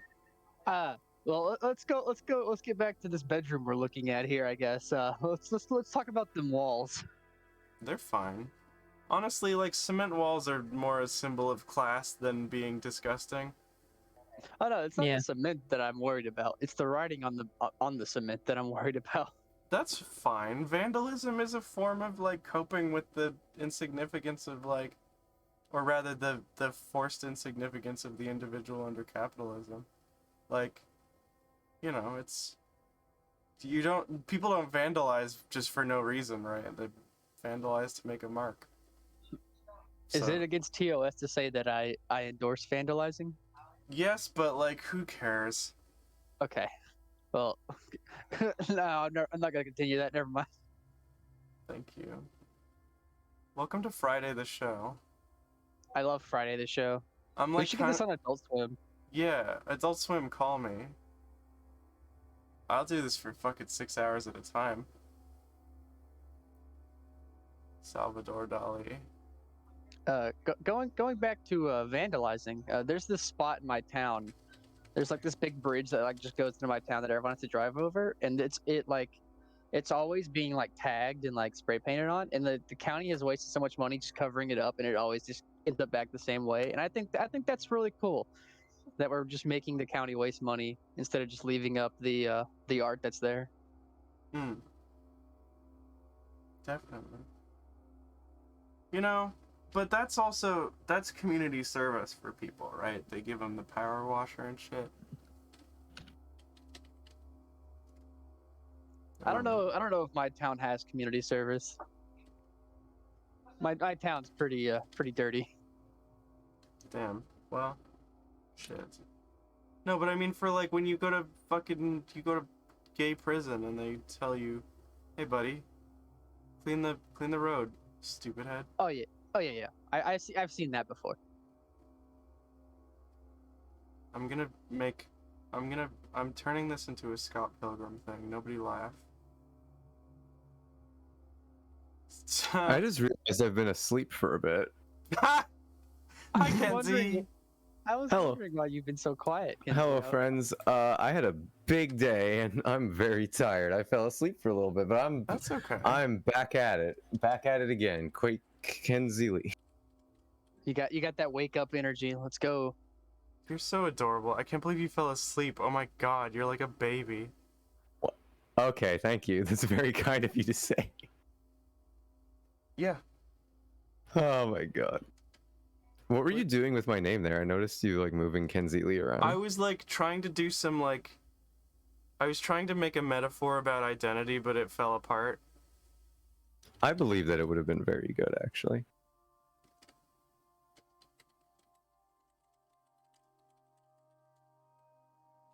Why are you crying in the background? I'm an anime figurine on this person's desk. Oh, that's tragic. That's awful. I hate that. Did they take your onion rings too? Yeah. But no, those are French fries in that picture. I Oh, can't they see. are. Oh my god! I didn't even notice that. Wow. All right. Someone's gonna be someone who I commissioned is gonna be hearing from me. Hey, buddy. Whatever happened to continuity? No, you didn't get a burger. You just got fries and onion rings. I've done that before, actually. Yeah, you can get. I think some places even do like a mix, which you know. It's called the carbohydrate special. Oh, okay. Is that true? No, Okay. Well, I don't know why you would lie to me because we are friends. we are friends. But Okay. sometimes it's funny to tell little jokes, tell Yeah. little fibs. I guess I've it's got to funny get for some you. art commission. We used to work at a Burger King, and whenever people would ask for onion rings and fries, it would be the most obnoxious shit because like you'd have to like pack them in half and half, and there was be no way to keep the onion rings in the thing with the fries at the same time. Mhm. And they would just like, because they were two different shapes, they would just like fall out, and it was awful. And but the worst thing in the world was when people wanted unsalted fries. Damn. Oh yeah, because you did do a whole fucking new thing. You had to make a whole new batch of fries, and it would take until they were done, and then you would have to take like a special non-salted fry scoop and like stick it in the basket fresh out of the oil, and it was literally impossible to not burn your hand getting the unsalted fries. Yep. So basically, if you ask for unsalted fries at a food place, I mean, I hope you have a medical reason, because otherwise I fucking hate your guts. I hope you have a medical reason, because if you don't, I'm gonna give you one. Parody non-actionable. That's why I hated working at like restaurants, and that's why I'm glad my new job isn't one, because I just hated those like special orders like that. God, people who wanted special orders is just like, I know it says you can have it your way at Burger King, but don't actually have it your way, please. Just buy something off the menu, for the love of God. Yeah. Sometimes I get mine without. Getting like a lettuce. burger is fine, like, because if you're like, I want a burger, but could you leave the lettuce and tomatoes off? It's like, yeah, that's fine, like normal. But then you're just like, oh, I want unsalted fries and onion rings. Can you do both? Can you do like a half and half? I would just like, it would be bad. When I worked at McDonald's, there would be a couple orders where they would come in and they would be like, "Can you not season burgers?" And I was like, "I didn't know you could even ask for that. I didn't even know we even seasoned our burgers." You can't not season them. They come pre-frozen seasoned. No, at McDonald's they have like a little squirt gun where you squirt salt and like pepper on it. A&W had a little salt squirter too. That's weird. They didn't have that shit at Burger King. This is where I insult Burger King. I'm kind of happy with myself that I didn't. I worked in a few different places, but I never worked at fast food because I always like. I took a commercial cooking class in school, and I was lucky enough to have that experience there and realize I am not made out for any kind of culinary arts, so I will not work in fast food. But I instead had negative workplace experiences elsewhere. The only fast food place I actually enjoyed working at was Subway, just because you get to like have fun with it. But everywhere else, it's like just working at like a factory where you're like it's just like down the line you go. Ratty, I am not 22 years old. I just fixed it, okay? I just tried my best. I like my rating, thank you. My rating is also very good, thank you. The thing about fast food is like it's a completely different work set than like culinary food, and yet at the same time it's ridiculously similar in a lot of ways, because like it's different in that you do a lot less like care for the food, I guess you would say. Like you still have to do a lot of tending, a lot of hot work. It's a lot of work. Like it's a ridiculous amount of work. Like no matter how easy your fast food place is, but it's not like the same as like a fine eater restaurant kind of shit. Because that's like, well, you have to prep the food and you have to do all sorts of shit with that. Hello, And who it is sucks. this? It's like an extra bunch of steps. Liam. I've like never been on really. Hello. Oh, hey.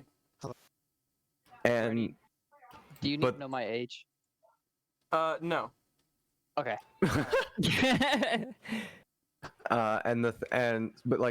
but they're like really similar in that they're both incredibly fast-paced and cruel work environments where the people that you're serving hate you. Mm-hmm.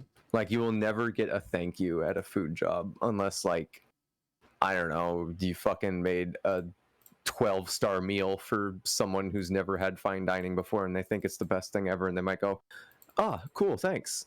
I like that a lot. Hey chef, I like that. And then you think, okay, cool, that's the first compliment I've gotten in 5 years. I always try to compliment when I go. I don't do it directly because I'm anxious, but I'll like sit near the kitchen and talk very loudly about how much I'm enjoying the food. Oh my god, you're so adorable. Like I'll just go like, this is really good. Like this is, I don't know where they get their salmon from, but like it's, it's really good. I love you so much. That's so cute. Oh my god. Agreed.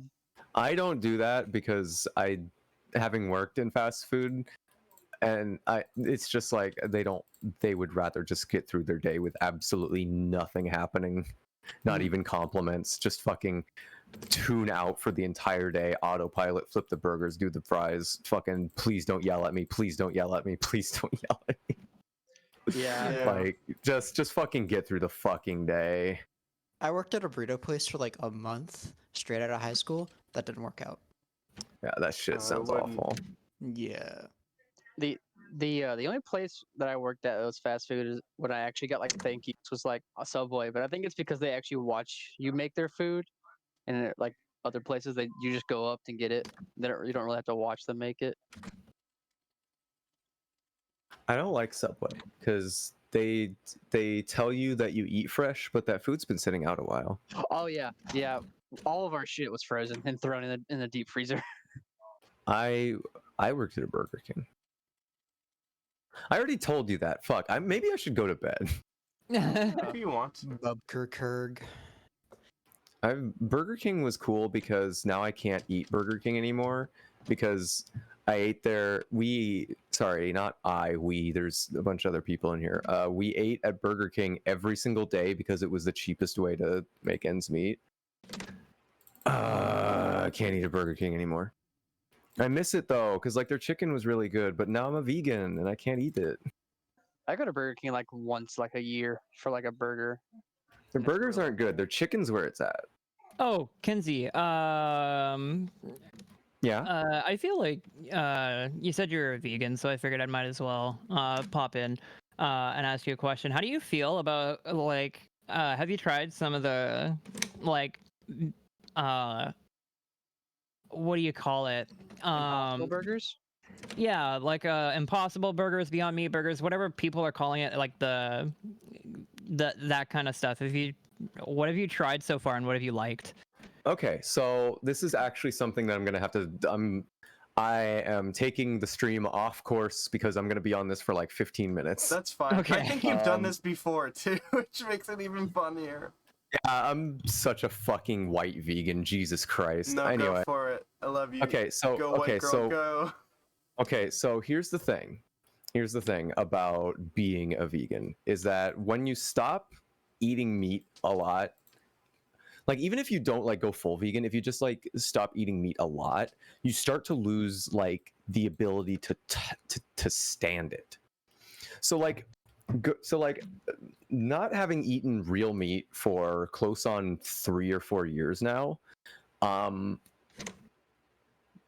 Impossible Meat and Beyond Meat are both good. They're both good. They're very obviously substitutes. The thing is that the formulas are gradually becoming closer and closer to the meat texture and taste, and I don't want that.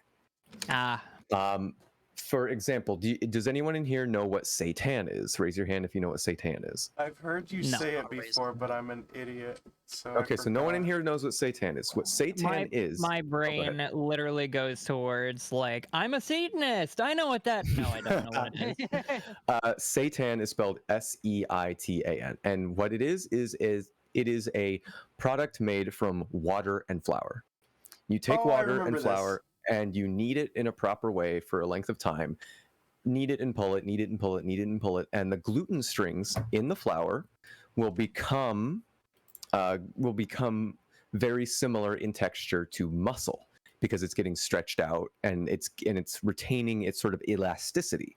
Yeah. So what you get at the end of the day is a vaguely savory. So if you just like took a seitan slab properly prepared and just put it in the oven for like an hour and took it out, it would have a texture somewhere vaguely in the vicinity of beef.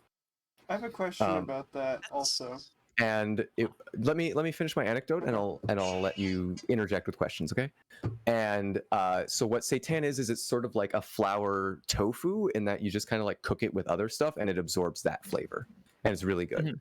It's really cheap because it's just flour. Go ahead, Ratty. I have a question, which is, do they make like vegan chicken broth, so you could cook it with chicken broth and it would taste like chicken? Yep, they make vegan substitutes for bouillon and for broth and stuff like that. It's a little bit hard to find because it's like a specialty item, and most vegans don't really want the meat flavor, which is a point I was getting to, but they do make it. They do make that kind of thing. They do make like vegan beef and chicken bouillon, and that you can make a broth out of. I just saw a gore picture that scared me. I wouldn't look at that if I were you. Well, I was just scrolling through my timeline and someone drew one of the My Little Ponies wrapped in barbed wire, and I didn't like it. That's not good. I'm sorry that you saw that. I'm sorry. It wasn't me that retweeted it, but I'm sorry that happened. Barbed wire is one of the ones I just can't do. There are certain things, barbed wire and boxed eardrums are the two like gore things that I can't. I just can't. Everything else, yeah. You cup both hands and you slam them around a person's ears, and the pressure pops their eardrums and blood like squirts out of it. Jeez. Gore doesn't really like gross me out, but ear stuff I just can't do. I can't do eye stuff. Yeah, eye stuff is a universal. Nobody can fucking handle that shit. I handle eye stuff all the time. We don't want to hear about it. Let's move on back to the vegan stuff. Okay, I'm just squeamish as shit in general. Yeah. I want to tell a specific illustrative detail of how much I handle eye stuff. I would like to not hear that, Ratty. I think nobody wants to hear this one right now. Jeez. Anyway. So back to what I was saying is that there's a lot of vegan substitutes, yes, and a lot of them are becoming very convincing, yes. But the thing is that once you've taken meat and other animal products out of your diet for so long, and you've internalized like proper vegan morality, because like, look, I'm not gonna fucking like evangelize people like, stop eating meat, you freaks. It's like, no, it's a fucking cultural thing. Who cares? I don't give a shit. I just think animals should be treated like people. That's all. Okay, anyway, moving on.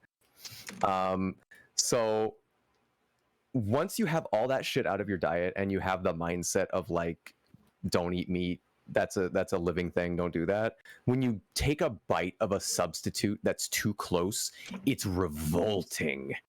Oh, I see.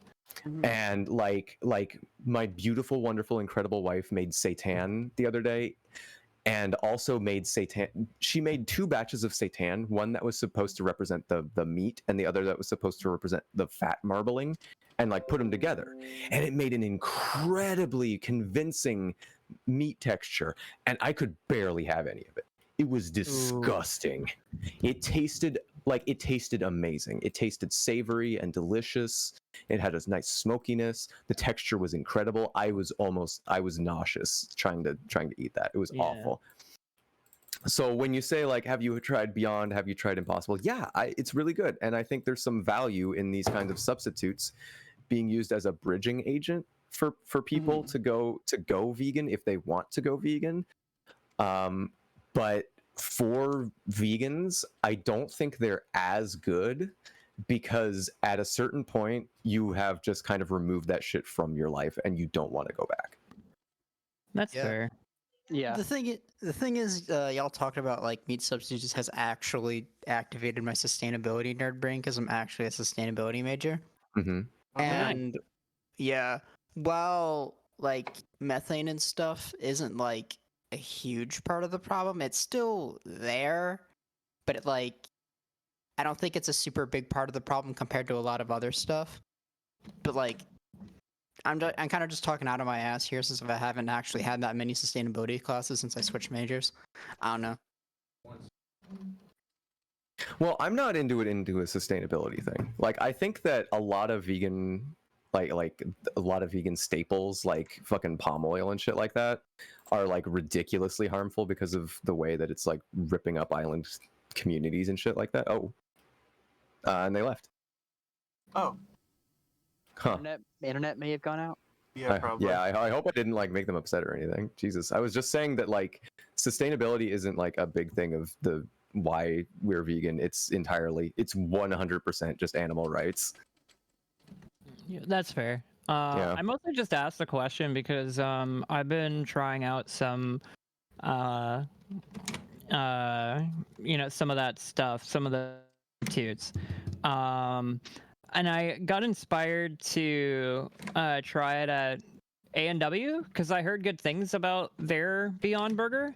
I was like, okay, I'll try it. Oh, my car's spinning. Who knew a 240SX with stock suspension and a V8 engine is hard to drive? Anyway, who knew? But certainly not me.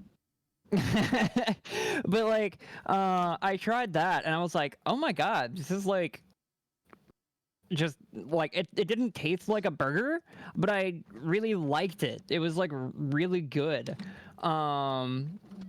And since then I've been kind of like curious about how other restaurants do it, whether they're like sit down restaurants or like fast food or whatever. I recently tried KFC's like substitute chicken, and that was also like pretty good. It's pretty much just like the bun, mayonnaise, lettuce, and then their substitute chicken. And I don't like mayonnaise. Usually it makes me gag, or at least I just don't like it. But the chicken was actually like good enough that I was like, I don't care that there's mayonnaise here. It kind of just like fits the taste of the chicken better this way. So I just come at it from like a taste perspective as somebody who still eats meat. It's just like it's a really nice kind of change of pace, I guess.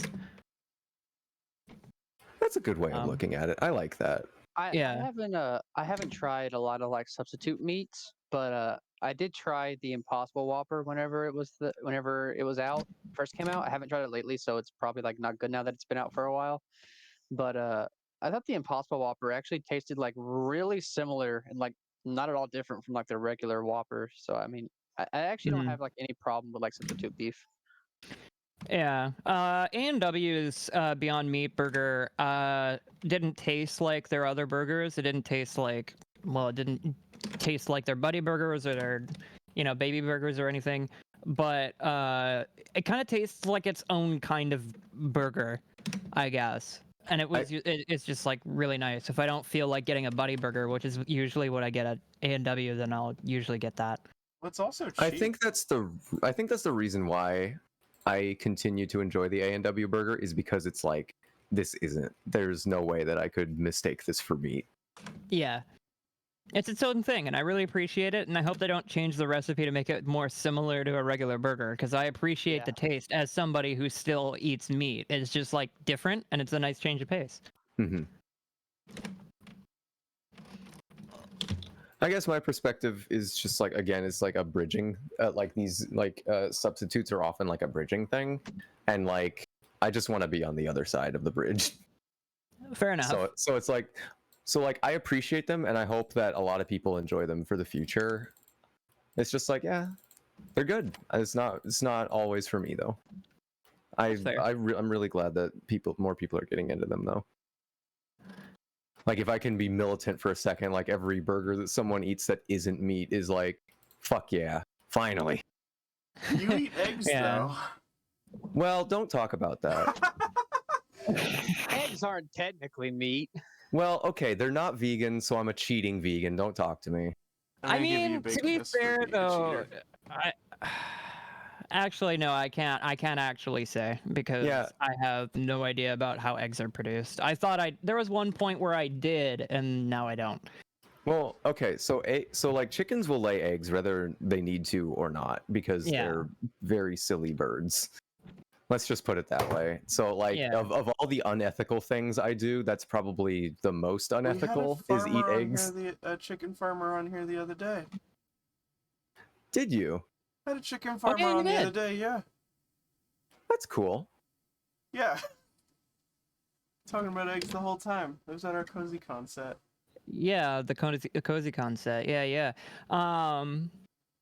But yeah, I feel like of the industries of livestock, I feel like the production of eggs has the capacity to be the most ethical and most sustainable, but in the current moment, it is also fucking disgusting because corporations are involved and they don't give a fuck. The problem is capitalism. Yeah. It is. Sick. Glad we're all on the same page. It's a combination. Yeah. It's a combination of capitalism and kind of like cultural, like the vague. How can I say? I'm very tired. Please forgive me as I stumble through this. You're okay. And the sort of like culture around animals is like, well, they're just fucking animals. Who gives a shit? You know, it's like instead of seeing them on the same level as a human, or not a human, but like a living thing. Yeah. See, I hate it when vegans like go online and say like some PETA shit, like, oh, look at that, it's the Holocaust, when they like post some like gory fucking slaughterhouse videos. It's like, shut up. My biggest gripes with like PETA is that they're so misguided about a lot of shit. Like they tried to take charge at sheep shearing. The thing is, if you don't shear the sheep, they're just gonna keep growing fucking wool, and then they'll die because they're suffocated from all the wool. But of course, you know, PETA being PETA, they're not gonna give a fuck. The problem is that we bred them to be that way. They wouldn't have been that way without it. See, like, here's the thing. Like, the thing about... Okay, I'm about to fucking get canceled because I'm about to say something positive about PETA, okay? Okay, fair. PETA does some good work in ways that nobody cares, basically. And their PR team is the worst PR team in the fucking world. Okay, we can both agree on that. Their PR team gets hired on zealotry instead of, like, actually trying to appeal to people, and it's so fucking sad. Yeah. Like, the thing about PETA is that like people will lambast like individual PETA people for being like eco-terrorists and shit, and then PETA finds out about that and then immediately fires them. People will lambast PETA about the fact that they run kill shelters without realizing that the animals that get brought into kill shelters are like things that escaped from like these factory farms and are never going to have a happy life because of like the mutilation that they've put in, right? Yeah. And so like a lot of the fucking like bad press that PETA gets beyond their own fucking vile Twitter, because let's be real, they fucking don't know how to market themselves. That's really all don't. them. But a lot of the like more like headline shit that you see is authentic fucking like psyop shit from like meat lobbies. Okay, fair. I think that they're not the worst people on earth, but Jesus Christ, please get a better PR team. Holy fuck. Yeah, I look at PETA the same way I look at like the Quit campaign. Like, I'm sure they do a lot of good work, but the way they market themselves just gives everyone the wrong idea. Yeah, like fucking fingering fruit and thinking, oh yeah, this will make people go vegan. Shut up. Yeah. Or in the same vein, putting like shitty modern music along with like outdated memes in like a anti-smoking campaign. It's like they don't like these companies who could do good things and probably do, just don't know how to like market themselves at all.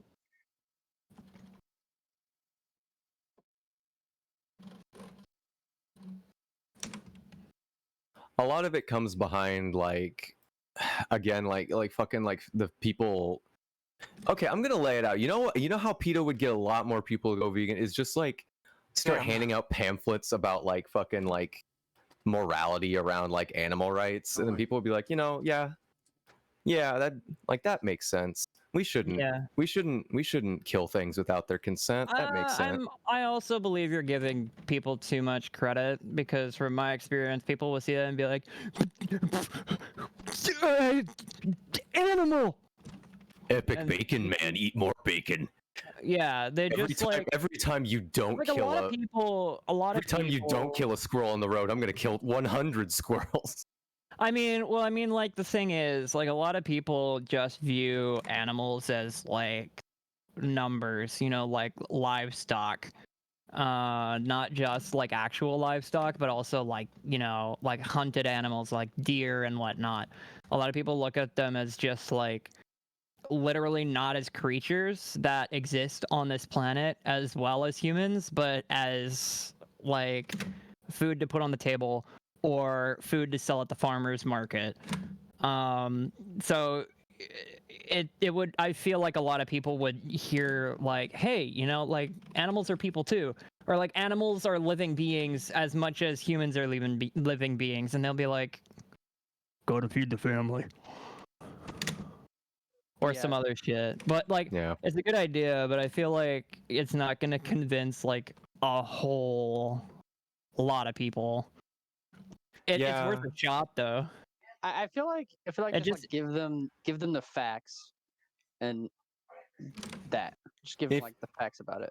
If you just present your philosophy in a very positive way of saying like these, like they feel, they think, they have emotions, they're not just numbers to be cranked out, and then you get more flies with honey than not. Fair. Is all I'm saying. I think the most effective way to say kind of introduce these ideas is mostly to be like, you don't have to like completely get meat out of your daily regimen and become a militant. You could just eat less of it. Like that's probably the most convincing argument I've seen, is just eat less meat, because ultimately we aren't like carnivores, we're omnivores. We can eat a whole bunch of other shit, and there is so much shit other than just meat that you can eat. And I thought about that and I was like, yeah, I should absolutely be eating more veggies and fruit than I do. Granted, I have a dietary restriction that makes it hard to eat fruit and veggies, but still. That's another thing that makes like. That's another thing like why I don't like. I should be militant about veganism is because I realize a lot of people have severe dietary issues. I should clarify my dietary restriction is that I don't have teeth, so it's hard to eat shit. Oof. I mean that, the common, like the most common criticism towards that would be just like, so why do you eat meat? Meat is hard to eat without teeth, but like, I manage as long as the meat is soft enough. Mm-hmm. But also veggies are hard. They're stiff. Yeah, like a cold veggie is really hard to chew. Yeah, I miss eating raw broccoli. I love raw broccoli and cauliflower. Yeah. Oh my god. I was about to say I'm a cauliflower girl. Yeah. Broccoli is so good. If you give me some like cauliflower, broccoli, and then some like seasoning and like stir it like a stir fry, oh, it's so good. Also, I love the fact that we're talking about sustainability and alternative like beef substitutes or whatever, while I'm driving a virtual car around a track. I feel like that's very green of me to do instead of driving an actual car around a track. Very green of me. That's the future. No more real life motorsports. We're all going to Assetto Corsa now. Yeah. Well, I mean, the cool thing about like virtual motorsports is that with modding being the way that it is, you could literally take like any car and then be like, I want to give it like the inline 4 engine from a fucking Volvo. And you could do that. Or be like, I want to give it an inline 3 engine from a fucking AutoZam AZ1, and you can do that. Like, it's just so fucking cool. Like, if I wanted to, I could take the AZ1 mod that I have in Assetto Corsa and just be like, fuck it, you have a V8 now, and it'll still have the same power characteristics of its original engine, but it'll just sound like a fucking American V8. Can't do that shit in real life, can you? It's like, it's like it's like the virtual version of taping a playing card to the back wheel of your fucking bicycle, and it's great. Just pedal real hard and go. Put some Mentos in like some soda, and just there you go. You have propulsion. I have my nitrous. No danger to manifold there. Yeah, there's a reference. That's Melithian. That's what shocks me the most is that a lot of people forget that I don't have teeth, and I'm just like, am I really like that good at talking with just my gums? That yeah, I wouldn't have. Forget? I wouldn't have guessed. Yeah, I've never gotten Okay. the. You guys haven't heard me when my face gets really cold though, cause that's why I hate well, it's one of the reasons I hate the winter so much, is because my lips and my face get cold, and that's when it becomes really obvious that I have no teeth. Like, I start slurring really, really bad. Oh yeah, that's shit's bad. Like when we were working at our last job, we would have to walk like a mile through the frigid cold, and then just like we have to like warm up at work before we can actually hold a conversation. Yeah. So it's the cold just fucking sucks.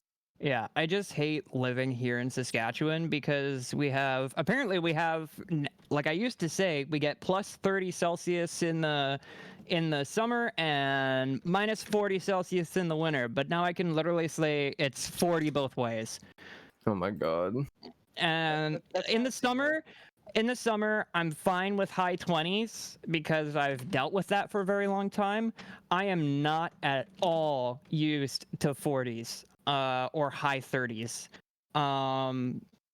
That's just too much. But I fucking hate the winter even more. As soon as it gets below 0, I just like I hate being outside. That's kind of how it is in my state in the United States. Like our summers get like up to like mid 90s, and then like our winters get like low 30s, and it just sucks because it's both ways. The only good seasons is spring and fall. Yeah. I will say one thing though. Okay, so it's not really a weird thing because like if you're outside, you tend to get used to the cold or whatever. But I find it weird that in the springtime when it's like -5, I'll be outside in like shorts and a t-shirt and be like, this is good. I feel great. But as soon as it's the fall and it's like +10, I'm like, fuck this. I hate this. This is the worst. It's too cold. I like spring-ish wintertime more than I like more. It's just more. I like it. Yeah, it feels warmer. I like the fall when it's like in between the seasons because it's like the perfect weather to do literally anything.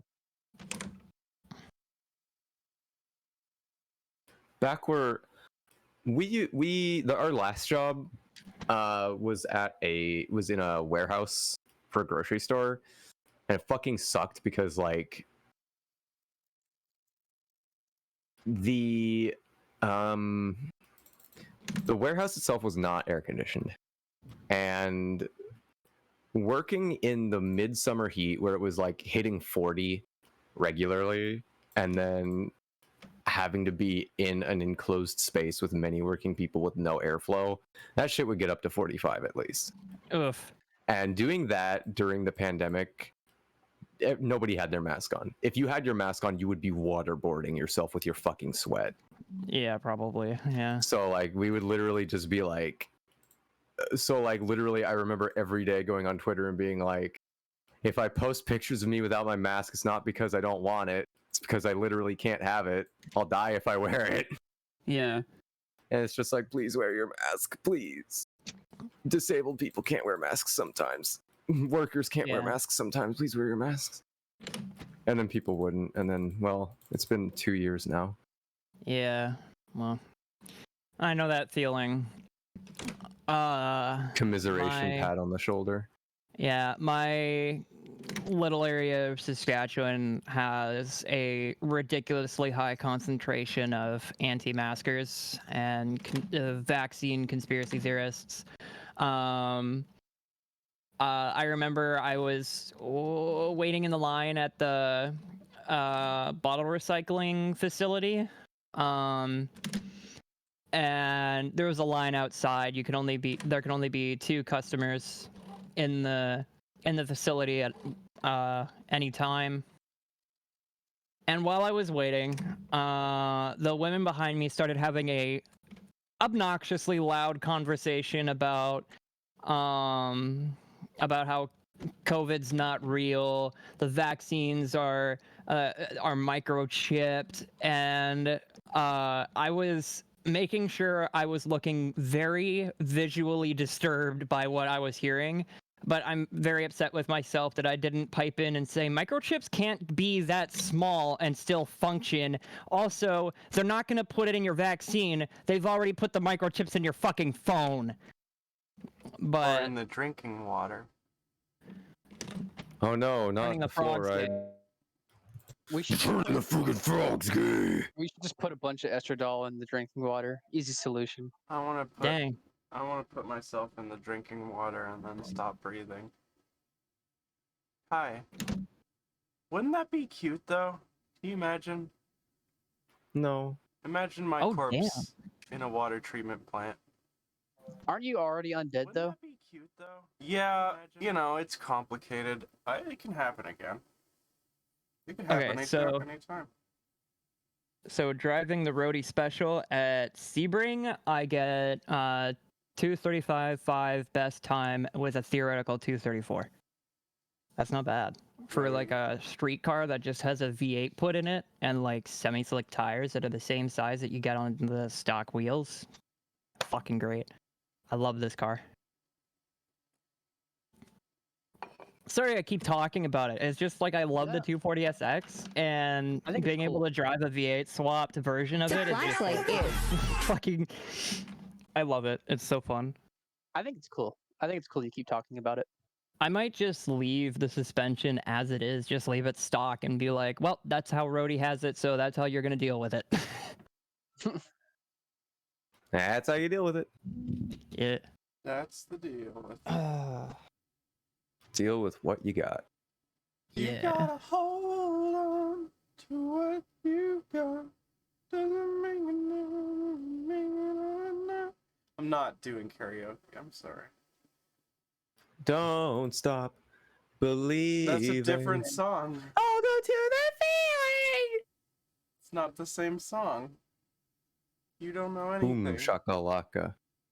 What are you talking about now with this boom shakalaka? What a wonderful way you said that. What are you talking about with this boom shakalaka? Yeah, can you explain what this boom shakalaka is? I don't know. It's some shit I heard when I was like 12. Don't talk to me. Was it in the Rugrats movie? I don't. What? I think it was in the Rugrats movie. The only thing I remember about Rugrats was the PS1 game. That was really good. Yeah, it was so super good. I think I was born post Rugrats, so I don't really remember anything about Rugrats. When were you born? What the fuck? 01? Are you an adult? Yes. Okay. Holy fuck, right? Ready. People born in 2001 are 20 years old. What? No. My sister was born in 2001. My sister was born in the 80s. Oh God, I'm so old. I'm turning to dust. Wow. Yeah, you boomer. You're so hot and elderly. Can you teach me life lessons? I'm gonna go smoke another cigarette after Jesus, learning this is that I'm talking third to one. somebody who was born in the 2000s and is old enough to be considered an adult. I was born in 1999, so like. Jesus Christ, I was like almost 10 when you were born. You were almost an adult at that point. So okay, I have some life wisdom for you, Ratty. Would you like to hear it? Sure, give it to me, baby. Give it to me hard and fast. Yeah, come on. You knew I was gonna do something stupid. I would suggest to you and to everyone watching the stream, try to get at least 8 hours of sleep. Even if you think you don't need 8 hours of sleep, you totally need 8 hours of sleep. I get like 15 hours of sleep in a day. I don't need any more. And here's the thing. Everyone has a different circadian rhythm. Everyone has a different circadian rhythm, and solid blocks of sleep are actually a capitalist invention. People used to wake up in the middle of the night, hang out, and then go back to sleep. Yeah, like so basically capitalism ruined everything because everybody's supposed to be sleeping at different times and different amounts. But in lieu of that, please just try to get 8 hours of sleep if you can. Okay, that's it. I function just fine on like 6 to 4. Please get 8. Please get 8. Please get 8. You can't tell me what to do, boomer. Oh my fucking God. Nah, I'm kidding. I'm kidding. Wisdom from elders. Okay, yeah, fuck. Do you want me to start speaking in Akkadian? Jesus Christ. You want me to talk about fucking Sargon of Akkad taking over the kingdom from the ancient Sumerian Lugal-Zaghazi? Do you want me to talk about that shit? I want to talk about. I ain't, because I'm not going to let you know about that ancient Rome shit. I want to talk about that ancient Bronze Age shit, that ancient Sumeria, Akkad shit, Babylon, Neo-Babylonia shit. Don't talk to me. I want to talk to you. I like you a lot. I like you a lot. Damn. Ratty's pretty cool. No way. No way. I like coming on Ratterday night and shooting the shit. It's fun. It's not Ratterday night right now. It's Friday the show. Oh yeah, sorry. I like coming on Friday the show. I love coming on Friday show. We should do Friday show every day. Well, there's one problem with that, babe. What's that? Did you just call me babe? You called me babe earlier, so like. Did I? Yep. Oops. I made a cute noise and everything. You didn't notice? I didn't even. No, I wasn't paying attention. You have to remember. I don't know. I'm sorry, Quake. I completely just forgot your name. The one that is fronting right now is named Kenzie Sabine Lee. Kenzie Lee. That's me. I got it. Hi, my name's Kenzie Lee. Oh, I'm a pretty puppy doggy. Oh. There you go. Are you happy, Ratty? Yes. You got some dog time on your stream. I think it's been like multiple dog times on the stream tonight. Yeah, I've been wearing a leash for 4 hours. Maybe you should go to bed. No. Okay. I'm outlasting all of you. Kenzie, didn't you literally fall asleep on stream? Yeah, you had a little nap. You had a little kipper nap.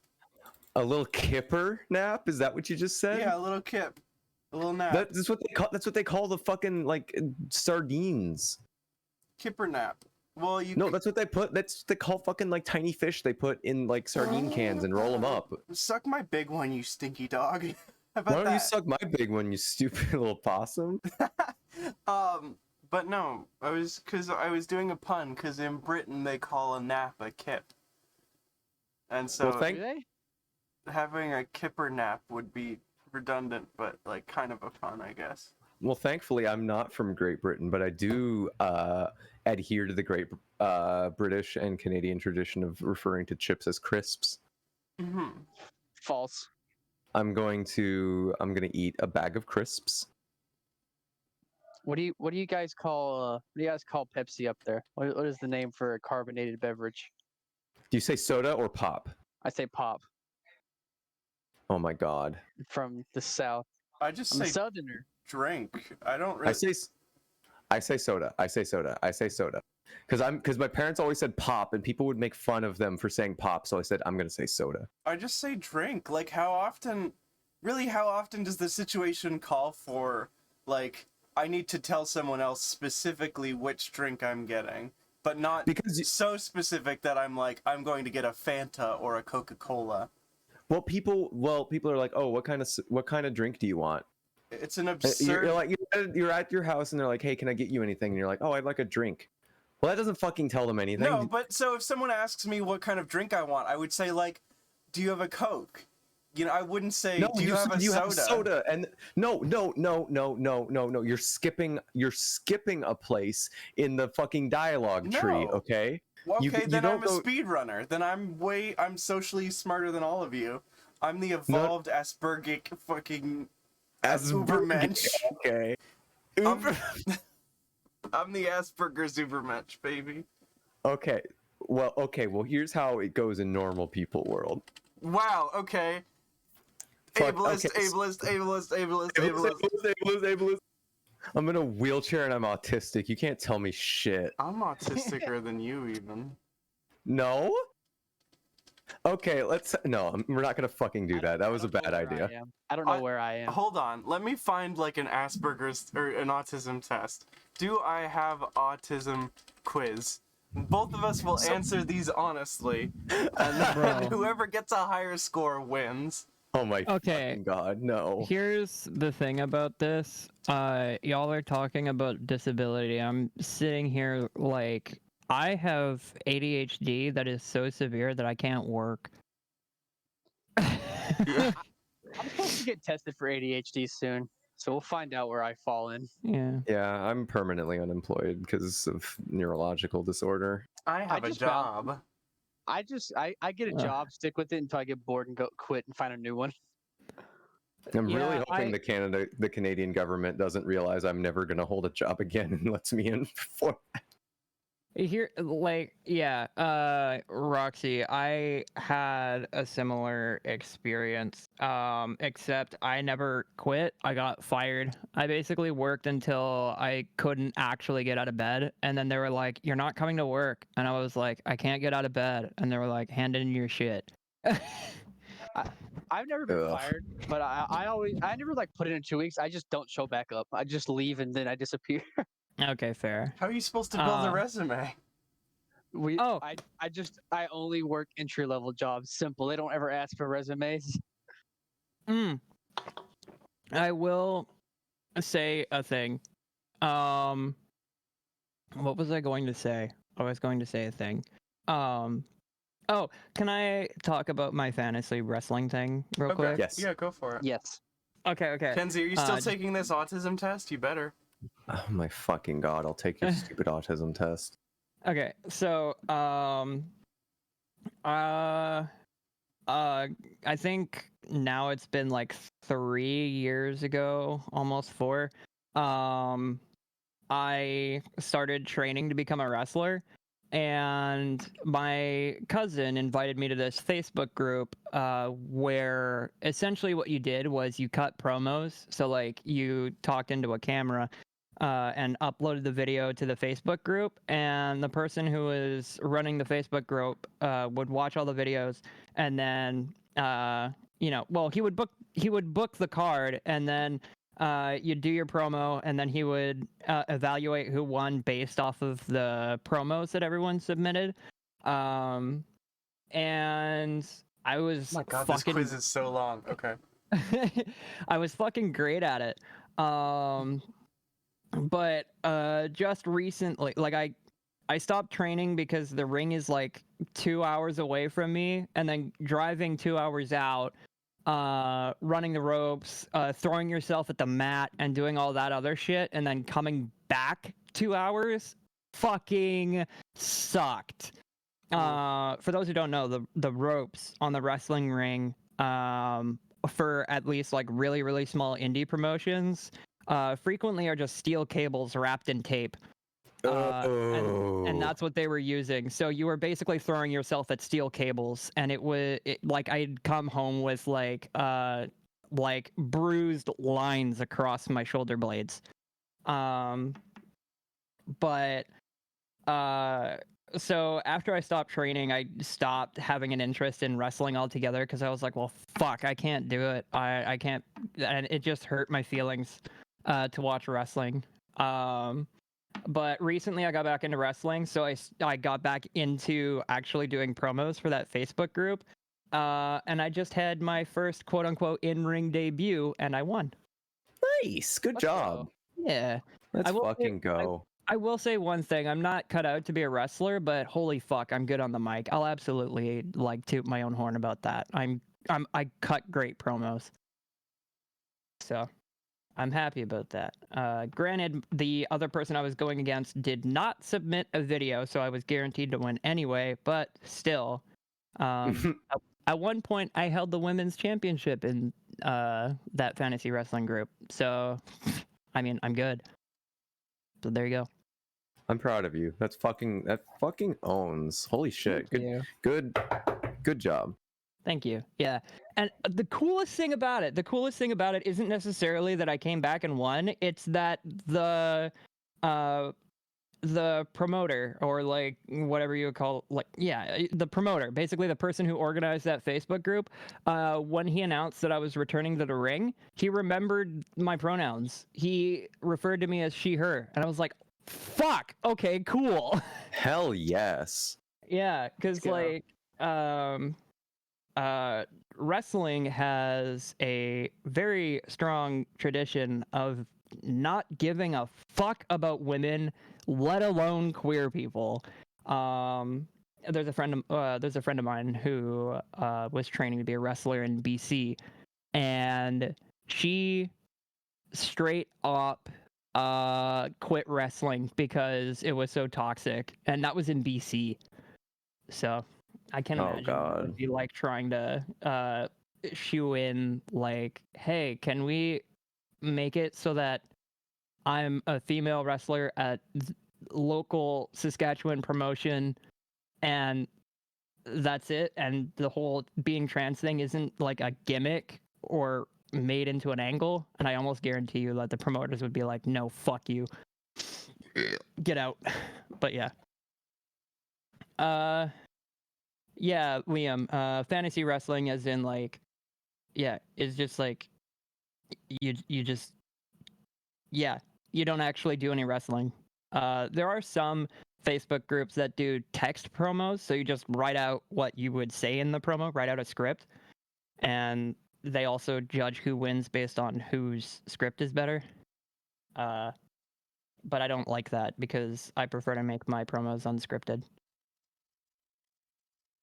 But yeah, there's actually a pretty big community of fantasy wrestling stuff like that.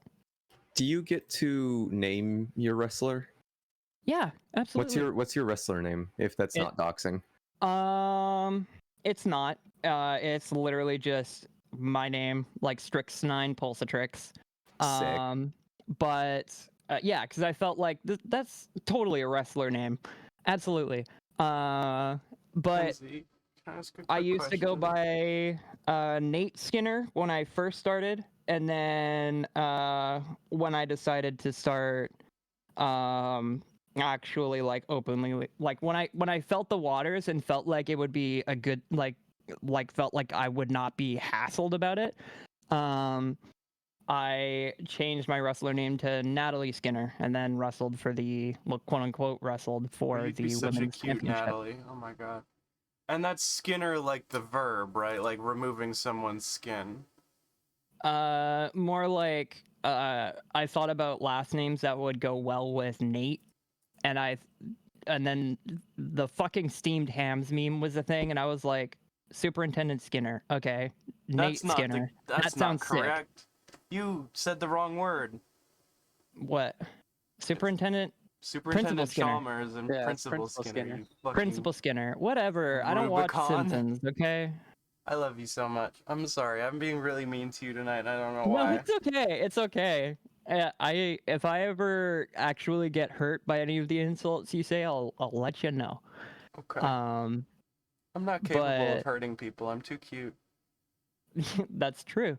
But like, yeah, like I also made my own like wrestler like entrance video, and I have a song, and it's like it's so over the top hardcore. I love it. Specifically, it's a song by the band Frontierer. I fucking love Frontierer so much. They're heavy noise metal type shit, and the song that I'm using is off of their record that they just released, I think today. Yeah, they released it today, called Oxidized. It's a song called, oh, where is it? Opaque Horizon. Highly recommend. It's an acquired taste though, because it's like really, really loud noise metal.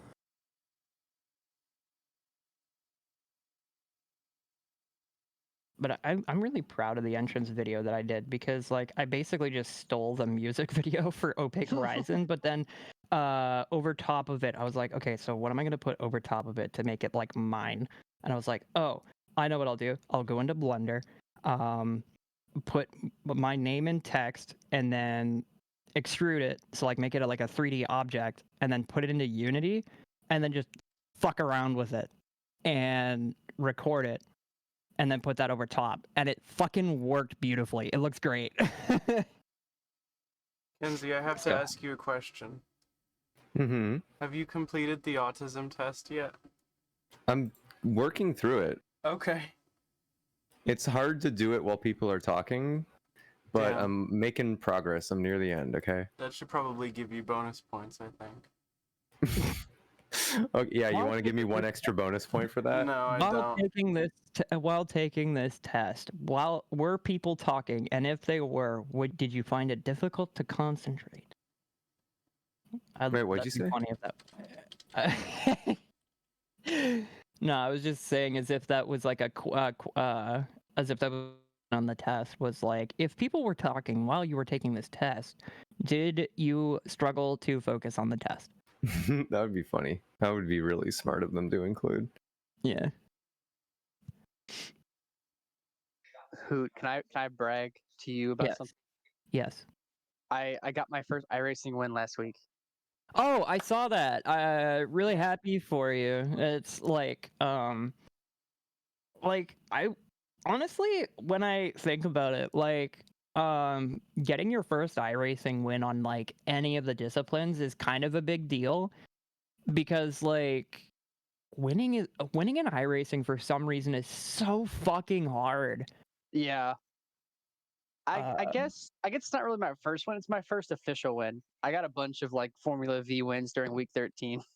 Right, yeah, but like getting your first official is like, you know, because like the thing is, at week 13, I think it's mostly unranked, so it doesn't really give a shit about your MMR. But yeah, getting your first win, oh my god. I remember when I got my first have I had my first oval win yet? Because like when I got my first road race win, it was basically I just stomped them, because for some reason the people around my MMR were just not great. All I had to really do was avoid wrecks, but my oval racing win was fucking difficult. Like I had to fight for that one.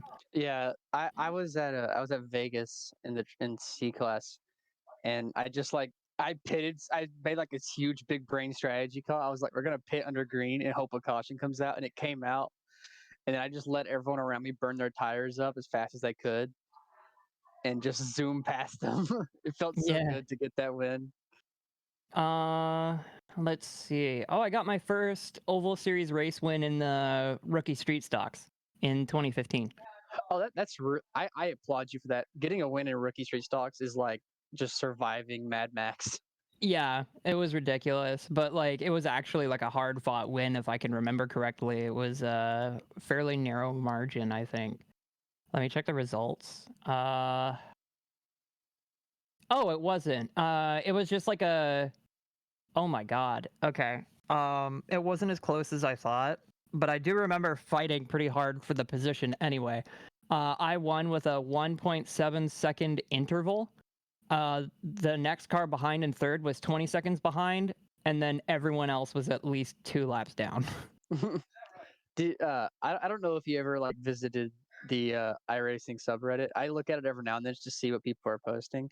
There was this story of this person who like had just started like then they're like their first D series road start, and they weren't prepared. They didn't know how like rolling starts work, so they just took off and thought they like got like a huge gap on the rest of the field, and got to the first corner and got black flagged.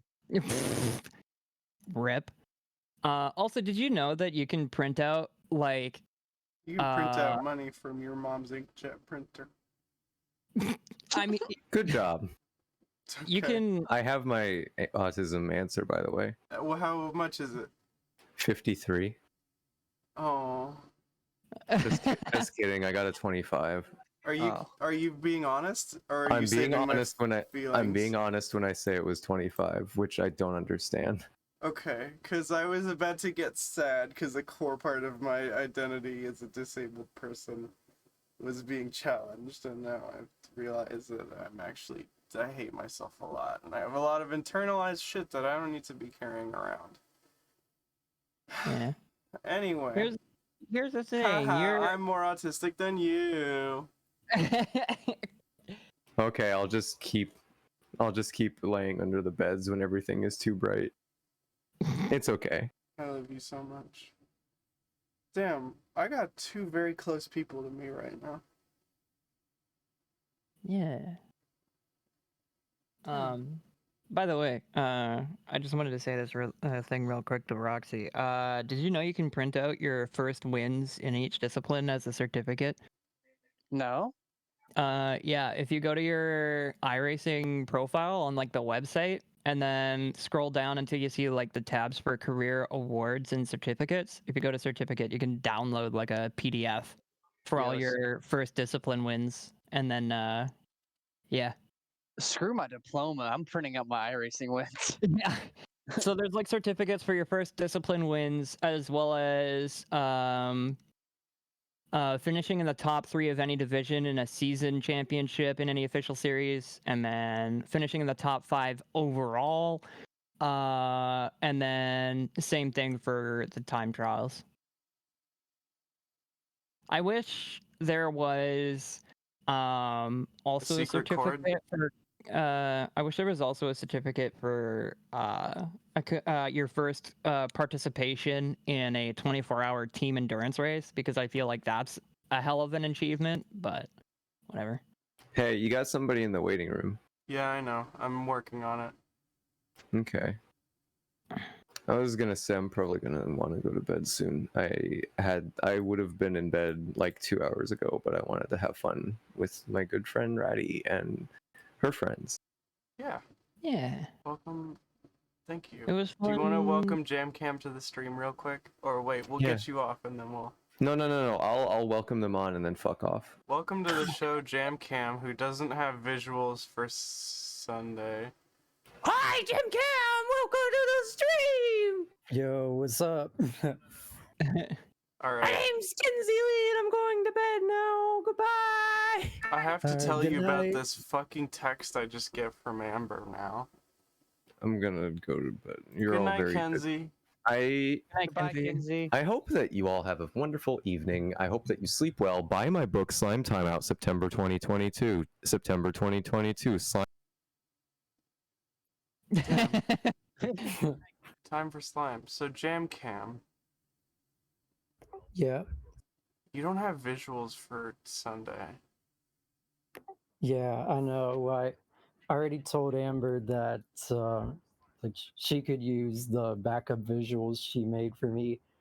I was just, so busy the past couple weeks, not just doing the audio for the set, but just like lots of college assignments and other real life shit. Oh shit, what are you studying? Is that like too much of a dox or what? I'm just studying graphic design, Damn. really. Hell yeah, that's good. That's good shit. I always wish graphic design is the new plumbing, I think. You want to become a graphic designer.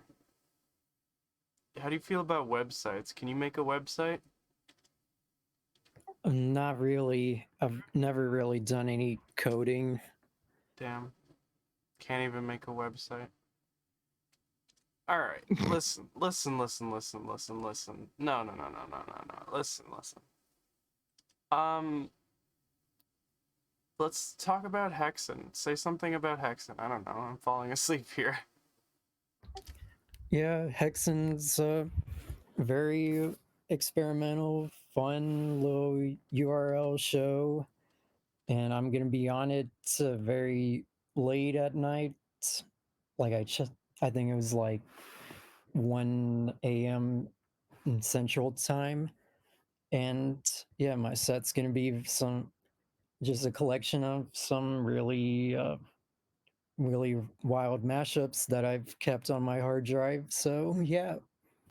Hell yeah. Fuck yeah. Well, look forward to Hexen.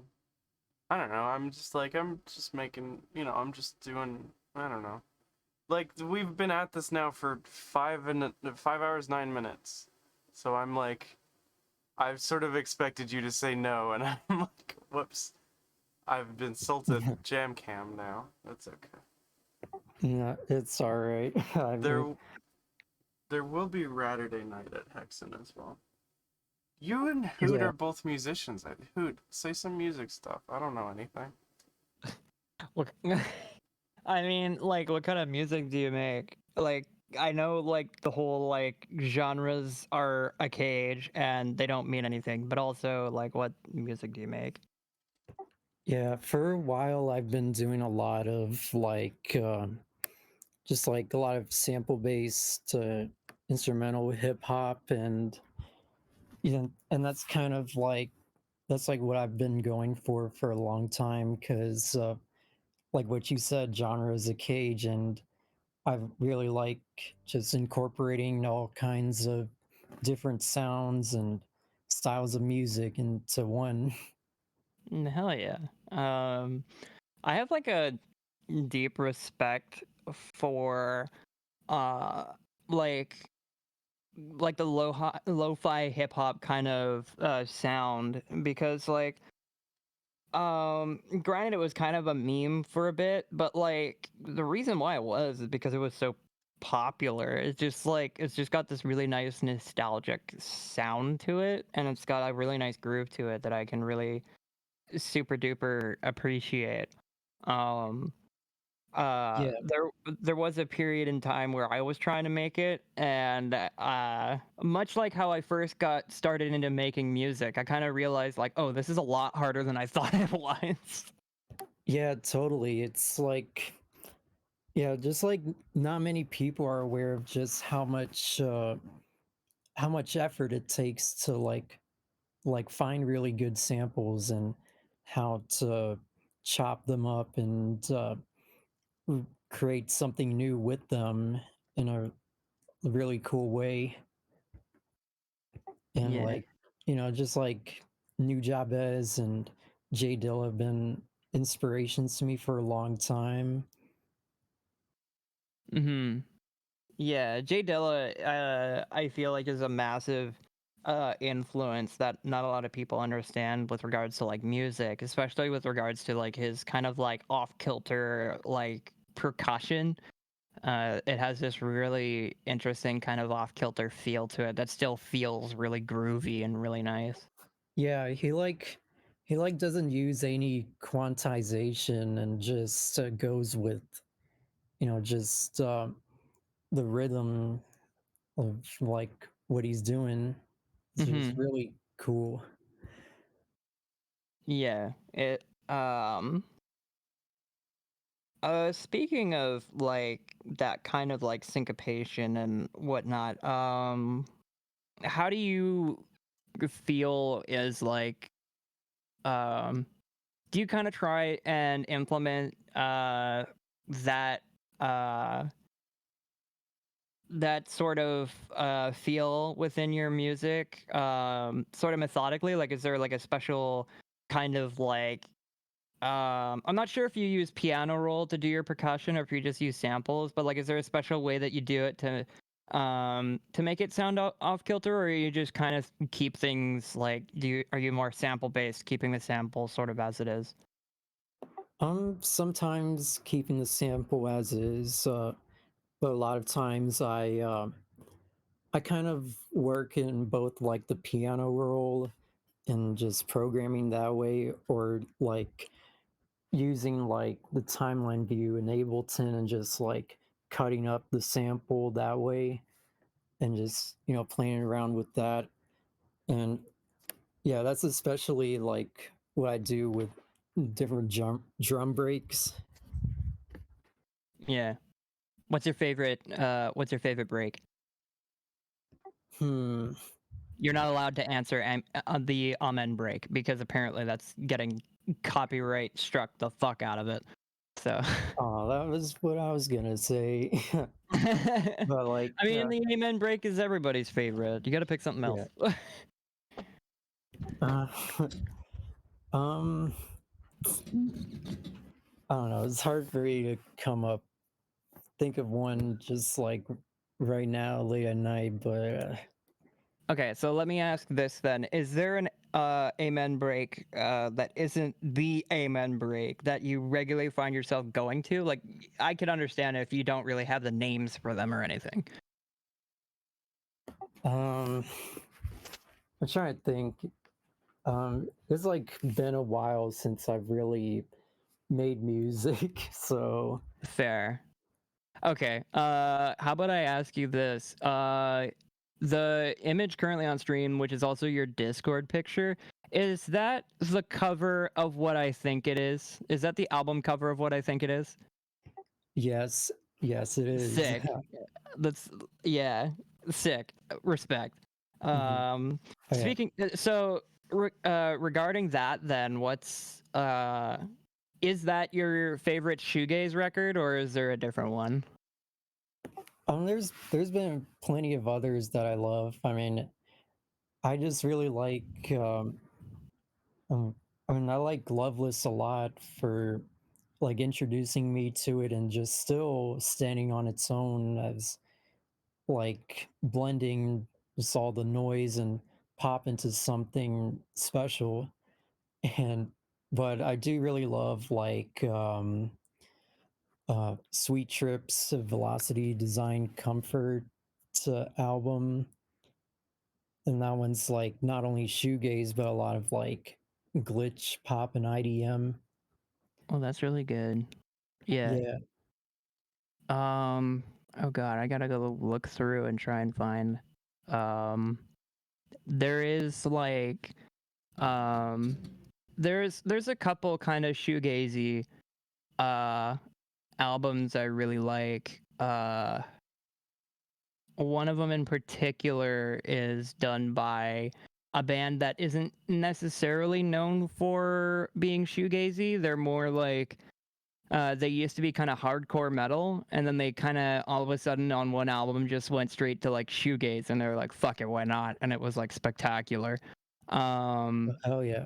Oh god, I wish I knew what the album was. God, I'm not gonna be able to find it.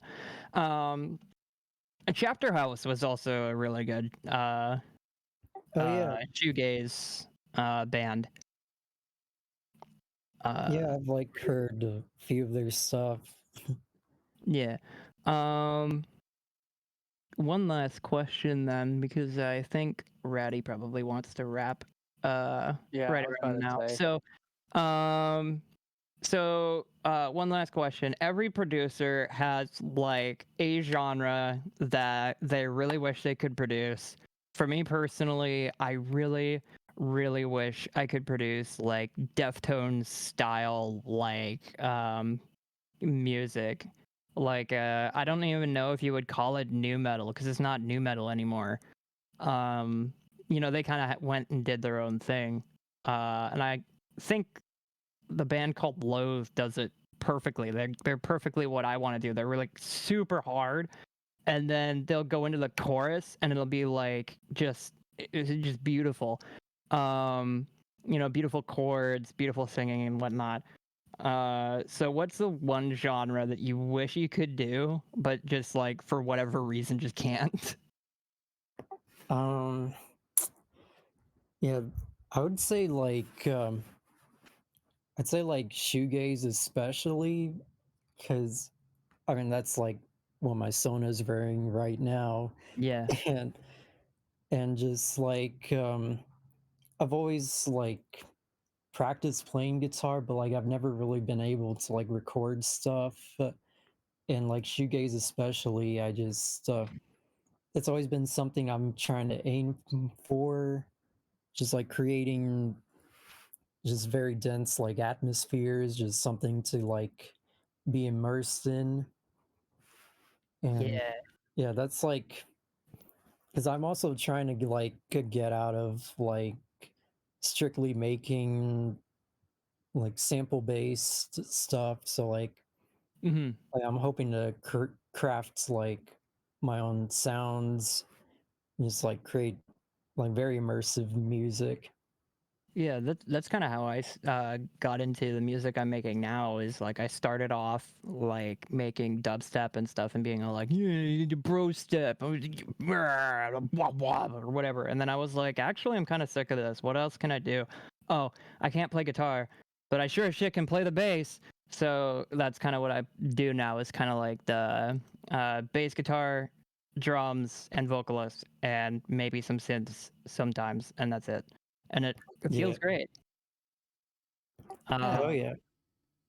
Yeah, but Ratty, yeah, I think are we ready to We're just about about to end the wrap stream? up, yeah.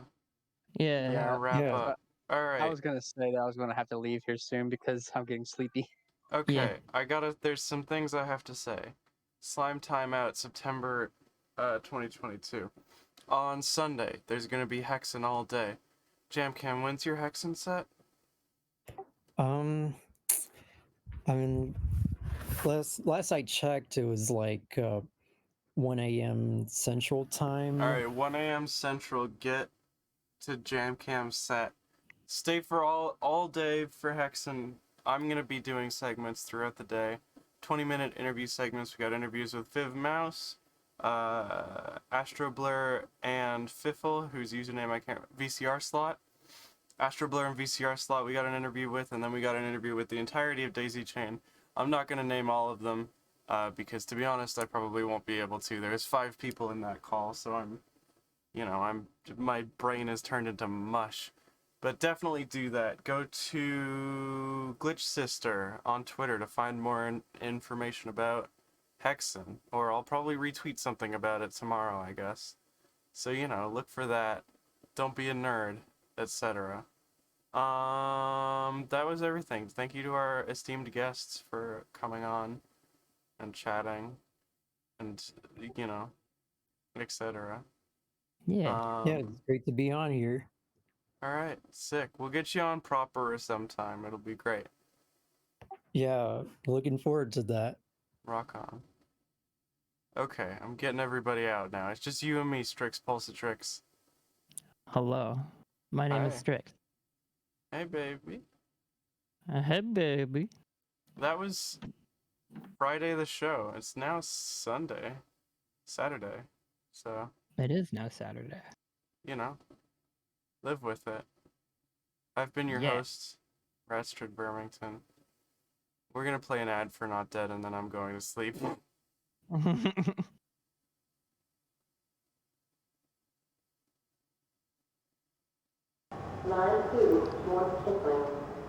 Most animals don't get a second chance. You fall through a lake, and the current drags your fur, and you end up dead under 6 inches of ice.